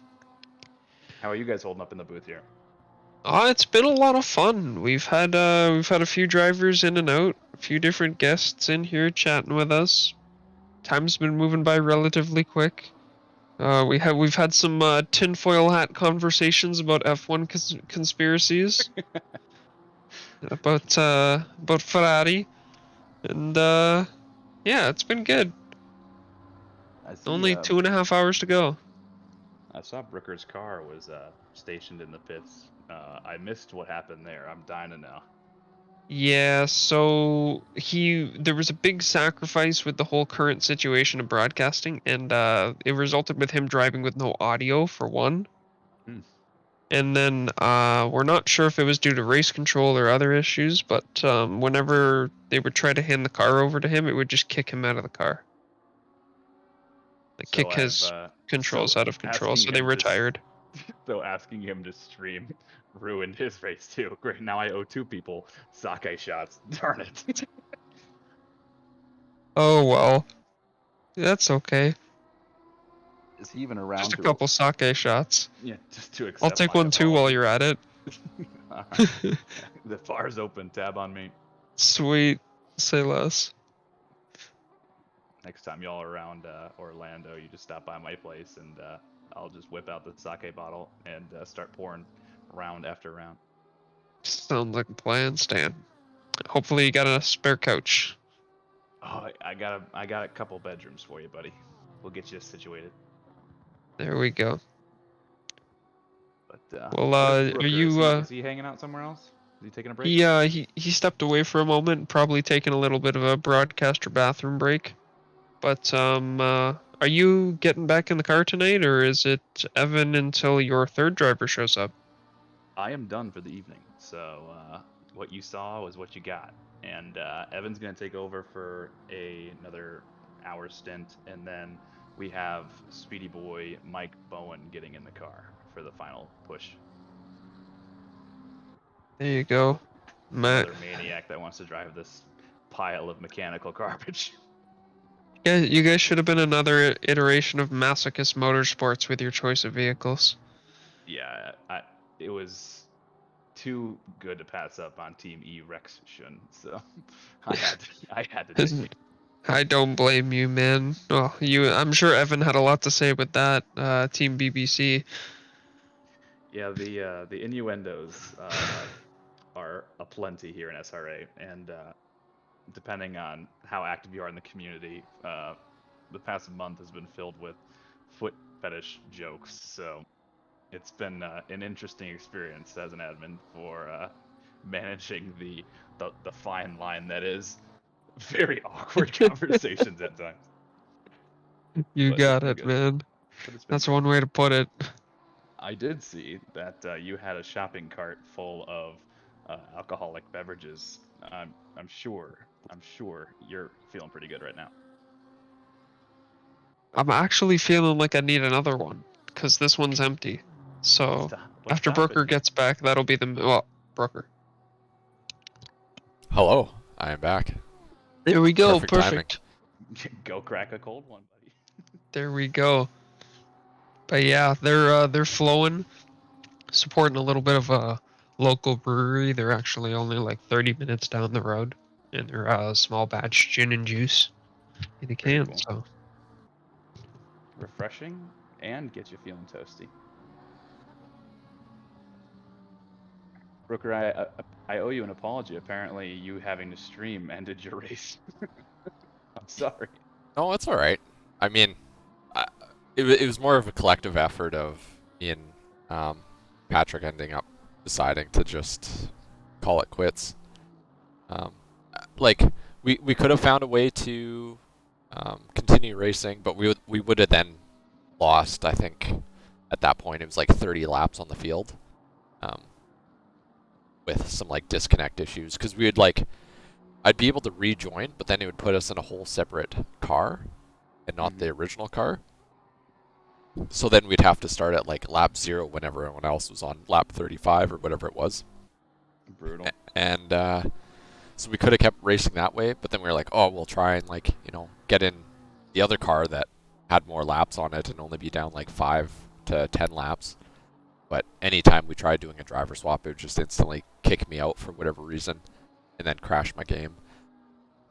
Just ACC things.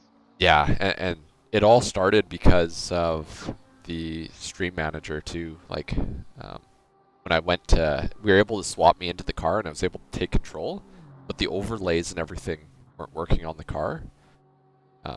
So I had no like You don't need actual those, driver dude. HUD or anything. Yikes. Well, I'm glad.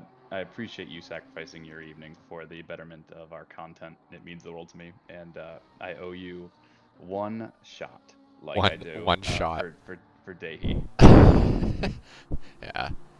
No, I committed the time to this anyway, so I'm here to stick it out. I'm not just gonna drop it halfway, especially for all the viewers in here, right? I think at one point we had 50 concurrent. 52 viewers at one point. Yeah, 52 viewers. So I mean, I would have been Right now giving it we're up floating at 35. So for all of them. So yeah, trying to still get us some content and give us what we needed.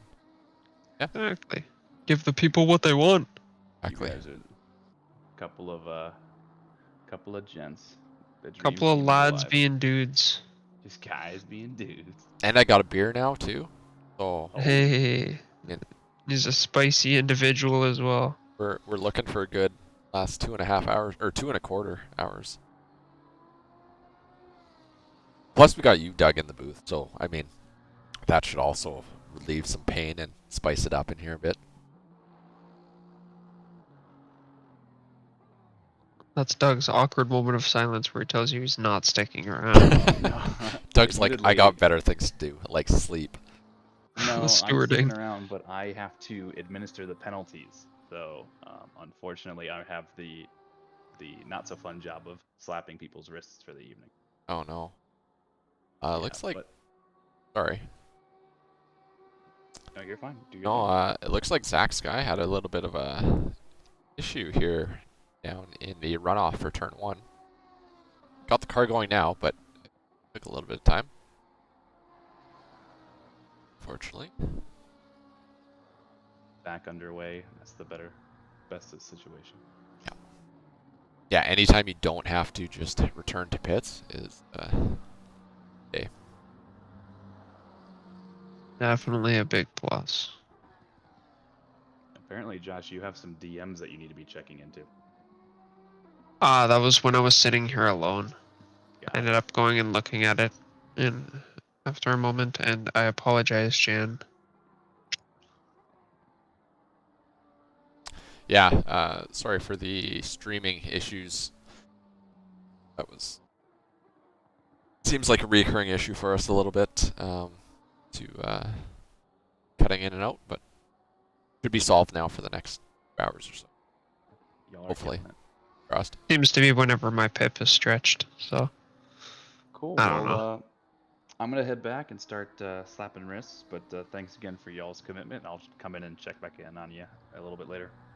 Thank you for your commitment, man. Like, you just finished your race, you're not driving anymore, and now you're gonna go do stuff for the next 2 hours that still involves this race.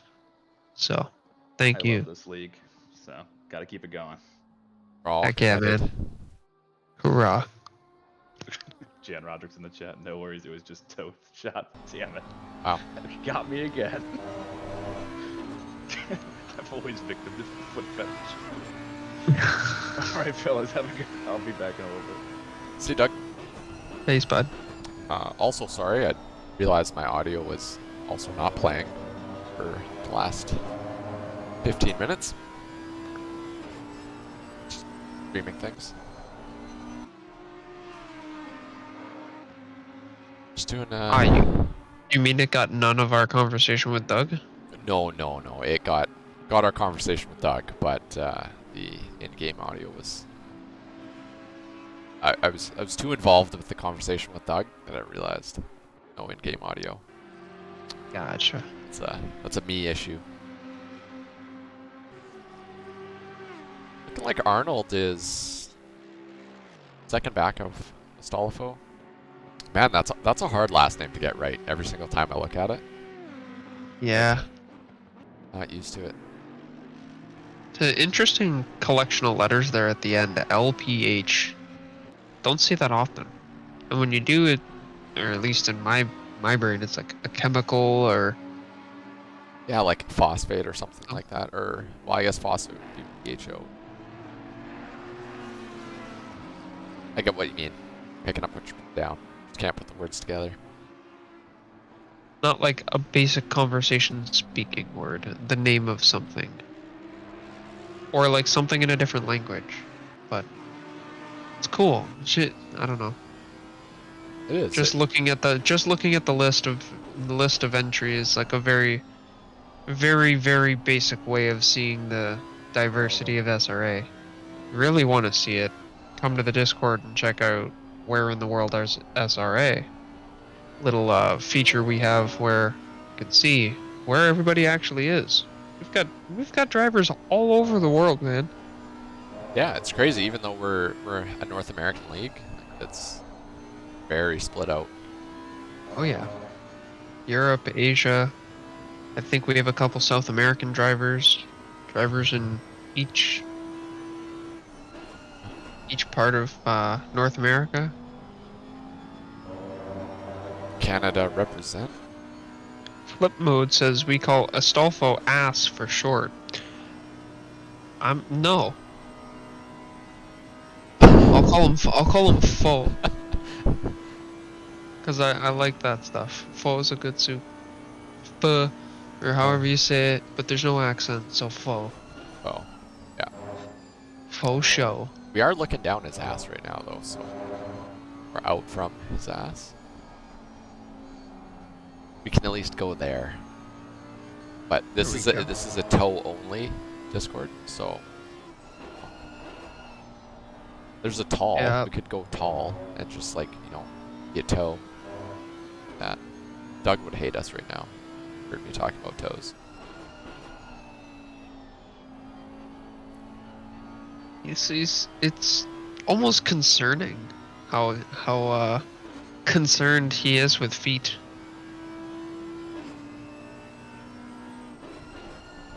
He must have had a bad tow experience or something. Sorry, Crab, we'll stop with the feet. It's just sarcastic fun.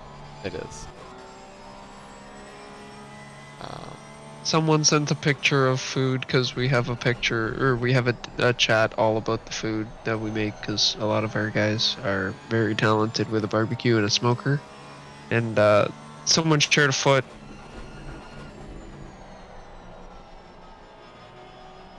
Now we talk about their feet. Talk about that, Pete. Is that Boston? Sorry?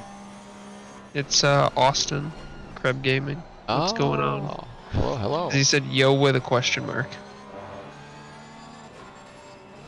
It's Austin racing in this. Of course. Always Tuned tunes in in. at a good time. You bet, buddy. Put a clock. Buddy, it's midnight. We're streaming a 6-hour race, 4 hours in. What do you think we're talking about? Getting wild. Gets wild when the sun goes down. We're past race strategies. We're past race and track history. We're past tinfoil hats. OnlyFans ideas. Pete.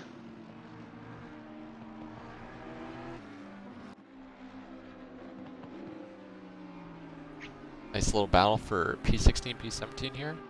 Kovac and Alvarez. And side by side actually for the last couple of corners. Good battle, but looks like it's resolved now with Kovac coming out on top for the time being. I think having a bigger foot helps in racing. I want to say yes, because that would mean you have more muscles in your foot, so you have more control over your foot. But I feel like that's more of an ankle thing. So I think it might be cumbersome, so I'll say no. How sweaty are them socks? Oh boy. 6 out of... If you're driving, at least 9 out of 10. If you're not driving, they better be less than a 4. Or else you shouldn't be wearing socks. You should let those puppies breathe. Oh boy.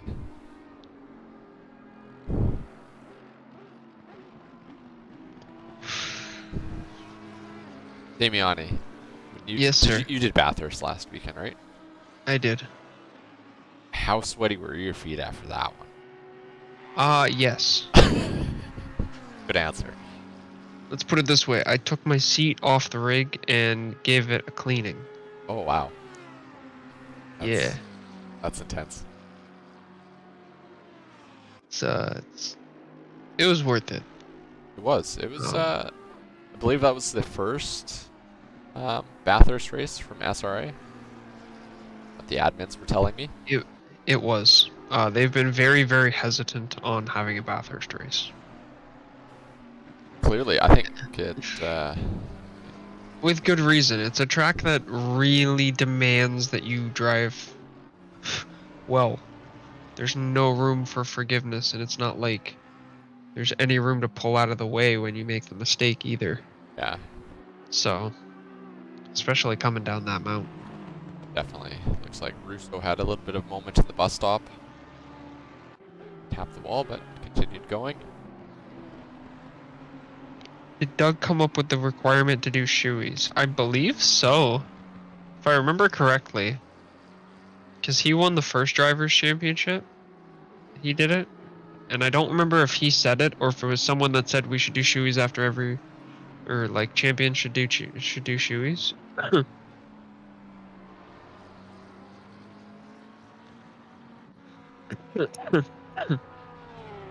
Yo, they're bringing up facts. They're saying Doug just wants to see everybody's foot size. By doing the shoeies. Doug's a dirty admin, so I'm not surprised by that. They don't call him the Badman for nothing. Badman.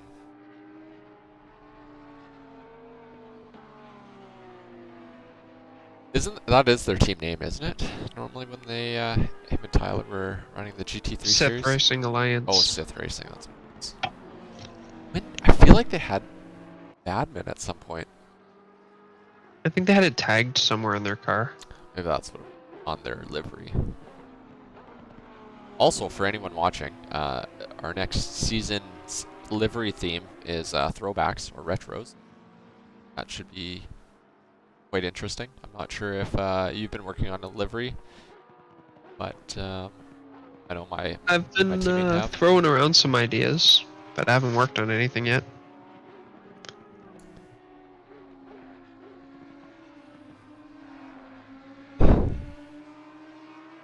Yeah.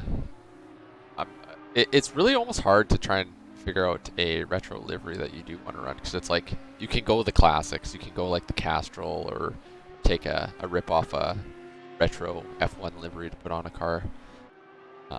Yeah. But if you want to do unique, it's like very difficult to come up with ideas, and even if you do find an old retro racing livery from like some random car racing series, no one's gonna know what it is.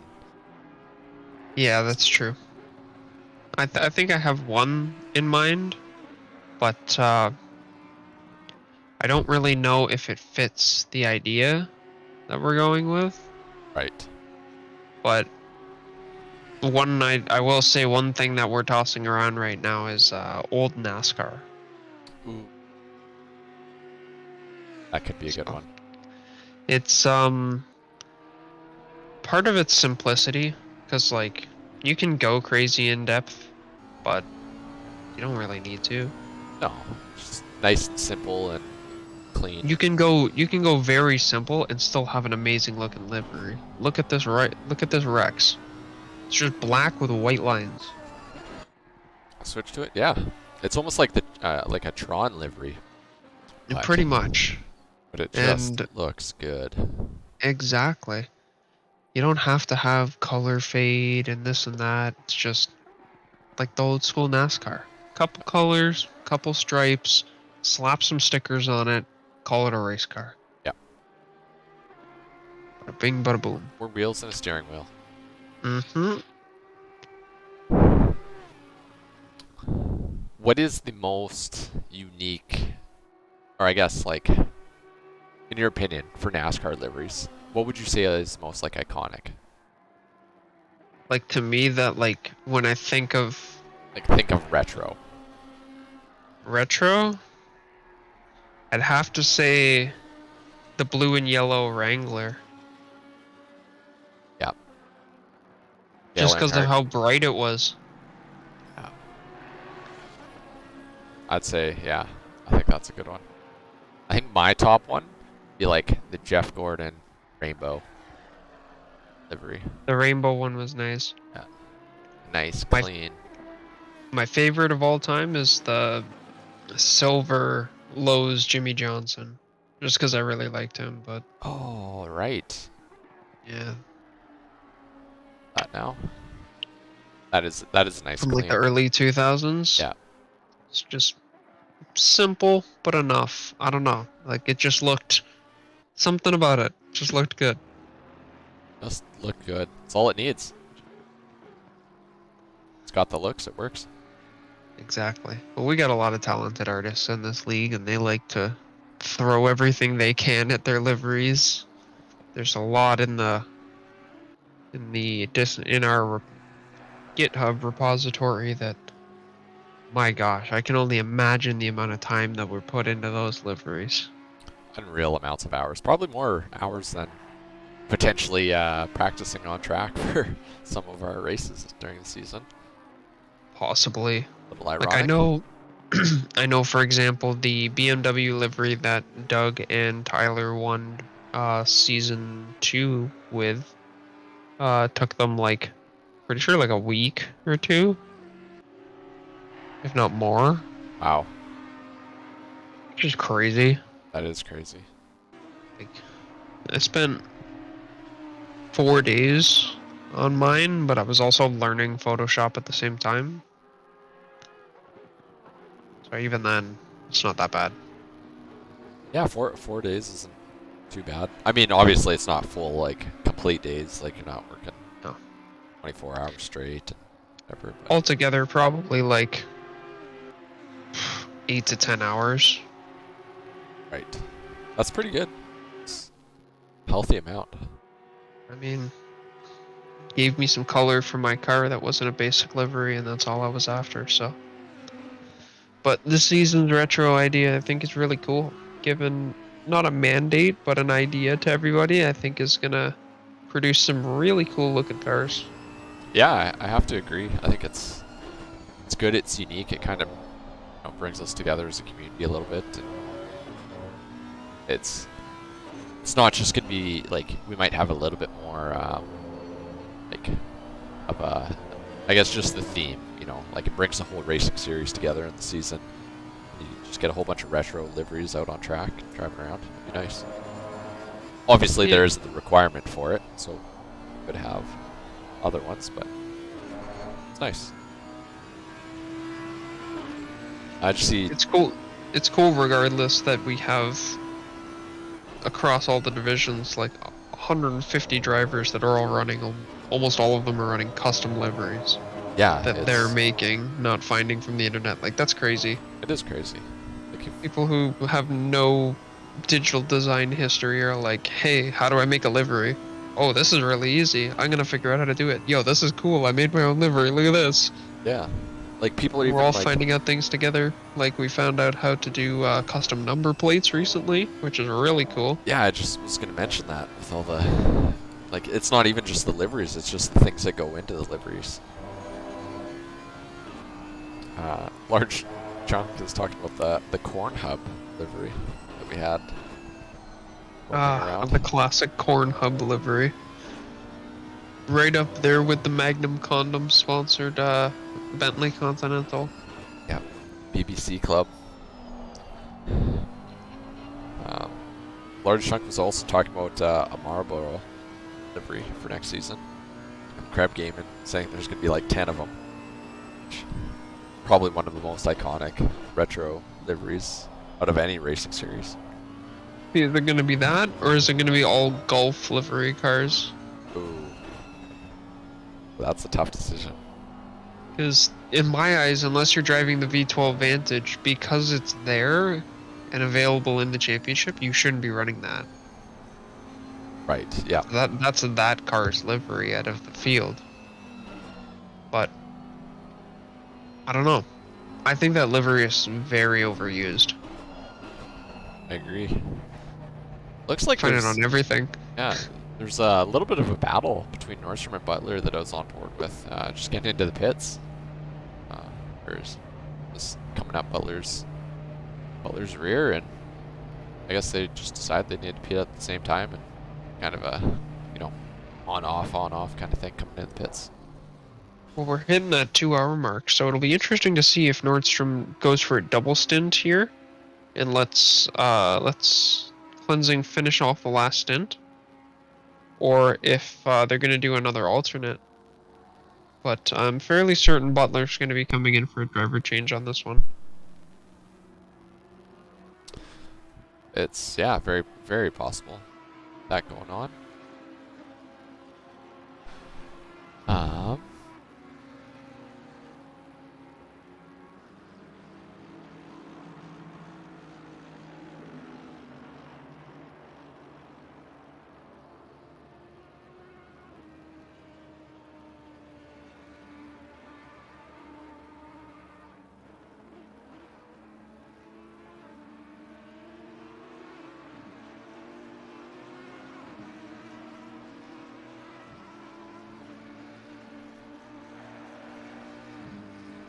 Hello.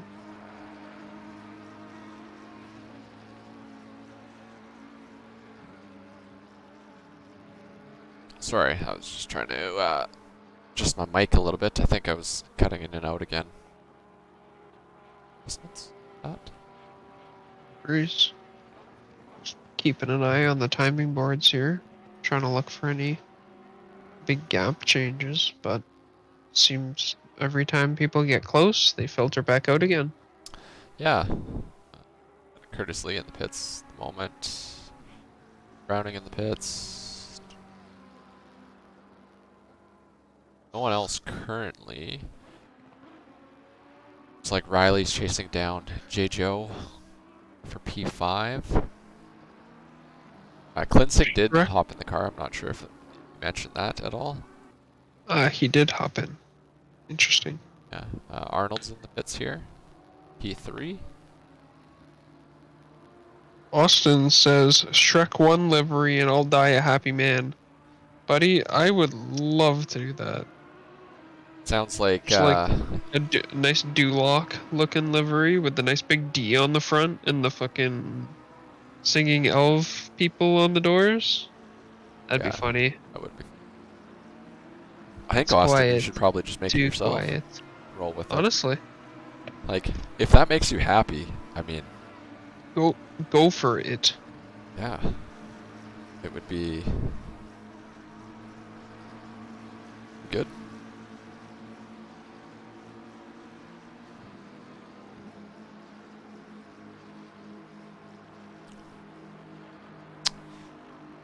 Let's see. It's on track. Kind of in a battle. Romix here. I know he was in the chat a little while ago. Coming in for a pit stop. Potentially a driver swap as well. It'll be interesting to see if Clinton can make up any time. Well, here now that he's back in the car on his first out lap. He can take advantage of anyone coming into pits. Maybe potentially having a little bit of a slow pit stop with, you know, the entry and driver swap and whatnot. Make up a little bit more time. I know we talked about it earlier that, you know, we're looking for this top 10 for them to make it into the end of the race. They've accomplished it so far. And I guess we'll just have to see if they can keep going. Definitely. I'm watching his dot right now coming around sector 3, and the 7th place Porsche of Chromix is just coming out of the pits now, so that gap's come down a lot. It's not small, but P7 is, I'd say, reachable. Definitely. 24 seconds, depending on the lap times he's going to do. I wouldn't be surprised if by the end of the stint he's passed him up into P7. And then chasing down Riley and Joe. But we know Riley is a very quick driver at the moment as well in an Audi. So that might be a tough one to catch. Exactly. And he's actually 2/10 off the back of the car in front of him, apparently, according to that Delta. Oh yeah. Oh, he tried making a brave move into the bus stop and couldn't quite get it slowed down. Lost a little bit of time, but still was able to keep the car straight. Just a little bit of a time loss. Back to a second.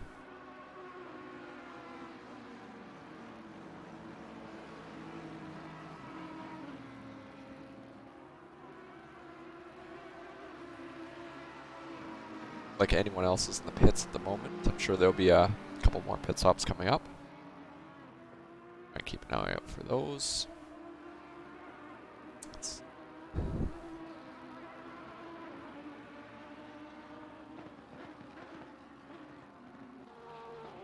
Yes, a driver swap did happen. That 609 Porsche. Well, Milkington back in the car.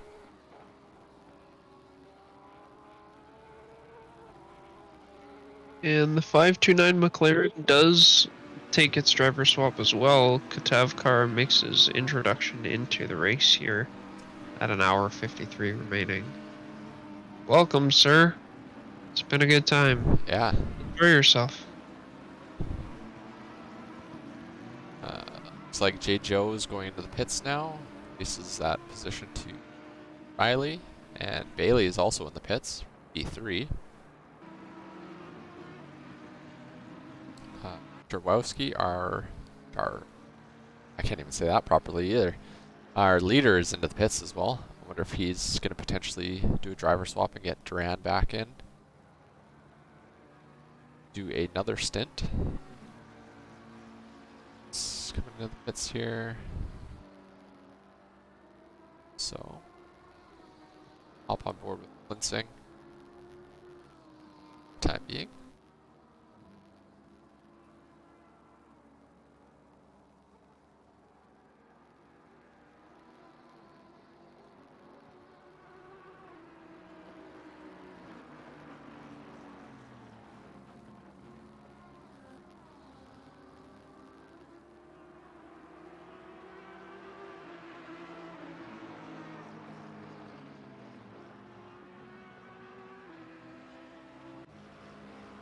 J. Joe's coming at pit exit. C. Bailey's coming at the pit exit. I don't think they're 2 at risk of being overtaken coming out of the pits. Our leader is in the pits as well, actually, now. So Foe takes over P1 race. But I believe he still needs to make a pit stop next couple minutes. More than likely. I don't think they'll have that much extra fuel to go too far past the hour mark. No, probably not. One thing you'll have to, or I guess we'll have to keep an eye out for is with how the pit stop works, in getting close to that final stint, you'll actually be able to take a lot less fuel, depending how long you can extend all of these stints. So if people are already extended into the second last stint, if you can, make it to a minute 45 or an hour 45 left in the race, potentially that last stint you might only be doing 40 minutes worth of racing, so you can take a lot less fuel and try and put in quite a few more hot laps. Definitely. I completely agree. That last stint is probably going to be the most important stint, where you can make up the most time, because like you said, if you can afford to take a lighter weight stint, most people are taking tires every stint anyways, every pit stop. So you're going to be coming out on fresh tires, lightweight. You're going to be wearing them at a much lower rate, so you're going to be able to keep your pace up for a lot longer around these cars. So people who are able to take advantage of that well are going to be able to capitalize on some late race overtakes. See how it shakes up the field. Yeah, it should be very, very interesting. Look, Duran hopped back in the car now as well. That should be. Ran is one speedy boy. Doug Mitchell. Doug is back. Back again. Doug is back. Tell your friends. The stewarding job. Phew, so easy when there's no tickets. Wait, so you're telling us you left for half an hour to do nothing? I got a drink, I let the dogs out, I kissed my wife goodnight, and in her grumpy fuss, she was complaining how we didn't spend any time together after dinner, but such is life, we move on. Sim racing over everything. Well, I guess that finally answers the age-old question of who let the dogs out. It's Doug. All three of them, yeah. I am super stoked in the life of, I guess we'll pull back the curtain of my personal life here, where we're installing a fence in the backyard. So I am only a couple days away from being able to let my dogs out without having to worry anymore, which is great. I'm excited for you, because that's probably extremely nerve-wracking. 3 very eager Australian Shepherds. Oh boy, what are you looking at right now? Oh, is that G-Tash? Yeah, it looks like G-Chess just had a little bit of bus stop. Almost. It looked like he almost had it saved. Well, wait, hold it together to keep it straight, but kept it out of the wall. See? That is big for the program for the number 10 rider engineering. Big for the program. No bias whatsoever there. None. None. Can you imagine top 10 with a rider? The dream is alive. Yeah, it's pretty close. Curtis is on a better stint strategy than we are. We still have 2 pit stops because of the timing, unfortunately. Had a saving grace, commentator Curse. Kurt actually, and looks like he's having a little bit trouble getting back straight after spinning out. I can catch that a little bit. I think another bus stop moment. Another big for the program moment. I mean, Curtis, I'm so sorry for your loss. Oh, poor man. I will say though that Alexis looks super good. He did a great job. Oh, He took a livery that he and I sported for our very first season of the endurance series, Tequila Sunrise, which was like a playoff of Patron and that honeycomb pattern. And it was clean, and he turned it sky blue, and it's gorgeous. But yeah, that's good. But we were talking about something before that. What were we talking about? Good question. Your personal life with your fence or something like Something like that. A couple things in the chat for you, Doug. I see that. Grab games. Ask what you're drinking. That is Austin Sawyer for those at home. Krebs Gaming is his alter ego, and I'm being boring this evening. I'm drinking water. I had some red wine with dinner tonight, and I'm just vibing off the water right now. Feeling a little bit dehydrated, as you just saw Duran collect the wall. That was scary, huh? But yeah, nice little door bang there from the Speedy Boy himself. God, if the Rex did that, it would be game over. Dom's had some crazy pace all night. But yeah, just drinking some water. And Jen Roderick saying, we figured out that you're the one that came up with the shoe requirement. That is actually true.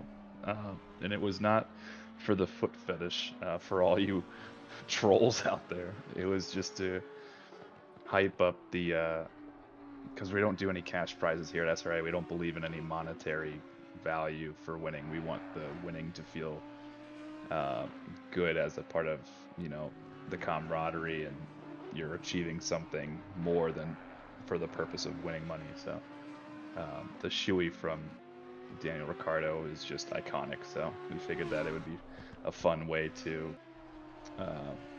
you know, indoctrinate the winner. And I actually won the season 1, so it just kind of coincided, and then it became tradition for all those that won to participate. Come for the racing, stay for the fee. I think it's a really cool little tradition we've gotten started doing that. It's seems like everybody who gets to that championship point is really eager for it, and it seems to be the talking point going towards it. Like, not even the championship, but what am I gonna do for my shoey? You owe us a shoey, if I'm not mistaken, Mr. Damiani. Sir, I have time. It doesn't need to be submitted till the reveal stream. On the 26th, yeah, that's correct. What I will say is that although Austin Sawyer in the chat's being an absolute troll, his shoey that he sent me, because I get the pleasure that is of seeing them. that is the benchmark for shoeys yeah. in the future. He has the best shoey I've ever seen, and just to give a little teaser, he uses a boot and he called it the booty. Props to him for having the most mega shoey video to date. So I'm hoping that other people can really set the bar high. Or you can go the wholesome route like Jason Allen did and just be super adorable while you do your shoey. So take your pick. Go absolute Chad mode like Mr. Sawyer, or cute and wholesome like Jason Allen. We're seeing some side-by-side action for position here. Is that what we're looking at? Yep, P14 and P15 with Anderson and Hogberg. Nothing like a little bit of action. Action. Or Porsche with 0 straight line speed, as I know from races this year. But he'll get him in this second or two, that's for certain. Well, from it. What have you done? Yeah, you know, we're getting a little sloppy here with just hours left. What I can tell you is that I'm sure you have an appreciation for what we do in the commentary booth on Tuesdays and Wednesdays now, eh? I mean, the first hour was pretty easy. You're saying the first hour was easy. I was trying to juggle still getting into driving the car while commentating, while streaming. It was a nightmare. Yeah, in I'm that gonna have sense. nightmares. I meant the first hour of broadcasting. Oh, yeah. When we Once you get past that, it's like, okay, now what? I'm gonna just fill the airtime. Honestly, would you like to get would you like to weigh your opinion on our Ferrari conspiracy from earlier? Sure, let me address a couple things in the chat, and then we can put the tinfoil hats right on. Sounds good. Mr. Chunk says that the water I'm drinking had previously had feet soaked in it, so that's a gem that I don't want to imagine. Technically, all water has. It's just been through a lot of purification process. This is true. Who And knows then what we else have, it's been in? yeah, water just circulates and comes out and goes through the process yet again. But, Don't drink water. Water's good for you. But we also have Eduardo Rodriguez. Welcome to the stream, buddy. Welcome, welcome. And Jan Roderick saying that he's not looking forward to his Shui. I disagree. I think it's something that you should really spend some time really admiring, because ultimately it's tough to win an SRA now. It's really tough. Unless you're Josh Arnold, you just keep winning at all the you keep sandbagging to win the lower divisions. SRA Josh Arnold for D1 gold, just saying. But yeah, all jokes aside, winning in SRA is very tough to come by now, with how much how competitive the different divisions and the different splits are. So I don't expect too many frequent repeat winners. I was happy to see that we only had one duplicate where it was the driver's champion was also the team champion, which actually Jan Rodriguez was in that subsequently, but in D3. But in D2 and D1, team champions were different then and didn't include the driver's champion, which I thought was pretty cool. That is very neat. I think, is it the first time they had that almost? Correct. It is the first time. Typically, the driver's champion collects so many points that it just overweighs the championship for the teams. But no, I mean, you were even in a close running with you and Patrick Brooker in the team championship. So yeah, I'm actually really surprised we were able to get P3, that considering Patrick decided to not show up for half the race. I mean, it just shows that it's not just day to day that you're fighting for singular championship, you're fighting kind of for both. Up consistently, even if you're not placing super high, you can be up there for the champion. A season-long fight, that's for sure. I do have to ask though, there was no requirement for after race wins, right? no. You don't have to do a Shui after a race win, but Thank goodness. I did season mine win. because that was my first race win ever. So I should have done one. Good race. All right, so we have caught up in chat. What is the Ferrari tinfoil hat moment? all right, is it snug? It is over the ears snug. Okay, well pull it tighter, 'cause you're gonna need to understand this one. Okay. Go on. It's not that bad. So, my theory is that, Ferrari, they're good, right? They got a strong engine, they got a strong car. They said they don't want... Reliability is bad. Okay. They said they don't want to win the championship this year, at the start of the year. Hang Right? on 1 second, Damiani. Cleansing just got past Milklington. Perfect. P7. Well, not perfect, but look at that. What a climb back. We had predicted him between 5th and 7th by the end of the race. They have mega pace, that team. When Cleansing said that he would join up with Nordstrom for the endurance race, a lot of people in chat just said, "All right, GG's, they win." Yeah, it's with the pace that they have coming back to the field, it's hard to imagine them not being in first if they didn't spin out. They also have the fastest lap of the race, which was a healthy 1:45.1. That's very fast. Which was also set while he had no force feedback.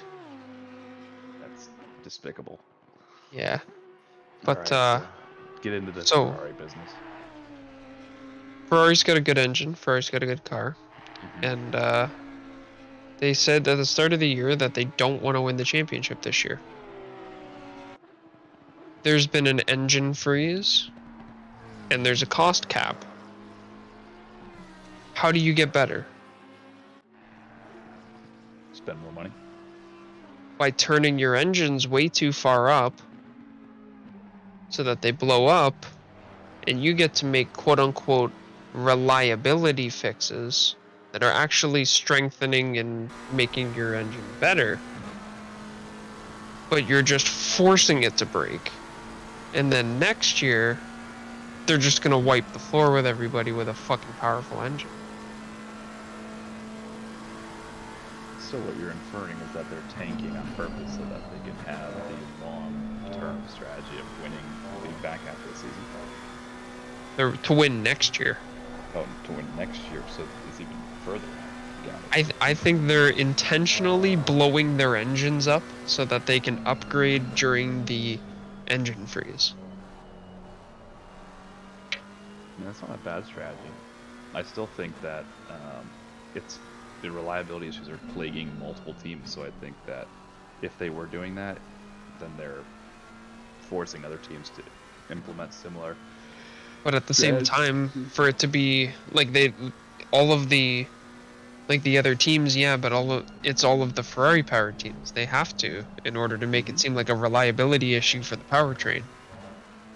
That's true. So Ferrari goes, here's a new directive, it's an update, it runs better this way. Blows up. So you think they're strong arming the teams too? What do you mean it runs better this way? It does, because here's a new engine. Or maybe even we're putting on a tinfoil hat on top of the uh-oh, what happened here? Uh-oh. Yeah, it looks like bus stop claimed another victim. Not just with Shepard. It's another clean livery though. Oh. Did he keep it out of the wall? It looked like it. Yes, but is the poor strategy part of them not trying to blow the engines up too fast and keep themselves from winning? Because you notice, like, they have a failure, they do decent, then the cars look slightly faster, then they look slightly faster, but they use the strategy to hold the car back and then blow it up. Then take an engine and make it go a little faster. A little faster. Ferrari looks really good this weekend. This might be their chance to close the gap. Blow the engine up.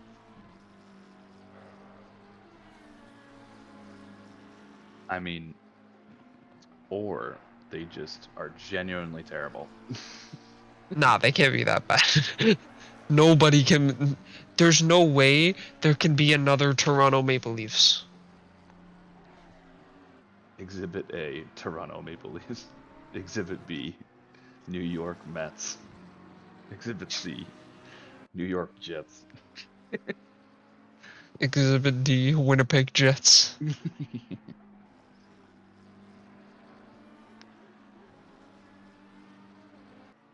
Magic Alonso became a secret major Ferrari shareholder. That is maybe. Yeah, what's the L plan? They're not allowed to perform until they give Mick a seat? Maybe that's Mick Schumacher's directive from the I mean, I was gonna say the bed because he's probably still a vegetable if I'm not mistaken. All right, boys. Big news for the Ryder Engineering Team Erection P9. Newest driver is joining the crew. Mike Bowen hopping in the car. Has he had any seat time? He has yet to drive today. He has been practicing in a separate server, but he was not feeling good in the car earlier today. Uh-oh. So we'll see how it manifests. But Jan says the Mets are good this year. Yeah, they have their moments, but that's what happens when you have a billionaire buy the team and throw a bunch of money at the equation. The Mets are good this year is the equivalent of the Cowboys. This is our year. Is the equivalent of the Leafs. This is our year. No doubt. It's not. It- It's just a phase. We just have a disconnect. I think so. We We have only have 19 drivers. Instead drivers. of 22. Yeah, it looked like P2.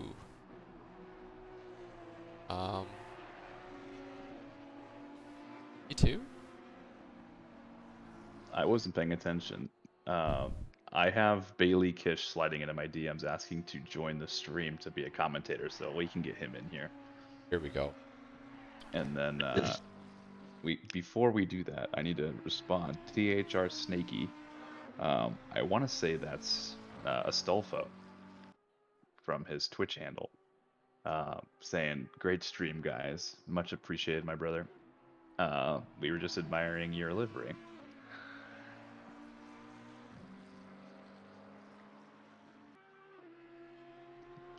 All right, let's get Kish in here. I need to find him down in the.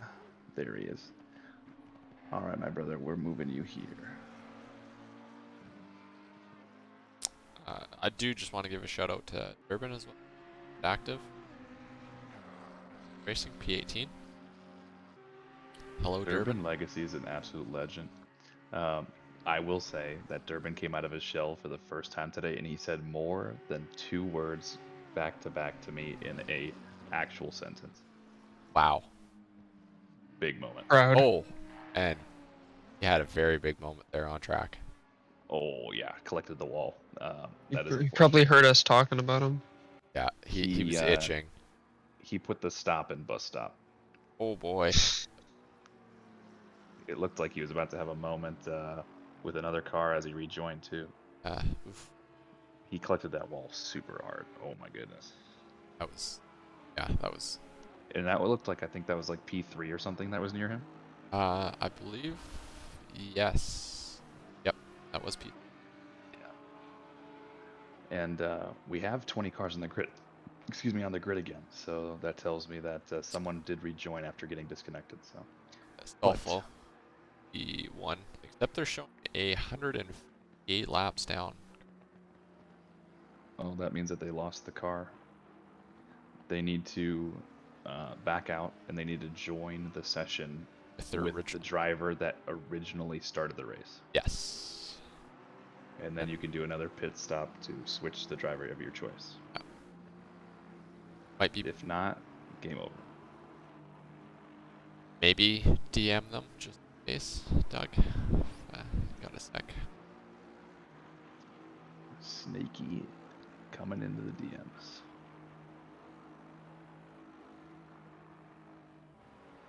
We'd hate to see them.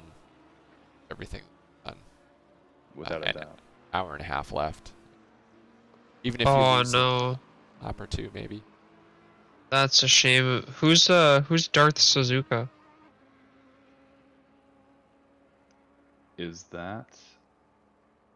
Who is Is that this- Suzuka? My other driver, Curtis Lorraine's steering wheel died during the pit stop. Good race, everybody. Oh. That's horrible. I'm so I think- sorry, man. Is that James Riley? It is James Riley. Oh. It's a very speedy boy. That's Yeah, why. there he is. That's the car that's missing then.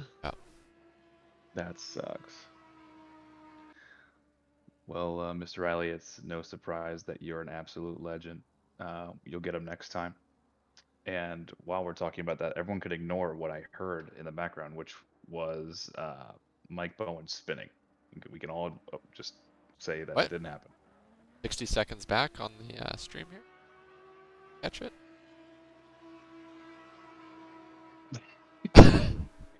Just, did Is that what you not. said, Doug? Is that what you wanted? I don't think so. Oh, okay. While we find that, a couple shoutouts.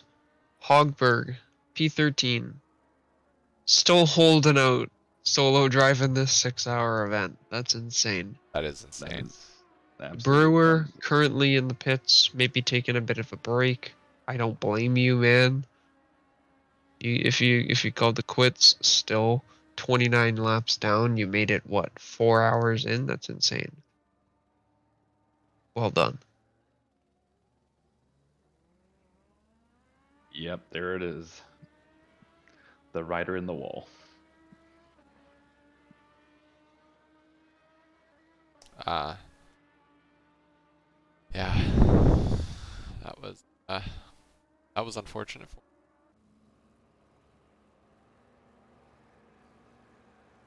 Yeah, Riley, I'm looking forward to doing on-track battles with you again next season. I just hope you're not running the NSX, which is like a jet fighter on the rockets or on the straights. That's if you can catch him, yeah. Yeah. All Oh yeah, well, right. He's been not gonna very be a- patient. Mr. Kish is joining us here. I didn't Kish, want to interrupt you guys. You guys were getting down to it, so I just thought I I'd really appreciate that. wait for the so- moment, you know. Well, here is your moment. Perfect. And I just want to point out that your team's been doing quite well. How are you feeling about it this evening so far? Well, so I actually started the race, qualified and everything. Could have done better, so I actually only had 5 left in total or something before this. Because I was on the fence of actually racing. But I ended up feeling a little bit better, and I told him like, hey, looks like I'll be racing you guys. All right, you're doing first stint. I said, all right, sounds good. But start was a little rough, but we ended up coming back right before our second stint. Kyle Miller actually got a drive-through for speeding, and we lost a bunch of time for that, so had to go back around, go to the pits, and it was actually a stop-go, not a drive-through. Went through and didn't serve the penalty. It just changed my tire, so I had to go around again and then serve the penalty. So I've been playing catch-up ever since. Playing catch-up is more fun, is it not? I agree. I feel like it's less pressure. The real way to take the pressure off is just choosing a car that is genuinely trash. Do you know of anyone that's stupid to do something like that to themselves? Yeah. I mean, you look good in the Lambo. Feels good in the Lambo for about 5 seconds of the race when you accelerate off the starting line, and then the rest of the race for the other 5 hours, 59 minutes, and 55 seconds, it is terrible. Yeah. It looks cool, but yeah, that's what I put my heart and soul into that livery. But, I bet. Big news. We have Travis Nordstrom, which is James Riley's teammate, are saying that they're going into the Audi next season. Uh-oh. They're saying Ferrari or Audi. Can't the wait Audi to is get reliable. They're gonna lap the entire field. Maybe put them in the original Audi. Yeah, this is true. Yeah, but we need to make a Division 0 for them and Fimbres Casas and Lehman. Or we just make a D1.5 and just stick admins in. And feel good about themselves again. Hey, Doug? All they want, right? I have a very sensitive ego, and when I had to take the trophy away from my own Discord nickname, it hurt. It stung.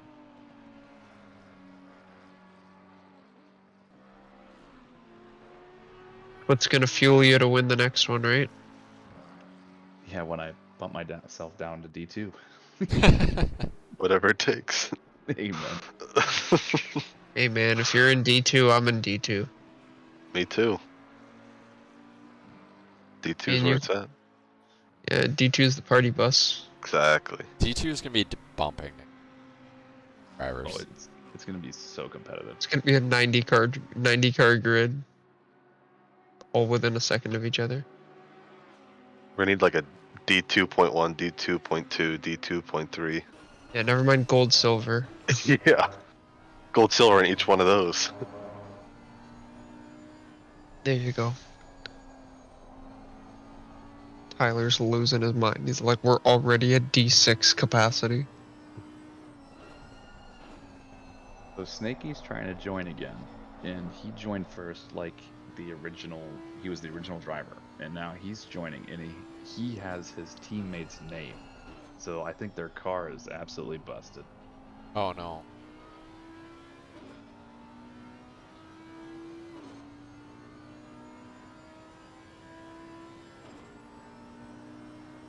That's I'm trying to do some troubleshooting on the behind the scenes, but it's not helping. I don't think. not going so well. Yeah, unfortunately not.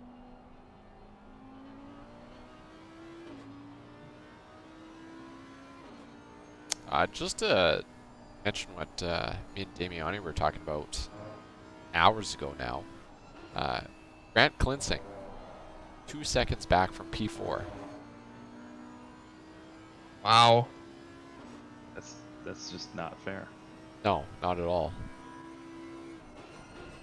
I regret letting him go by me. You That should have makes just two of pit us. maneuvered him if you had the chance. Yeah. Well, the beauty of Mr. Cleansing and Team in Tow is that they lap you about every minute or so you can just. I was gonna say, I felt like there was 4 of them out there. Mm-hmm. They come by swiftly. Exactly.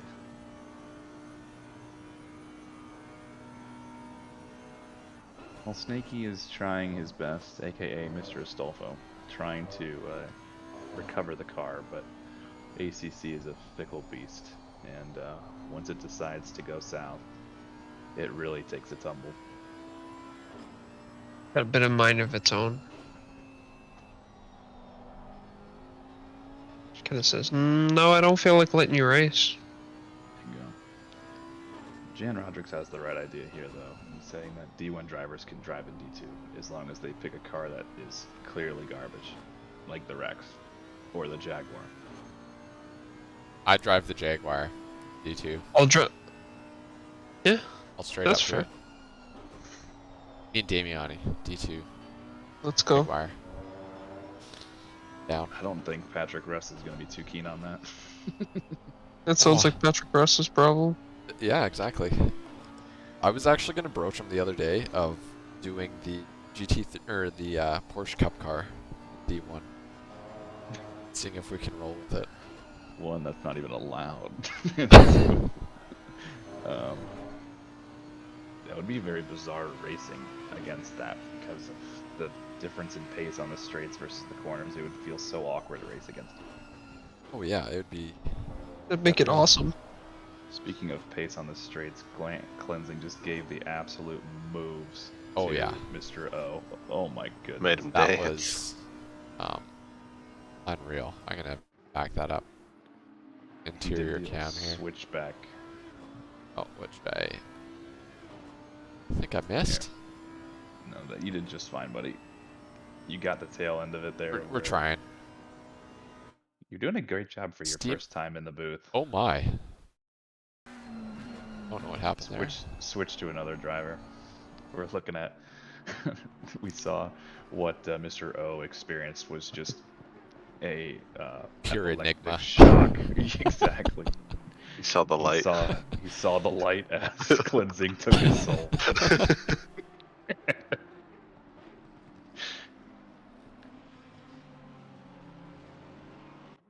Poor guy never stood a chance.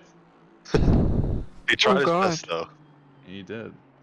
So Kish, is this a highlight for you joining the commentating crew for next season 4? This could just be the highlight forever. Oh. So you're just committing for commentating for every event, period. Oh no! Calm down. Let's not Okay. let's not get ahead of ourselves here. Sorry. When it comes to commitment, I'm all in or all out. It sounds like it, but Just ask my yep. wife.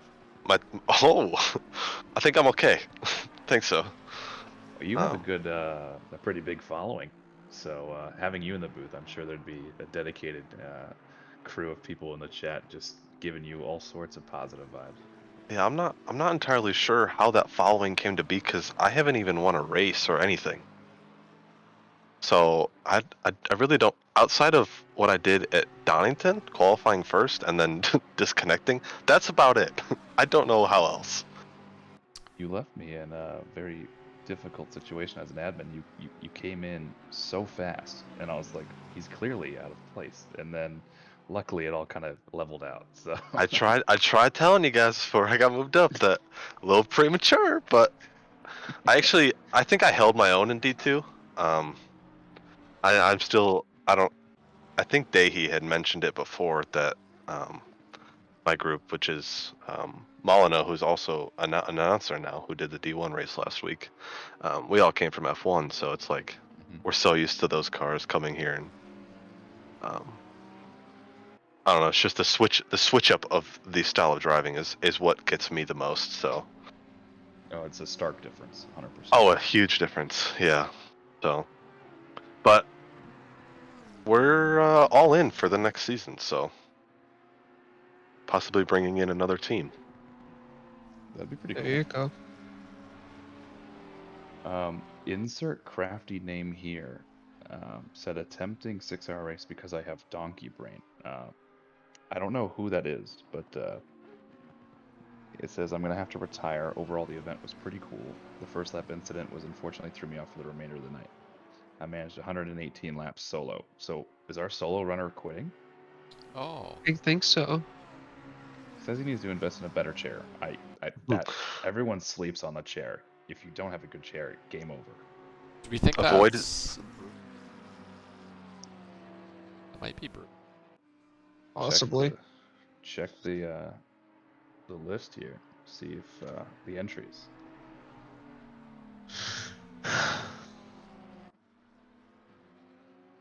And then Adam Levac said unable to continue because the server won't let them drive the proper car. That's unfortunate. But yeah, thanks for coming out. We'll catch you on the next one. But yeah, anyone who's interested in more of SRA can check out the website simracingalliance.com, and they can see all the different styles of events that we have going on. And season 4 is right around the corner, and League in a Week, which is a fan favorite, is going to be starting on the 16th. That's an entire 8-week league's worth of racing in 7 days. It's pretty nuts, but people seem to like it, so we keep bringing it back.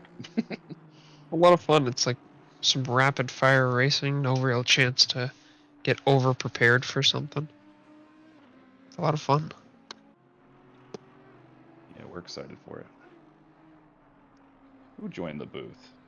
We're back in action, baby. Ooh. What's going on, Evan? Feels great to be out of the car and just watching at this point. Right? We're hanging tough. Looks like as long as things go according to plan, should be set for P9 or at worst P10 finish here. We'll have to see how the pit stop plays out coming into this last hour, but pretty stoked. Car felt great. Why are you lying to them? I was gonna say Doug might say something opposite of that. My last stint there actually felt really solid. Hey, you were moving. This is huge. 741 has a drive-through. Oh. Is that E3. P2? That is big for the program.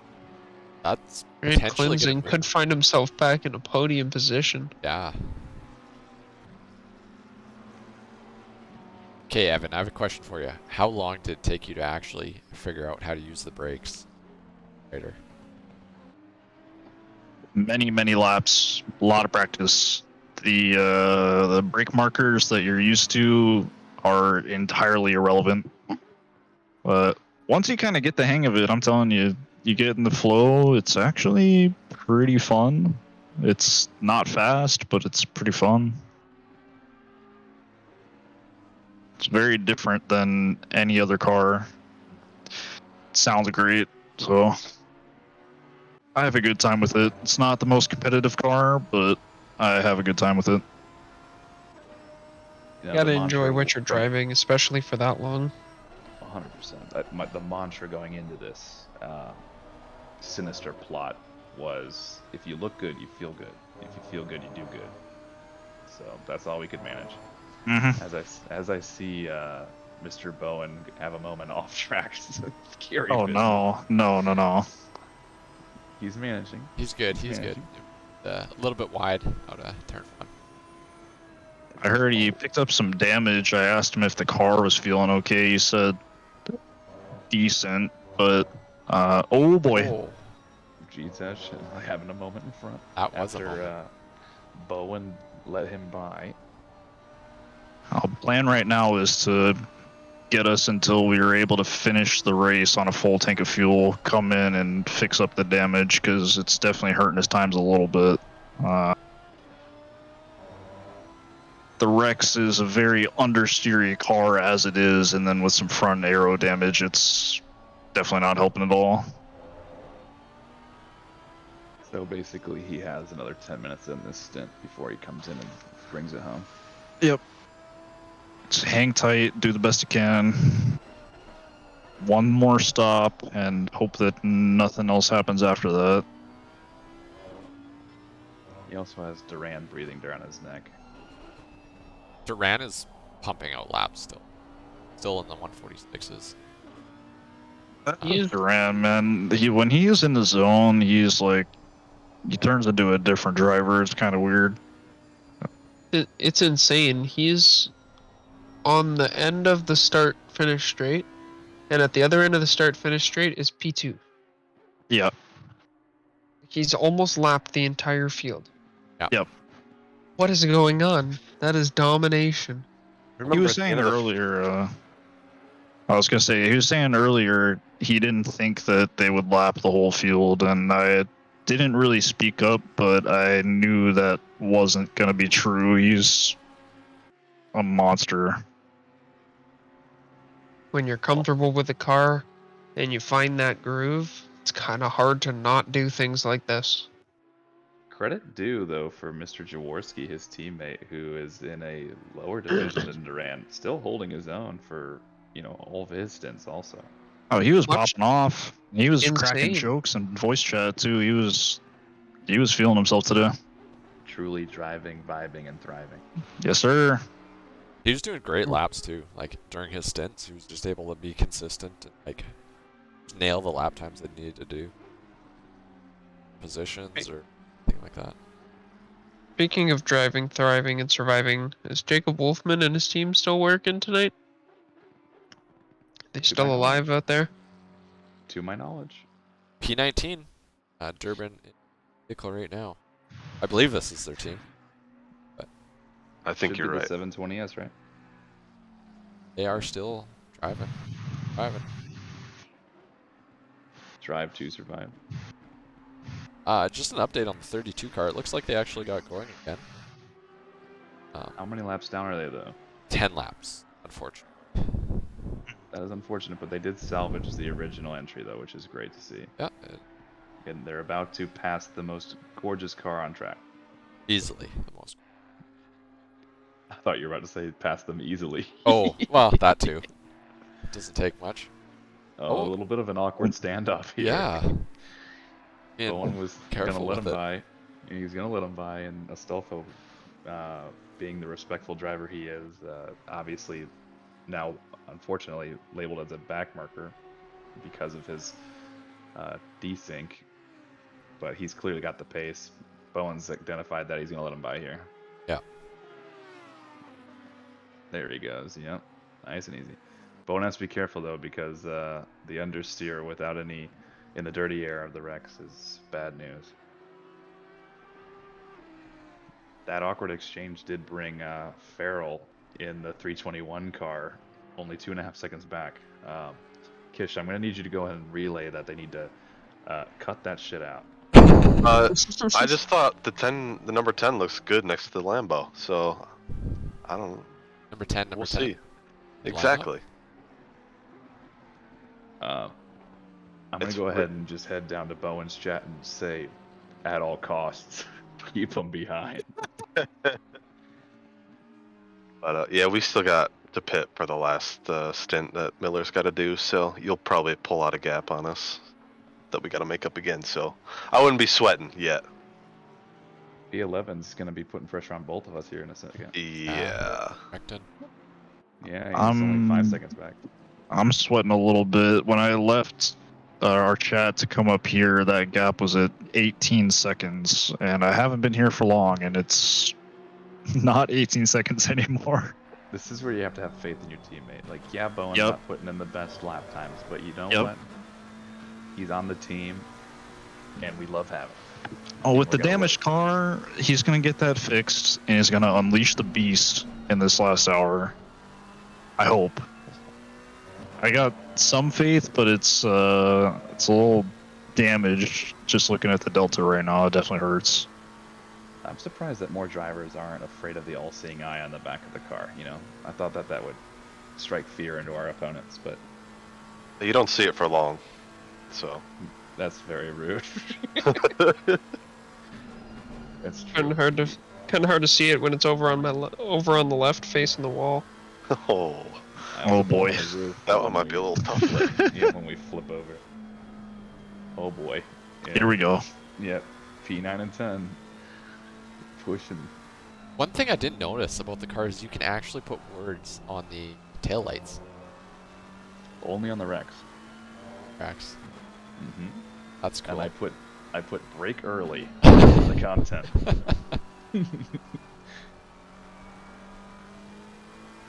Brake early because you're going to need to not slam into the back of how slow we're going. That way? No, simply because the steel brakes of the Rider require an extra 25 to 50 meters, and some people don't anticipate that. Man. Tight battle here. P11's now 2 seconds. He's really gaining right now.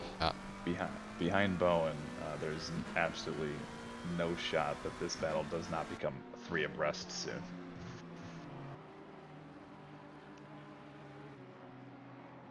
On this, get all of it. The Rider struggles in this last corner, but it accelerates like a king. The Porsche gets out of the way. Now it's Look at a this. 3-way battle. 6 cars on screen. All just a jockey. Oh man, Rider Klinsing's loses coming out. Oh, boy. through here too now. Yo. Oh, he ain't making that. Oh, he made it. That's my teammate. You got it. You got it done. But the Rider Oh. does Wow. a crazy understeer.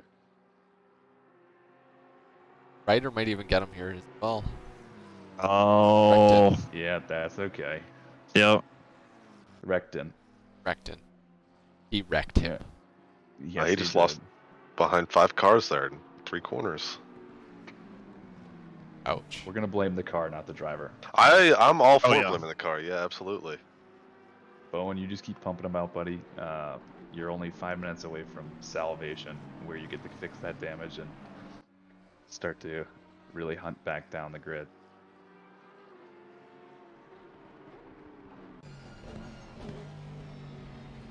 Tell you what though, Evan, you started behind me on the start there. You took off. Oh, I told him earlier I was a little goblin. Oh my coming up the goodness. inside. Yeah, you passed me before you even got to the line. I was thrown off, shall I say. That's the one thing the Rex is amazing at, is getting out of a dig. That thing is crazy fast. Yeah. Oh boy, we're about Oh to have boy. a moment here. Yep. That 23? That is Stallworth, P17. Oh, please, Oh, please. Right up his bumper. Getting greedy. That's not for position there. It is not. He is a back marker. So we're hoping that everything seems copacetic here.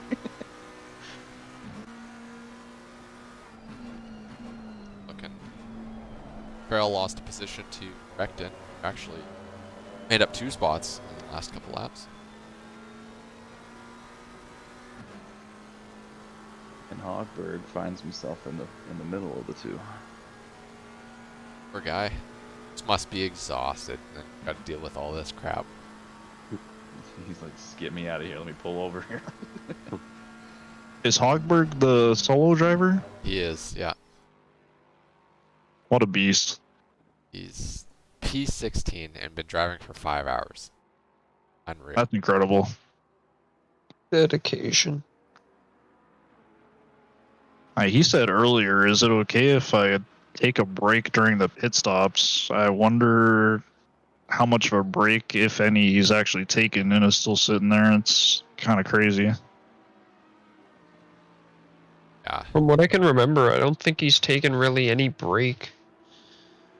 Just kind of taking his pit stop and come back out. I think there's been a couple times he might have had to repair a little bit of damage, so I did break. But... Maybe a quick bathroom break in there too.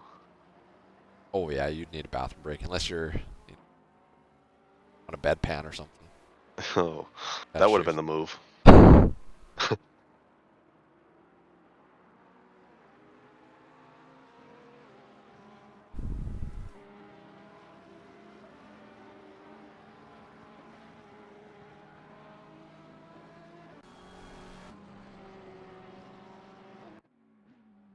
All right, Evan. I think it's starting to get close to when we can start advising Mr. Bowen on when pit strategy should be. Yep. When you handed him the car, how were the PSIs looking? Garbage. I was hoping that your pressures would kind of overwrite my pit MFD, and they did not. So It's didn't affect his time. So I'll go. I'll pop down there and have a chat. Okay. Okay. Wish him luck for us. Will do. I'm gonna stay behind that McLaren for me too. Yeah, I'll say he said something about hitting him from behind in that McLaren. I mean, what?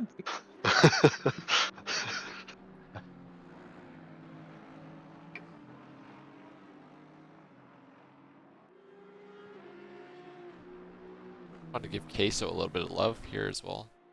A second of Shepard for position.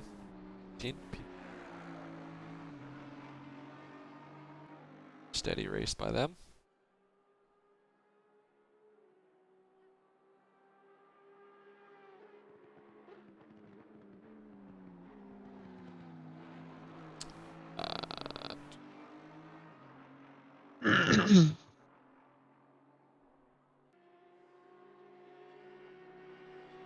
Let's see if I can find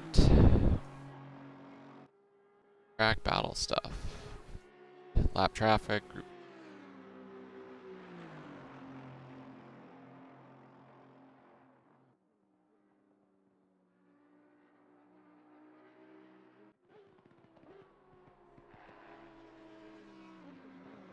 Still hog. Under an hour to go now. Come so far. I am exhausted, but I'm with you. Still here. Just trying.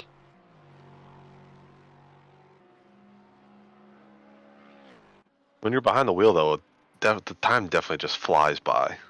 Oh yeah. Kind of like a rubber band yo-yo type effect, though. I feel like the first half of your stint goes by so fast, and then those last few laps are like,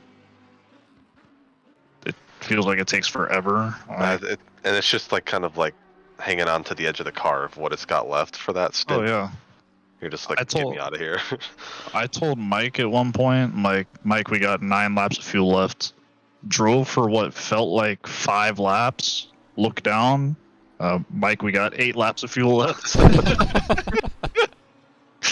What just happened?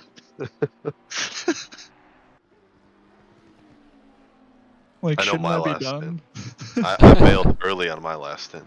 I said, I can't do this anymore. Do you think that has an effect with how we run the GT3 races for our championship series? Just with being able to actually take that pit stop halfway through the 1 hour kind of sprint. Yeah, maybe.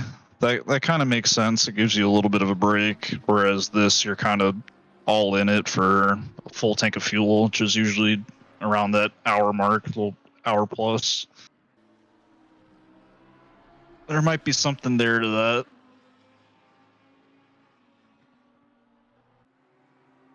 Although there isn't much of a break with your 3-second pit stop that you're hoping to have.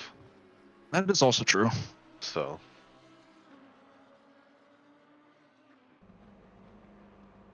That's caught me out actually quite a few times this year with like coming in to do the pit stop, and then I'm like, oh crap, I gotta like select something or make sure I add that 1 liter of fuel. Just like you're like panicking as you go down to your pit Oh, box, yeah, just yeah, being like, yeah. "Oh God," gotta, deselect damage or something like that if you've taken a little bit or whatever. I usually try and set up the pit strategy before, so that way I don't forget. But sometimes it needs changing, and I don't apply those in time either. So I think we were doing a Bathurst practice race, and I did that, but a 130-second penalty because I didn't, fulfill the requirements for the pit stop. oh no, Didn't actually add the 1 liter of fuel that we needed for the minimum requirement for rough. I got one of those. The first race I did was Netherlands, I believe. I was running P2, I believe, and I got disconnected, of course, and put me back in the pits. And I came out the pits. Pit window was closed. Senate never said I took my mandatory pit stop. So Unfortunate. it was very brutal. Yeah.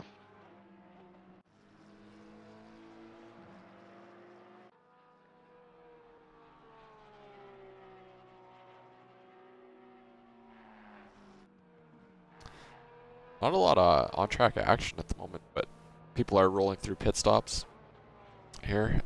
Evan, your teammate Bowen's in the pits. Yep, it's go time. Go time.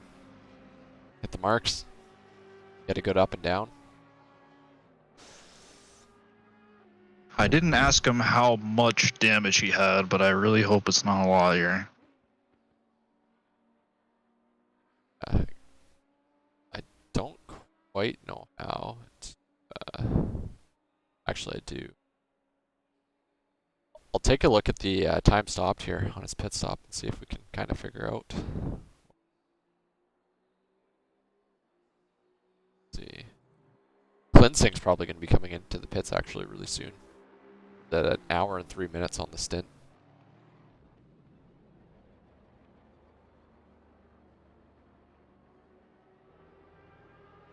That could be quite interesting.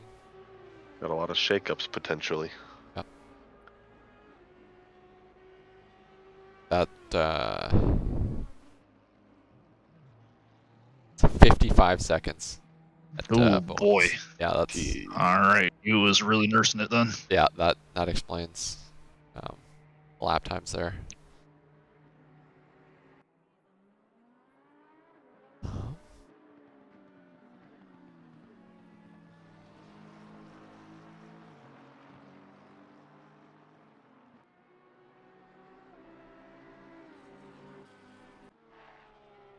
I do have to apologize to Matt Schwartz here.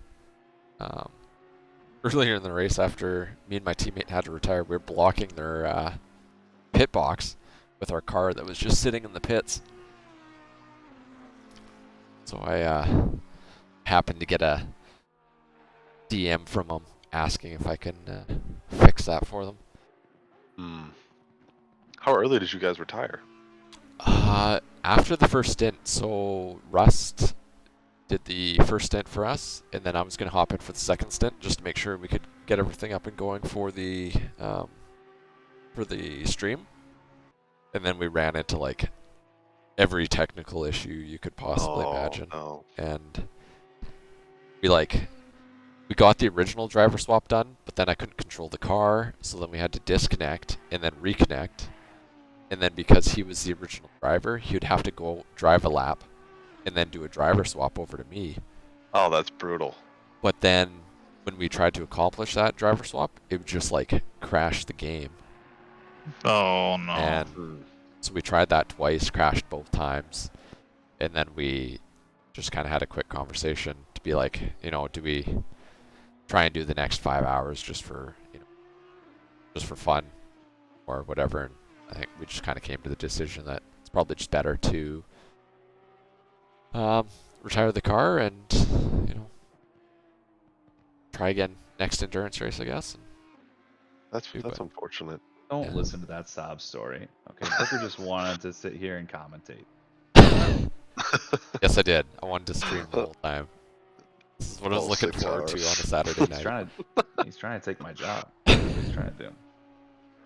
You know how Doug was telling earlier how like you're gonna be a full-time commentator now, Kish? Maybe. Yeah. So Do I remember that? I don't know. I got roped into doing a D3 stream with them a couple weeks ago. Now, the next stream I'm doing, I'm fully hosting a 6-hour endurance race. Oh So, boy, you must have done really well. no, I did not. I think you did pretty threw me well. to the wolves. How about good enough? Is good enough the correct wording? Anyway, Have I'm you seen just his thighs? The crowd loved him. crowd loved it. But just a heads up, he might toss you into the wolves. Maybe it'll be a 12-hour, endurance stream next time. I might be sick that day, actually. Sick of staying at home bored? I couldn't agree more. Come on down. We have Animal gotten shelter. Exactly. We've gotten Bowen into a fixed car. Nice. He's got enough fuel for the rest of the race. Looks like my team is actually switching over to Miller for the last stint. So we'll see what he can do. That's number 21 car? Yeah. Well, maybe Connor's going again. He is. It's He's in the car still. showing Farrell, but sometimes it takes a lap or two to update. Oh, okay. Because I just saw that he was in the pits, so. Yeah, it might when he comes around the start finish line, it might update again. There it is. Yeah, K Miller. Yep. All right, Miller's in the car. Does he have the pace? He had the pace earlier. He was putting in low 47s, so. See if he can replicate it. Oh. Hopefully. He's only 23 seconds behind now. Close battle. Who would have thought? Last hour too. Wow. I know. Last stint.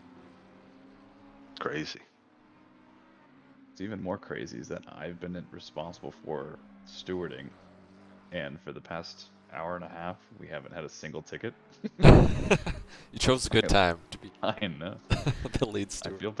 I feel bad for Dahy because he took on an absolute barrage of responsibilities, and I take over, and it's like There's just nothing. I'm the police officer outside of a Publix shopping center. It's, Yeah. You're the local mall cop. I'm the mall cop. Call me Paul Blart. Take my nightstick and bust some kneecaps every once in a while, but Might not get a today. low sugar here or there. Yeah. Go get my Diet Coke and Yeah. we're good to go. Yeah, I definitely saw the all the tickets that piled up in the first 2 hours there for Dahy. Looked a little rough. Not as a discouraging for the community as that was super dirty, but it was just a lot of drivers. Speaking of incidents, Alvarez having a moment.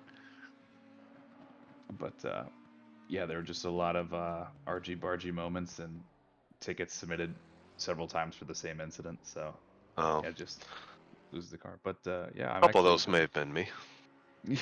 well, You never know. I've been really happy with the integrity of the race so far and the overall spirits of the people that showed up today.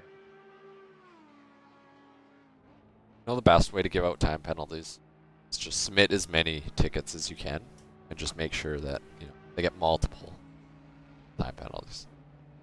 So that's how it works. We actually have a limit of 3 tickets per person. So, well, once you 3 close people on a ticket, team. Exactly. There's that, and then once you close a ticket, you earn 1 back. But that directly prevents people from doing what you're saying, Brooker, which is just volume spam the stewarding people. Stewards, look at my ticket now. We had 2 different people, and I won't name names, actually join the chat that we were in to check the status of their ticket. Oh wow! I was like, it is time for you to leave. Thank you for your participation. Using privilege. Well, we were just in a generic race chat, so it wasn't extra privilege, but they definitely wanted the inside scoop. I do have my favorites amongst the community, but they don't get special privileges on race day. Owen getting past. Sheesh. Look at him go. Yeah. His last lap there pretty similar in time, 2/10 difference, but the lap before that it was about a second and some, I believe. So. Uh-oh, Doug. Artemis called you in chat. Play favorites. I don't play favorites. I have favorites. And Straight to the point. And not to discourage any of you, I have many favorites. It's not just a short list. It's pretty much anyone.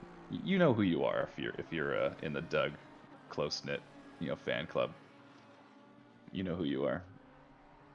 But the club is open for all those that want to put in the extra time into the community, not just for staff orientation, but like if you want some extra coaching and you make time for it, I'm always there to make time for you. So, Doug fan club, Brooker, Foot club with club. Oh, Lord have mercy. Oh gosh. I try and make myself available for those that make themselves available. So, and I'm always looking for the best stuff for y'all. You guys know that, I hope, at this point. So we're having a moment here. It's gonna be a sentimental moment.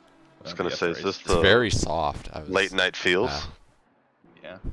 As well turn on some ambiance music in the background and just listen to Doug Some Marvin's Room by Drake. talk about his love. No, that's gonna get people pregnant. Oh, man. You can't do that. I was To their thinking some ears. smooth jazz, bro.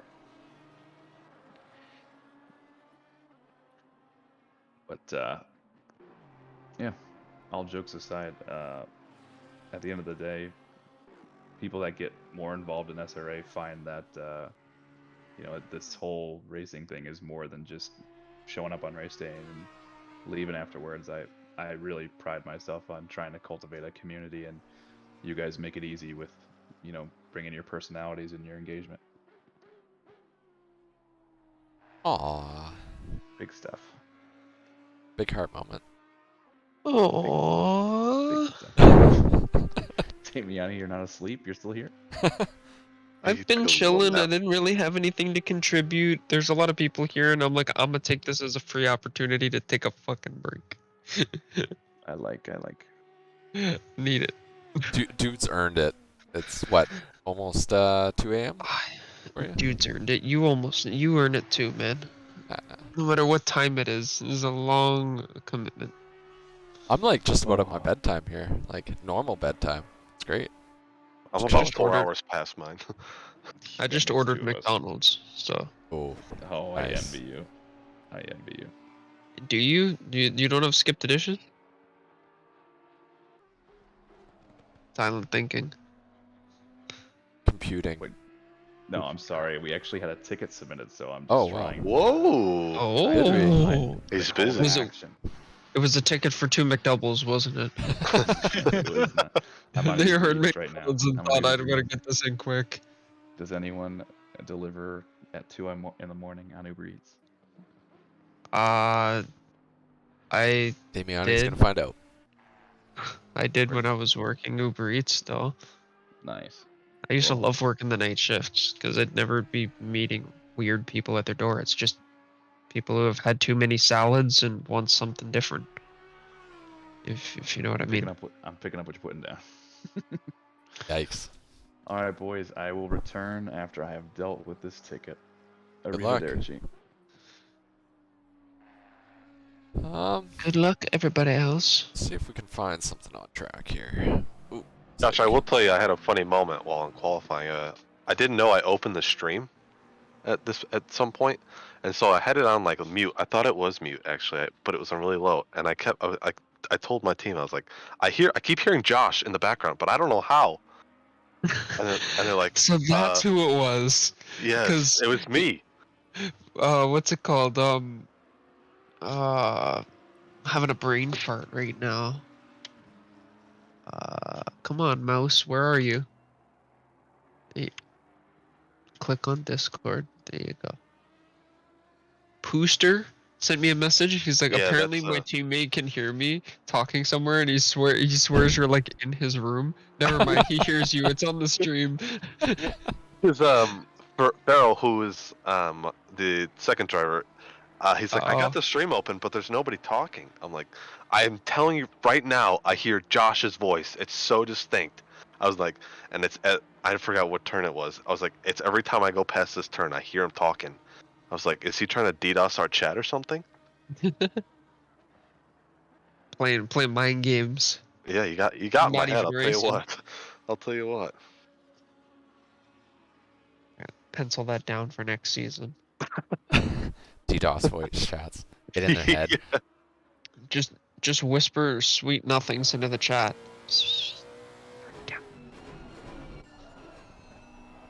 Good work. Break 50 meters later? Okay. As I say that, the rider spins out. Oh no. Try to catch that one. Oh, bus stop. Oh no. Oh, it just gets so unsettled on that curb. Luckily, able to keep it going. Didn't lose too much. Pretty hot. Didn't lose too much to Anderson. Did lose 9 seconds though to 21 car. Sure you're happy with that, Fish? Yeah, I ain't gonna boast my excitement quite yet. Especially being outnumbered in the chat right now.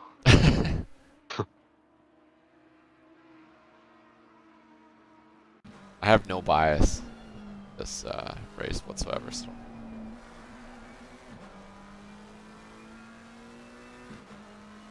I'm happy that we still had a decent position from what had happened with our penalties. So Yeah, always nice to have a good recovery drive.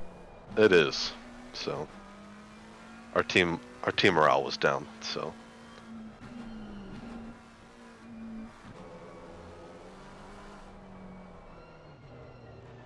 Alvarez in a little bit wide of the wall.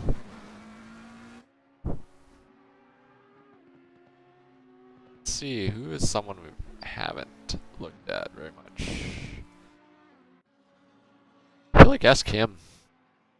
He's been quiet. He's been there, but he's been quiet. Yeah, especially being in the Lamborghini. Like, Hurricane, it's not the quickest car at the moment in terms of BOP, but he's doing great laps up in P5. Not even sure where he started. I bet you Brian Anderson would argue opposite of about the Lamborghini. Usually what he runs. He's been unreal this season. Actually, in our Bathurst race, I was very surprised. He did one of the practice races in the Lamborghini. And I mean, he just was gone the entire race. Yeah. But Boardman almost caught him. Yeah, he's been good all season.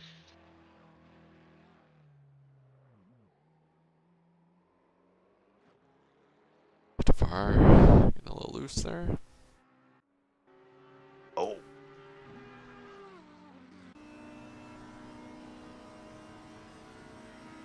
Nesbitt on the back of car.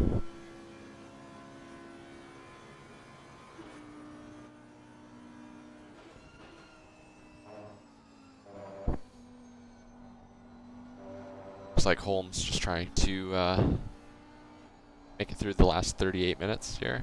Yeah. He's got a big gap to Nordstrom in P4, minute 10 seconds. So he's just trying to make it through. I don't blame him. No, I wouldn't either. You know, like, you don't need to be pushing for PBs every single lap. 37 minutes left in a 6-hour race. You just want to make it home. I was gonna say 5.5 hours in. Yeah.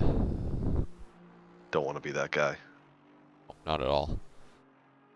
Gotta keep your head down. Bring it home. Yeah. Nesbitt is pushing though. He's only 8 seconds back from E13 fire queso. So Nesbit might be for that a little bit, try and get a extra position out of it. Eventually. Just gonna see again. So P8 here, Recton, is at 53 minutes into his stint right now. And I wonder if that's really going to have an effect on the end of the race. So that's a weird timing with... That is. Like, I mean, maybe they pit with half an hour left and try to just do hot laps till the end to maybe make up a position. So they're only 19 seconds back of P7 right now before the pit. But then after the pit, they're probably, I don't know, they're in that weird zone. They'll definitely drop back to at least 9th. I would think so. Possibly 10. I'm not sure where Miller is. Katavar in P9. Can't say his either name properly, unfortunately. Sorry. He is a minute back of Recton. Oh, okay. So he might not even actually lose a position with that pit stop, and then they can. I don't think they'll be able to gain or lose. They're kind of in that gray zone a little bit. Yeah. Might just be able to make that pit stop free. I don't think any of the other leaders are really in trouble for pits. Kind of looking. The only other person that might maybe run into some issues, Stallworth in P15. He's currently at 49 minutes on his stint. I don't think he can push it that far, but I might not have a position. Unless he saves, which is bold, to say the least. Yeah, that's a long period to save for. It could be beneficial if it takes up less time than going in for the extra pit stop. Yeah, because if he takes that extra pit stop, I mean, Alvarez is 44 seconds back from him. So that's pretty tight for a tire change and fuel. What he might be able to do is just not change the tires and just load up with enough fuel to make it to the end. I'm sure the tires won't give out that much, considering they can go 2 hours. I think I think he'll maybe have to... Actually, I don't know. Not more than 30 seconds worth of fuel. Not at this point. No, it's probably like 10, 13 maybe? Yeah. I always forget how fast this game refuels. Unreally fast. It's... I wish I could fuel my car up that fast at the gas station. Yeah. I wish it also costed as much as in Yeah, $10 once. Yeah. Infinite driving. So the one thing we were unsure about was a brake change. I didn't know how long a brake change was in this game, and if it was even worth it. Me and Damiani were able to figure this out with the help of the chat earlier. So what is it? Brake pad 2 can last up to 12 hours? Oh wow. Oh, yeah. I think that's the conclusion we came to with that.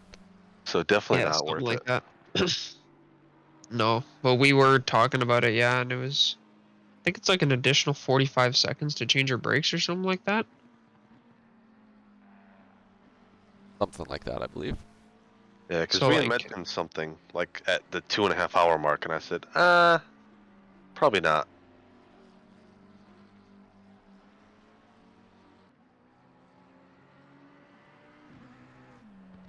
I don't think it was ever at any point probably worth it. Like, I don't think you're probably going to gain enough time to, like, you know, use a different set or anything like that, like a brake pads 1 or something. Because then you'd almost be changing it every couple hours. Yeah. Oh, well, here comes Stallworth. Yep, Stallworth is coming into the pits. Could view the statistics on the stop time. I'm sure it's going to be pretty short. I do wonder if they're going to take tires or just take fuel. Pretty interesting. I'll come back to that. Let's see. Nesbitt, 0.6 back of Queso currently at the moment.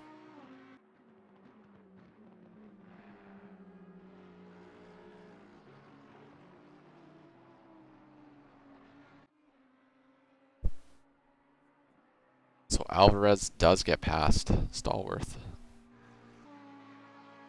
This is a very long hit stop from Stallworth, This actually. is precarious.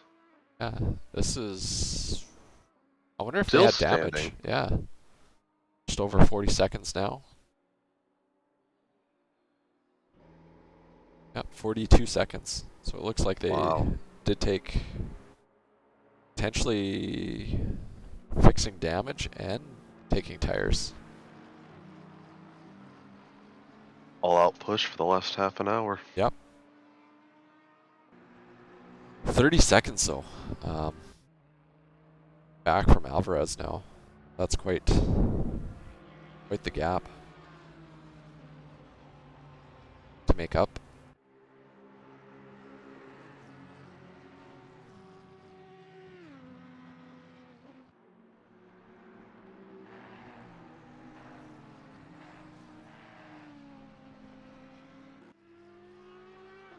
It's just a little bit of a run through. Wowski's still in the lead. I think him and Dominic Duran have just been kind of running away with the race, really. Almost a lap ahead of Matt Schwartz and the other Audi. P2, another 1 second, actually 1 minute gap to C. Holmes in P3. Another minute gap to Travis Nordstrom in P4. Great recovery drive from them, considering Grant had some issues earlier in the race. I'd say I think he was down in 17th at one point. I do believe so, yeah. Yeah. If you look at that position tracker for the race by the end, it's going to look like a heart monitor. Yeah. Just all over the place. But yeah, great recovery by them. Back and potentially finish P4 here, unless barring any substantial issues with them. Perks of a 6-hour race. Yeah. S-Kim, another 1 minute gap. 5. Finney BC, I think this might have been his first stint. Last two. It's been saving it, I guess. Yeah. Coming in for those final stints to pop in, do some hot laps, and finish good for the team. 30 seconds back from S-Kim E5, so that might be a tough one to overcome. He is putting in some really good laps at the moment, though. He's doing 6.6 was his last lap. That's pretty good. Yeah. Look, Recton is coming into pits here as well.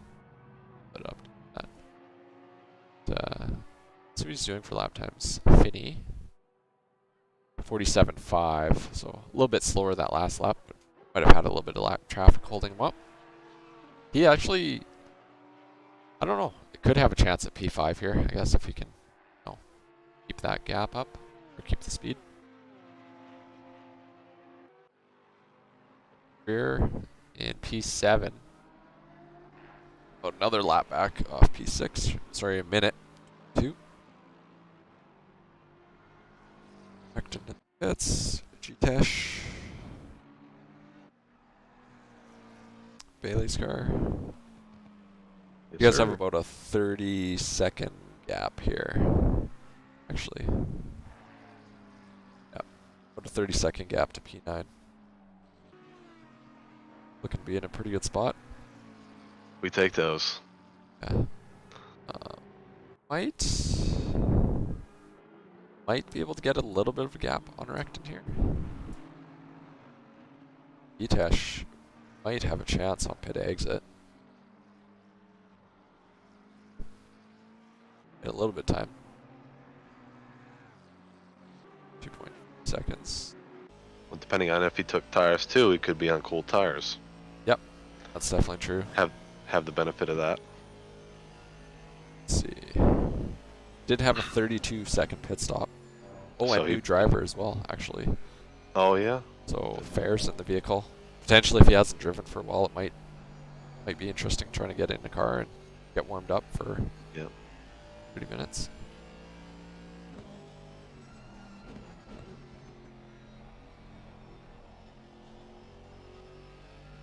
That.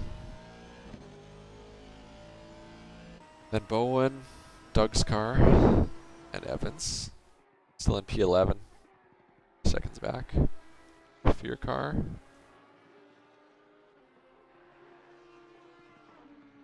Hate to say it, but I think Anderson might catch Bowen here.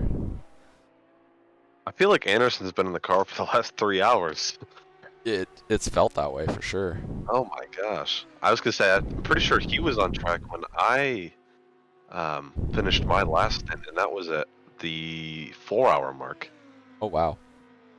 Now I'm not sure if he's changed or not. Yeah, I can't remember.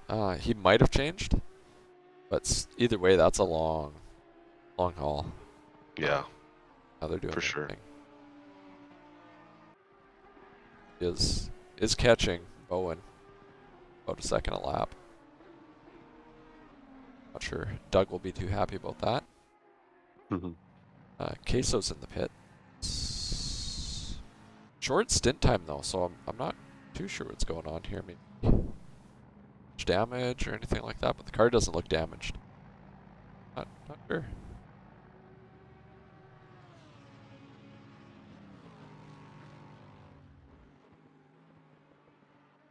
Let's see. Spencer back in the car again.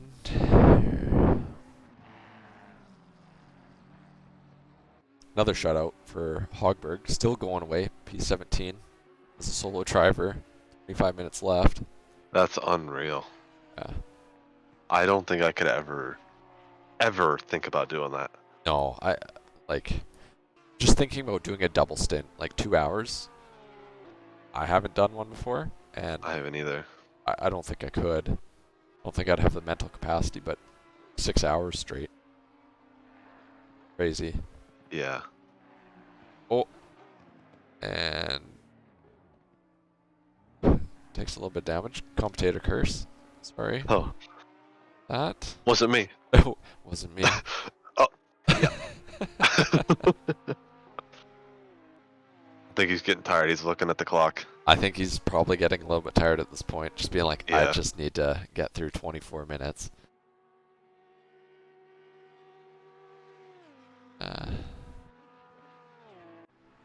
Browning here as well. That is the, where is that? That's Wolfen and Durbin. My boy Durbin. I'll tell you what, that guy is resilient. Oh, yeah. Can throw anything at him. Keeps going. Yeah, I was gonna say he will not give up. Just looking at the chat here, I think Artemis was saying Anderson got in with 2 hours to go. Wow. I believe that's who he's referencing there, just to clear that out. So yeah, pretty much doing a double stint Basically. to the end. Yeah, I do remember seeing, because I told the guys on my team, I said, my goal is to chase down Anderson here, but then the tires just fell off a cliff. So I do remember seeing him out there. Yeah, good call. Good memory. Let's see. Clensing did give us an update on the wheel situation, why he had a rough start.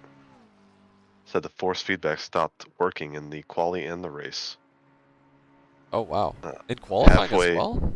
Yep, halfway through the stint, he said the only thing that was registering was the wheel. He was stuck in 6th gear.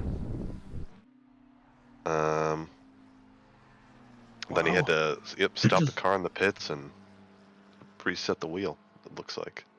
Wow. So are you inferring that you can't be fast while just sticking to only 6th gear? I didn't say that. I just said he was stuck in 6th gear. Flat out. Pretty sure I've heard a famous story about someone doing something about being stuck in a certain gear, going really fast. Insert something about wide open throttle here. Yeah. Guys, we're in Oh, the final stretch Tesh. here. Oh yeah, G-Tish had an absolute moment. Hits the wall again. Oh, Unfortunate. Let's see if I can roll back. kind of see what would happen here. Well, any chance he was going for fair, he lost, so.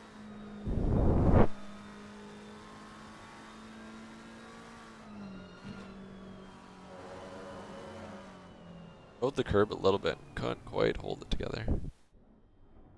How is the McLaren on curbs, Doug? I know you drove it for a full season. It is atrocious. Ah. The McLaren likes to load all the weight on the curb, and then the second that it realizes it has something to grip onto, oh god, we're seeing G-Tester's soul again. Yep. Risen from the carnage, but you know, the second it loads all that weight on the curb, it grips up and sends you careening the opposite direction. Ah. I can't wait to drive that car next season. It is a very fast car. It loves carrying speed through corners, but yeah, stay away from the curbs, ladies and gentlemen. Gonna make me completely change the way I drive a bunch of tracks, but I'm excited for the challenge. Good deal.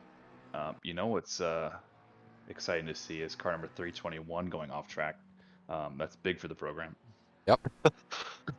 This almost felt like that was directed at someone. Is that an admin cheering for somebody crashing? Yeah. Uh-oh. To be fair, he didn't crash, and it's not geared towards any one person. It's geared towards a team of people. Gotcha.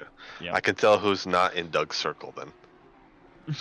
You're in the circle. Yeah. It's just a matter of whether or not my car is ahead of yours on track at the end of the day. So, no is the correct answer. I hate to break it to you though, Doug. Anderson has been closing in on you guys for a couple laps here, and he's within a second. Ryan is a speedy boy, so it does not surprise me. And Mike has been very vocal about how he does not enjoy the ride. It's a bad decision to want to drive that car. He's been a good sport about it, but it is definitely he's not feeling comfortable, to say the least. But we have taken care of what seems to be the last wave of tickets, and yeah, now we just have to watch to see if my boy can hold off the power of the most powerful car in the game here, in the Audi. Yeah, you might actually get a position though, because G-Tesh went into the pits. So how about that? So holding off Mr. Anderson, the Audi. 19 minutes left. Not doing so by driving out there though. No. That didn't help. Mike, when you watch this back, inevitably, I believe in you. We believe in you. Just don't watch the first 5 hours and 40 minutes. Preach. Just skip right to this moment. Somebody clip this. Put this at the beginning. I've never been able to say that and to have it be serious, but someone in the crowd, clip this moment. It's wholesome. We're keeping Mike Bowen. Oh boy. Oh. And keeping him positive vibes while he's under duress from a much better vehicle. Illuminati. I just realized that on your wing. Nice. Yeah, download this livery and try and find all of the hidden all-seeing eyes. There's a couple that are hard to find that I hid on the livery. And no, the answer is not on the bottom of the car. I did not put any under there. Cheeky. Can you though? You can. Oh, really? You can put stuff on the bottom of the car, but it does not show up. It's the floor of the car is upside down, if you will. So if you put a design on it, the bottom of that piece is facing down. Oh, so, right. It does not show up, unfortunately. Who else joined the mix here? Curtis here. Curtis. Hello, Curtis. For all those in the chat, Curtis Lee is the brainstorming endurance series manager genius, and he puts on these events for us here at SRA. So, a big shout out to the man for helping organize this and giving us a reason to hang out together on a Saturday evening. Now Sunday morning for some of us. Definitely Sunday morning. Yeah. Definitely been a long day. Speaking of long day, Mike Bowen is gonna be awake at night if he doesn't stick this. He's under a lot of pressure, Oh. and now it's not Wow. looking good here. But he's putting on a defensive clinic. Unfortunately, on a not so good line going in this corner, though. No, but let me tell you, the rider's got great brakes. Yep. Now he's Switchback. under. Let's get a switchback. Maybe. It Maybe. is not. It is not in the cards. He is in the toe a little bit. Yeah. But he's gonna tuck in. He knows his place. He knows that now that the car's in front, there's no catching him. That's Are you okay, sure? though. I am certain. Just send it in there on the brakes. Confidence is high.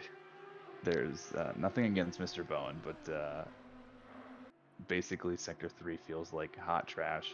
He's going to have to lift to that corner where the Audi doesn't, and then he has to brake in this final corner, which again the Audi doesn't have to. As you can see, Astolfo behind getting absolute pressure. Oh. Almost dies. That was impressive. Oh. I want to see this. Oops. It's almost as if Doug's drove this car before. Let me tell you. Astolfo has an absolute moment. Yeah, watch these hands.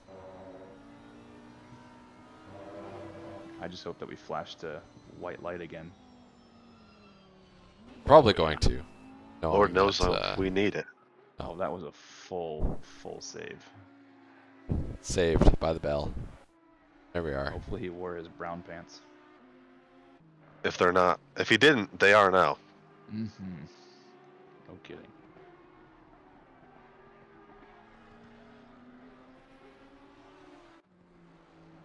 Kish, what do you think? Anderson catches Miller? No chance. 8-second gap?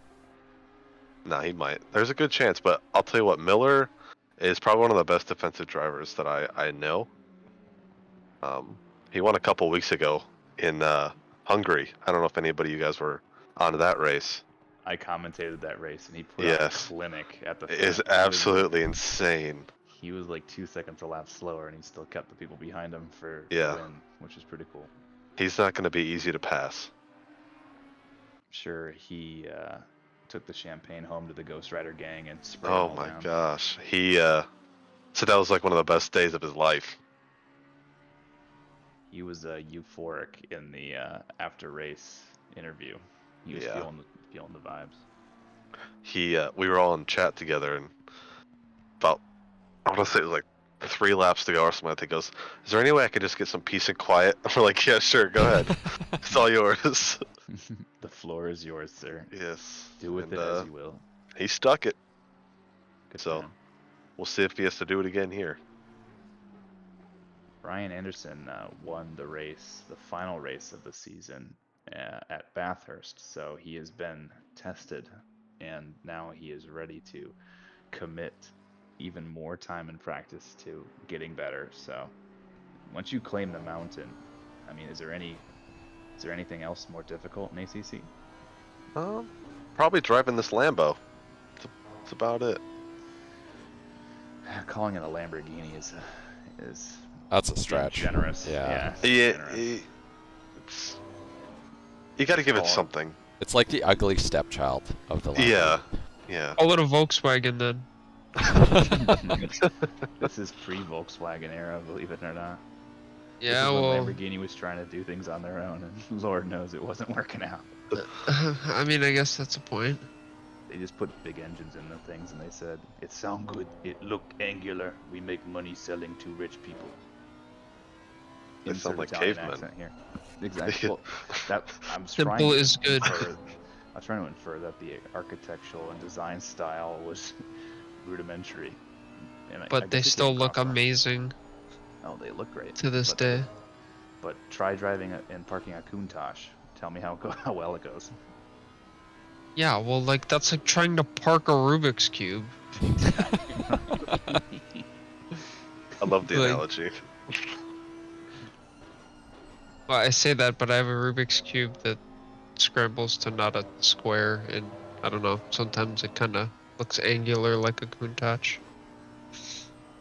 Big ol' side scoops and hope for the best. I don't know. Yeah, like what are you expecting out of that thing? You were talking about how Anderson was going to catch Miller soon. He's on his bumper, buddy. Yeah, it's now. I see it. Mm. I see it. It's about to get intense right here. Yeah, Anderson's about to give him the sauce. Yeah. Miller will take the inside line the entire time. Yep. He'll park it where he needs to park it. Yeah, but then Anderson's going to gap his ass. You wait. Yeah, Yeah. The Just Audi's give it one much straight. stronger car here. That's it. right One around braking the zone. outside. That was it. Yep, one braking zone. That's all it took. I think Brian has better tires than the rest of the grid too. And that's not a joke about the Falcon branding on the car. I think he's just had a later pit stop. No, he's Yeah. at 50 minutes on his stint time actually. No way. Yeah, where Miller is at 40. If Brian keeps driving the wheels off this thing, he might run out of fuel for this stint. He is doing 47.8. I mean, our car could do. It needed 123 liters of fuel for an hour. Wow. Our car only took 120 to fill up. Yeah. Well, that sounds like a problem. Anderson's gonna finish with just over an hour of a stint time. That's Yeah, close. It's gonna be narrow. Another person that's close, maybe on stint time and fuel, is Finney BC here in P6. 52 minutes on his stint time right now. Oh, that's gonna be pushing it too. You're just hoping he runs out of gas so that my team can pick up another position. We're all unbiased here in the booth. Yeah. We don't share our opinions. Not at all. At the end of the day, let's just pretend that Bowen finishes in P11 for the sake of the rest of the conversation here. He's only 2 seconds back of Miller. So that's the dream, right? Is that we're pushing. We're pushing. Yeah. Bowen's making magic happen. Those are the two cars on screen passing that we just watched the battle happen. So he's closing the gap. But let's just say he finishes in 11th. That's still half the grid that the Rex was better than today. You'd love to see it. No comments from anybody? No That's salt? such a painful statistic. I was trying to think of something nice to say. I couldn't. I was the just Rex, gonna ask. the is Rex it- in a nice sentence is kind of a hard mixture. Is it the Rex or is it just the drivers that are driving the Rex? Evan Yes. was... I need to channel my inner Revis here. The Rider Engineering Erection Team number 10 in the Illuminati, Gallardo, was an absolutely fantastic performance today. Evan Kim put absolutely lights out on qualifying and ensured that the car was in the right place on the start of the grid. A little bit of a moment in the first couple stints, but ultimately brought the car home and gave the car to Douglas Mitchell, who had another couple moments during his stint. But again, consistency is key, and was able to really bring home the car for the third and final leg. And Mike Bowen tapped the wall a little bit, but ultimately really putting the pace on, and is now going to gap the living shit out of Miller here ahead. Hold on, let me just send Order 66 to my team really quick. Order 66 won't even be enough, buddy. We're about to take you to church. We're on order 74 at this point. Oh boy, they're going side by side through the bus stop. He's gonna park it. Oh boy. Lord have mercy. This rider is gonna take the bumps like an absolute rock. This is making me nervous.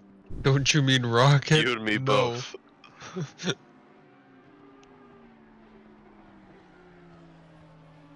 Artemis is in the chat, and he's loving what we're bringing right now. Nice. As long as the Long as Stolfo they're behind loving. plays nice and lets this battle happen, I'm a happy camper. And then Like gonna Stolfo stick needs his to- nose in. Yeah, he needs to let it happen, and then once we get by, he can stick his nose in and just absolutely take out car 321. Oh, under braking. The Rex is feeling spicy. The tires are probably crying right now. Oh, 100%.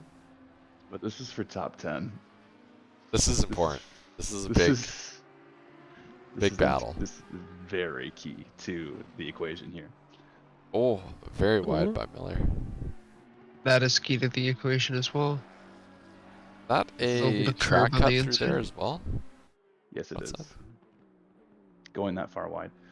I wouldn't know. I haven't Alright. done any laps today. Oh god, the Rex is deep in the toe, but the braking zone's really bad here in turn 1. But the climb up the hill, especially while in the toe, you're fighting understeer the whole time, but the pace on the acceleration of this car is insane. This is the only strength it has. Bowen's about to give him the sauce. It seems a little far back. Oh, he's far back, but as And we've he seen ain't, before- if he lunges, he ain't gonna make the break. Oh, yeah, that's for damn sure. But all we're trying to do is just keep the pressure on, okay?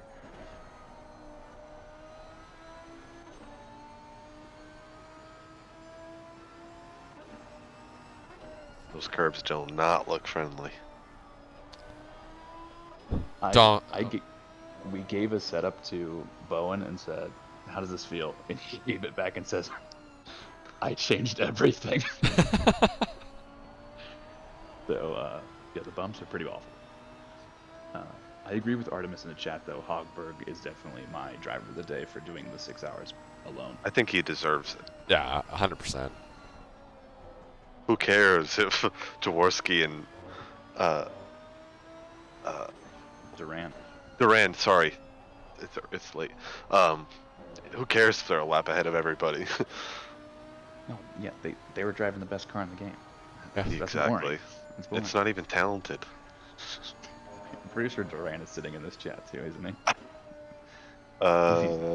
He is now. Oh, he is. I have to come and defend my honor. Duran, What the hell is that about? Duran, you've done an absolutely sensational job this evening. I just want to echo that of what Kish said just now. Oh, yeah? Absolutely fantastic job. I actually did compliment you earlier. He Thank you. did. You know, it was completely out of my hands. Jaworski drove the Audi all season. It's nothing I could do. It's just what he was familiar with, you know? Can you remind the audience what car you drove for the last Watkins Glen Endurance? Hush, hush, hush. Yeah, what was that, the Barcelona race as well? Irrelevant. Did Also you- irrelevant. Oh, okay. Seems like there's a little bit of unscrupulous behavior from Mr. Duran, but you know, we'll let it slide. But Duran, as one of the lead stewards for the live stewarding this evening, do you have any closing comments as we round out the last 5 minutes of this race? Blue flags were a bit dicey this race, not gonna lie. I agree. But all in all, it was actually relatively clean. So I'm proud of everyone here today, even including the first few laps. So we didn't see total carnage like we saw last time. Granted, we didn't host last time, but It was an absolute parking lot for those at home. I was literally parked standstill on lap 1, and I still got hit. That was fun, but that's a discussion for another day. But I've been really proud of the guys at SRA that came together and made this happen. And this is our first attempt at live stewarding, and I think it went off pretty well. And we're looking forward to many events in the future. Heck yeah. I asked the Curtis Lee, the absolute brains behind the endurance race, and he said that it's looking like the next event on the calendar, which has yet to be scheduled, by the way, so don't get your hopes up too yet. But 8 hours at Suzuka is what he's got cooking up. Oh, You can't say God. something like that and then tell me it's not a guarantee. Like, Yeah. that's not even cool. It's going to happen. It just hasn't been on, Oh, put on no. any specific Okay, calendar yet. done. Count me as registered, so you're gonna have to find someone else to broadcast that one, bud. I don't think the Rex is supposed to be there. Yeah. Is that the track? I didn't think that was the track. So what you guys are misunderstanding is that Bowen understands that the Rex, every once in a while, needs to, because it's such a good looking livery, needs to just go out into a different part of the track so that a specific different section of the audience can see its glory. Oh, like a victory lap.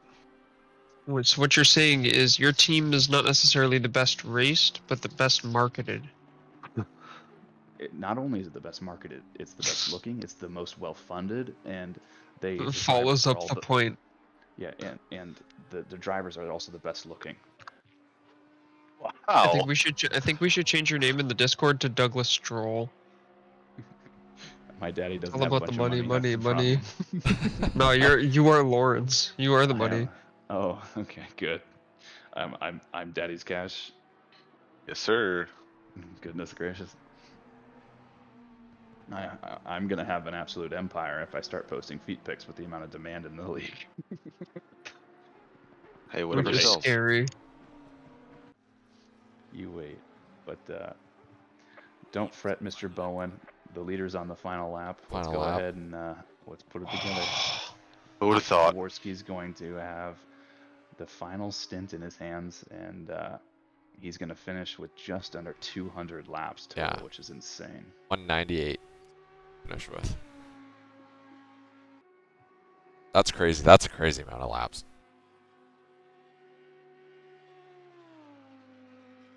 There are no additional tickets, so what you see here is the result, as long as nothing crazy happens.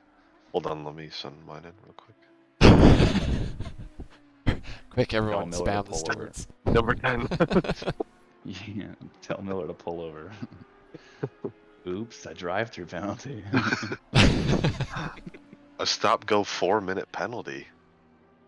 Not even possible, but bet your ass that stop They at add up. 30, and then an accidental disqualification. Finny Bix actually catching S. Kim here. 1 lap to go. Not sure he has enough in it. But. Is he going side by side with Holmes there for P3? Is that what that was? Nope. Nordstrom is 5 seconds back of C. Holmes. And I believe that is the P6 car. I guess he was going side by side. But Yeah. Sorry. That's what I was. No, you're fine. I have That's no a idea what I'm doing, Doug. No, man, that's a spicy little act of dominance there on the last lap, saying, "Hey, I'm tired of being in your wake. Let me unlap myself." Yep. And here's Jaworski coming to finish it off. A little bit of weaving into the wall. Did it in reverse, Terry.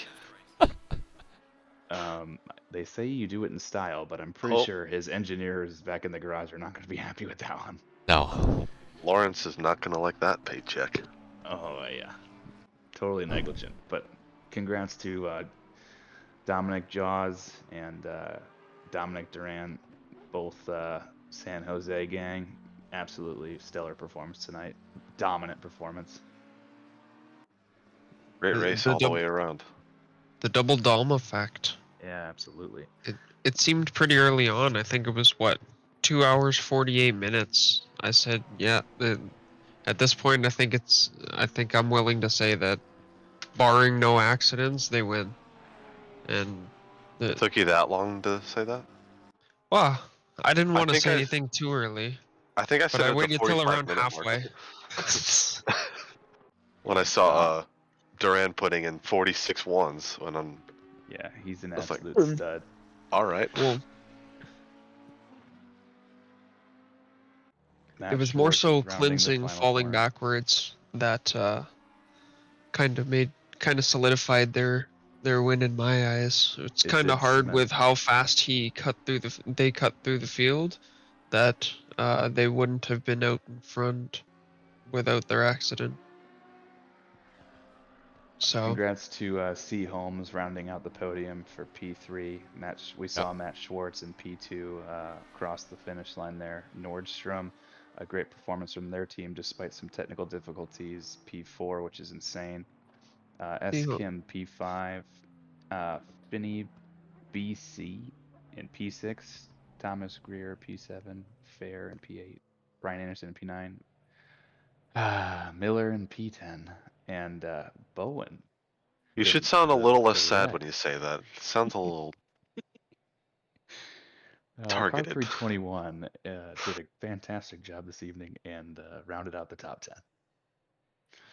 And P11 goes to the Rex, Al Latufo P12, Nesbitt P13, Fire Queso 14th, Alvarez in P15, Spud Benzer in P16. That's our German entrance tonight. Hogberg, the absolute iron butt champion, P17. What an absolute stud.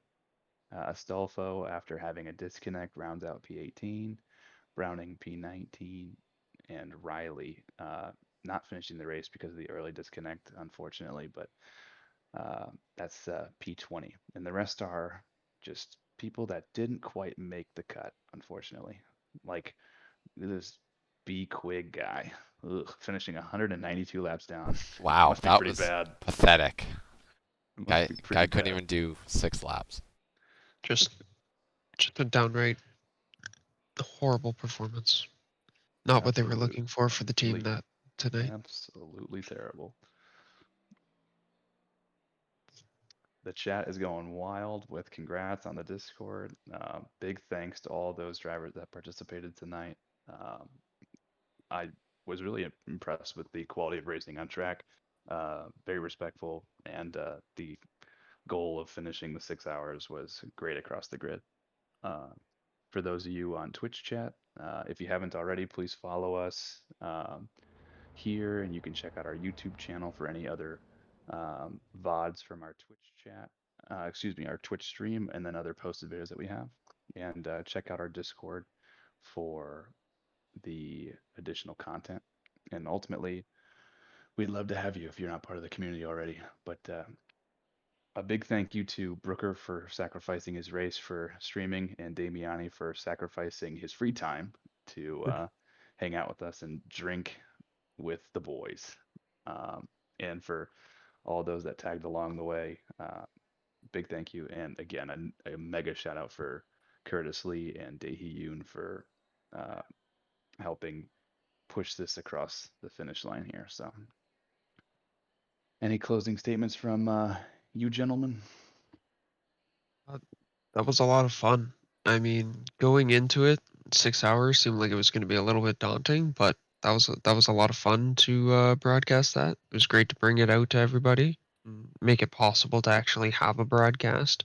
It's good to know that the interest is there for the event. So hopefully we can get a crew together and let some of us race next time, and let some other people get in the broadcast booth. But yeah, big thank you to everybody that's in here. Big thank you to everybody that's in the chat, everybody that came in throughout the race.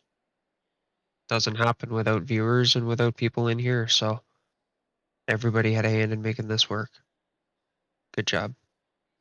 I gotta highlight the fact that this is my first win at SRA, so patience pays off. That is Dominic Jaws Jaworski, part of the winning car with Dominic Duran, the absolute dominating performance. So, Mr. Jaworski, do you have any closing thoughts about how you performed today? I have very solid performance, kept it consistent, and that's the important part in endurance races is keeping it consistent, and keeping it clean. It was good racing from everyone. Even though I didn't have much challenge up front, but it was fun passing the Rex obviously a few times. Oh, But yeah, besides that, it was all Yikes! fun. Too soon. everything was so good up until that point. But it also helps, Mr. Jaworski, when you have a teammate that is one of the quickest boys on the track, right? That does help. It not really, because I had to put in my share. It's a team event, so if I didn't show up, he didn't show up, we would have won. I couldn't agree more. But yeah, kudos to the win, my friend. We will make sure that you get acknowledged in the Discord here. But yeah, a mega performance to say the least. Well Oh, done, yeah. man. Happy for this event. Looking forward to the next one, and obviously, hopefully, more people will show up, and we'll have more people racing. The more people we have, the funner it gets. Amen. And we already hinted it a little bit earlier, but it's looking like the next one is the 8 hours of Suzuka. So stay tuned, get connected to our website and our Discord so that you can find out when the next race is going to be scheduled. But on that note, Brooker, I think we are good to go. Feel free to wrap up the stream with any final comments and send us packing. Yeah, no, I really don't have too many final comments. Once again, I guess on behalf of everyone, commentation team, anyone that else joined in and helped out, thanks to that tuned in and enjoyed. Yeah, join us in the Discord. Well, you'll actually probably find most of us communicating all that in there, and yeah, I really got nothing else. It was a fun stream, and yeah, look forward to doing it again. Thanks again, everyone.